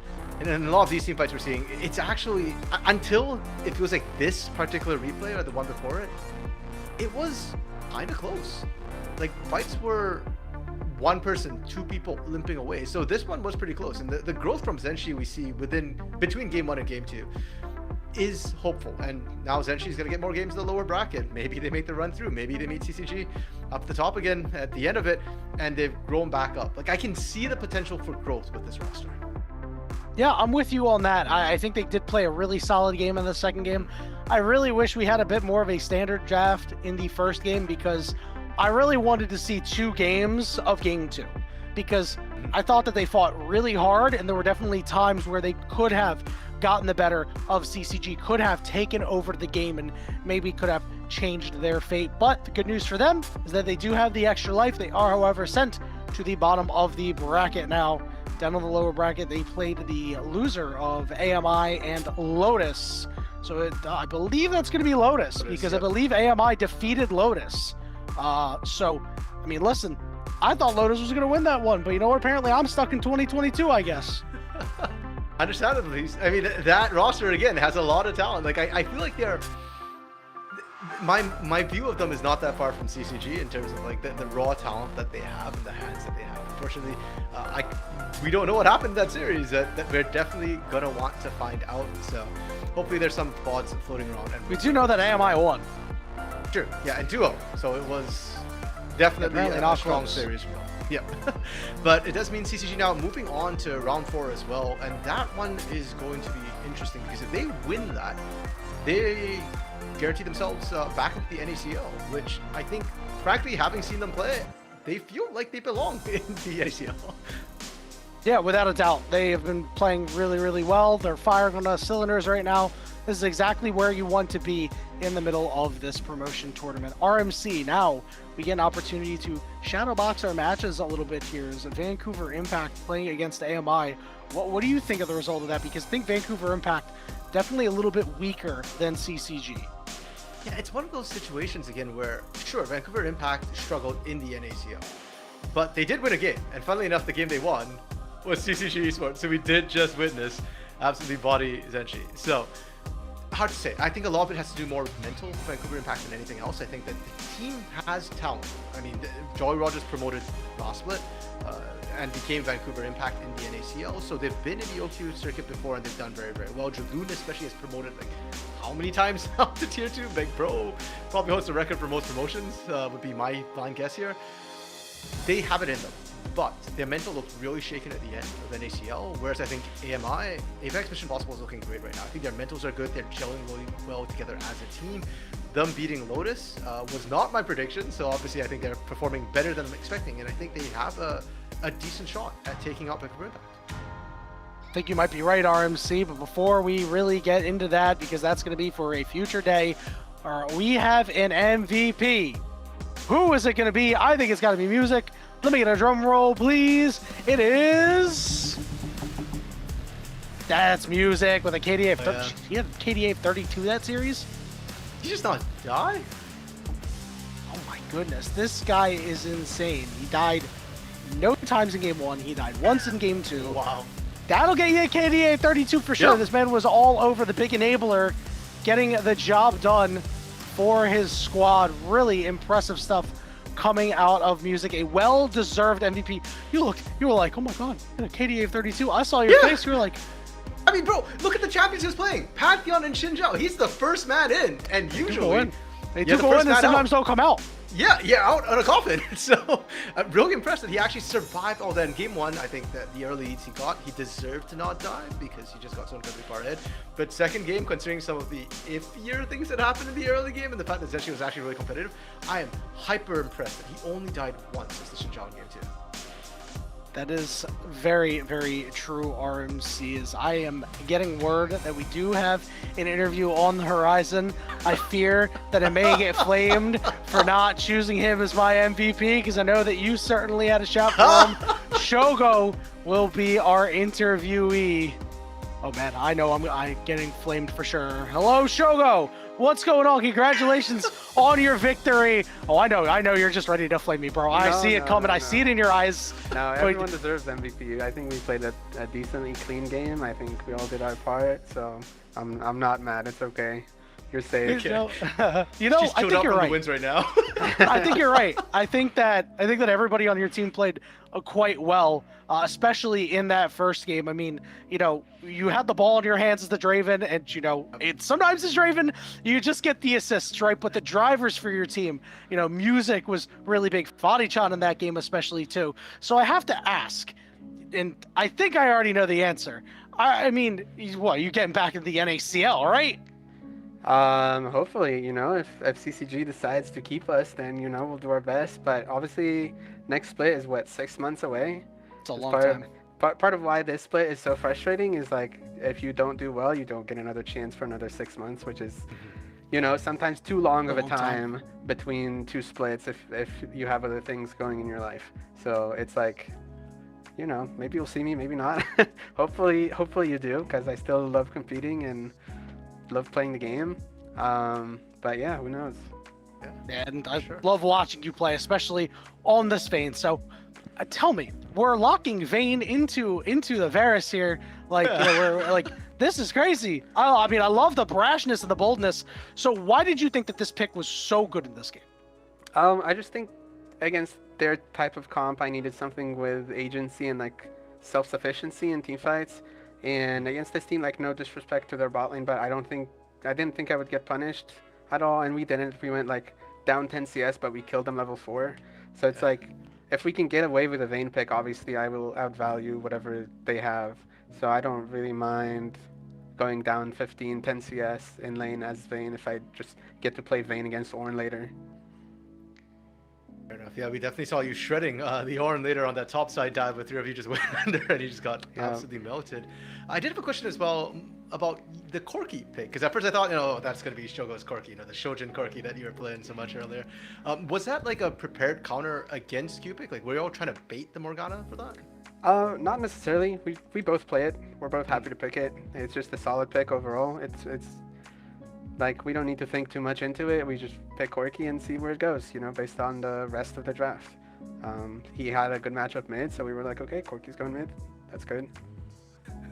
Fair enough. Yeah, I think it does fall into a lot of the picks that Q-pick does want to run. Now, on the other side of the bracket right now, it's Vancouver Impact against Apex Mission Impossible, and you'll be facing one of them tomorrow. Do you have a preference in terms of who you like to face? I really don't. Just get it over with. Let's just 3-0 them and go home. It doesn't really matter. Obviously we had a really disappointing split in the NACL. We should not have been here. I could harp on the format or BO1s or technical wins, but at the end of the day, we didn't show up and we lost games where we shouldn't have. So it's completely on us, but obviously we all think that we deserve better than being in relegation. So, hopefully we get to show that by not dropping a game in the relegation tournament. Okay. Yeah, I respect the heck out of it, man. Good luck tomorrow in your match versus either Vancouver Impact or AMI. Before we go, any shout-outs? Shout out to my team, to our staff for not, losing hope in us and encouraging us even though we had rough results. And Ashley, my girlfriend, for watching. That's it, yeah. Excellent, man. Well, thank you very much. Once again, congratulations on your team's victory and good luck tomorrow versus the winner of Vancouver Impact and AMI. Thank you, guys. See ya. Alrighty. Thank you, Shogo. All right, everybody. Well, now we're winding down. We still have a couple of things to chat about. What's going on tomorrow, because we're going to see a couple of different matches tomorrow. We're going to see the lower bracket in round 2. Not sure what matchup we're going to get yet, but we're going to see somebody's dream end here of getting into the NACL. And then, of course, we're going to have that best of 5 qualification match that is going to show us who is getting back into the NACL RMC. It's going to be a banger day. Yeah, we're really getting into the guts and glory. The fact that one team will be promoted or protected if it is CCG or Vancouver Impact winning tomorrow. And then we'll also see 2 teams going home. There is no more second life in terms of that lower side of things. So yeah, and tomorrow as well we will have best of 5. So the upper qualification game will be a best of 5, and I'm looking forward to it considering we've got so many spicy picks already today in the full fearless best of 3. A full fearless best of 5 sounds like a hell of a lot of fun. Yeah, game 4, game 5, it gets really, all right, what are we pulling out? The dark technology, perhaps. Let's take a look at the bracket so you can actually visualize this instead of us going on and chatting about it, because it is, it's an easy bracket to consume here. We can already see that Vancouver Impact and AMI are going at it. Now we're just waiting for the loser of that match. They'll go up against Cupid. Lotus and ZNG going to go at it. And I must say, RMC, let's kind of look ahead here. I think that ZNG could beat up on Lotus, man. I think that ZNG definitely put up a fight in that second game against CCG. And as long as they don't overcook like they did in game 1, they should be in good shape. Fair enough. I mean, ZNG did beat Lotus to qualify to this tournament in the first place in a best of 5. Get him again. ZNG took it 3-1, so definitely doable, but I think Lotus will have a bit of a chip on their shoulder from losing to ZNG the first time and losing to Apex Mission Impossible. So I expect Lotus to put up a bit of a fight. I think I'd be disappointed if I don't see, like a game 5 or see Lotus pick up, 2 wins to try and push this one kind of all the way or just flat out dominate. Yeah. I'm with you on that. And then, of course, we're going to have Cupid versus the loser of Vancouver Impact or AMI. All right, so that one I'm a little curious about. I'm not sure how I'm feeling about Cupid. I got to be honest.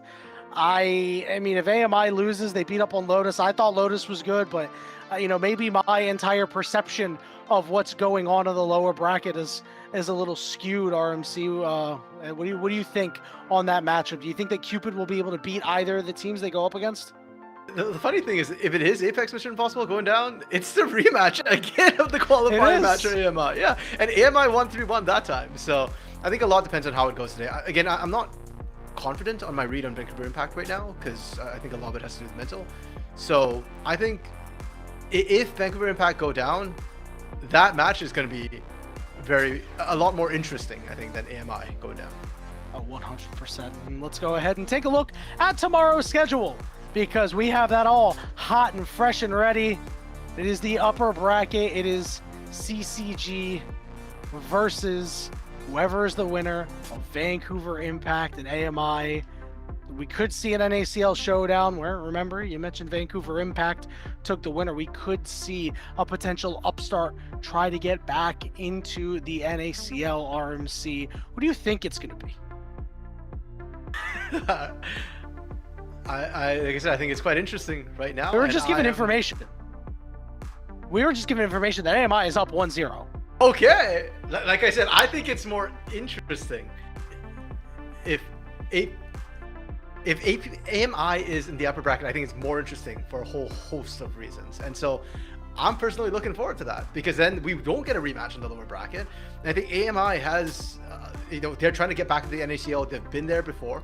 Not a dissimilar story from CCG, except that they didn't quite manage to save their own spot the last time in promo relegations. And the momentum this team has is insane right now. Without a doubt, and getting a win over an NACL team just has to do wonders for your mental. You can go in and say, hey, we can go ahead and we can go beat CCG. We can take the match to them and go ahead and get a victory. That'll be something to keep an eye on socials for these teams and these players, as that is going to be it for us. Before we go, we do want to shout out ProDiff one more time. If you enjoyed our games today, you can take the opportunity to learn directly from NACL pros. No matter your current rank, you can fast track your road to improvement by scheduling a one-on-one coaching session at prodiff.gg, perhaps with our MVP music.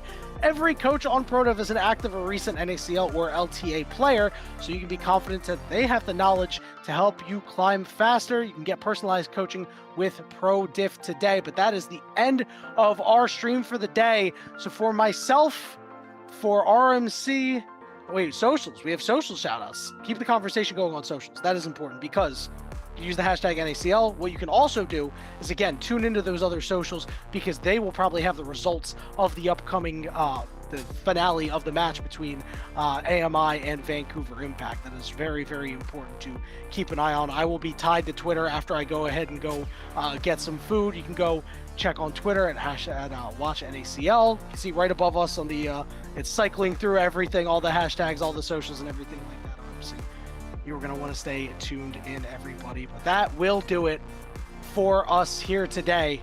For myself, for my co-caster RMC, for the entire NACL family, thank you all so much for being here with us tonight. We hope to see you tomorrow for some more NACL action. Tracks, but he's able to survive for a long time because he's so tanky, but it'll finally go down. It's going to be a 5v4 to start the fight. Barrick immediately chunked, but look at who they found. Down you go, Adam. Rest of the fight, double knockups are coming through. Cupid and Globby are A-okay in terms of health, and they're dumping out all the damage that they got. Look at them. Nary scratch on the end of the world of Cupid. Big binding goes down, and they find Hub. Double kill for Cupid. Adam can only go golden, but all that glitters is... If they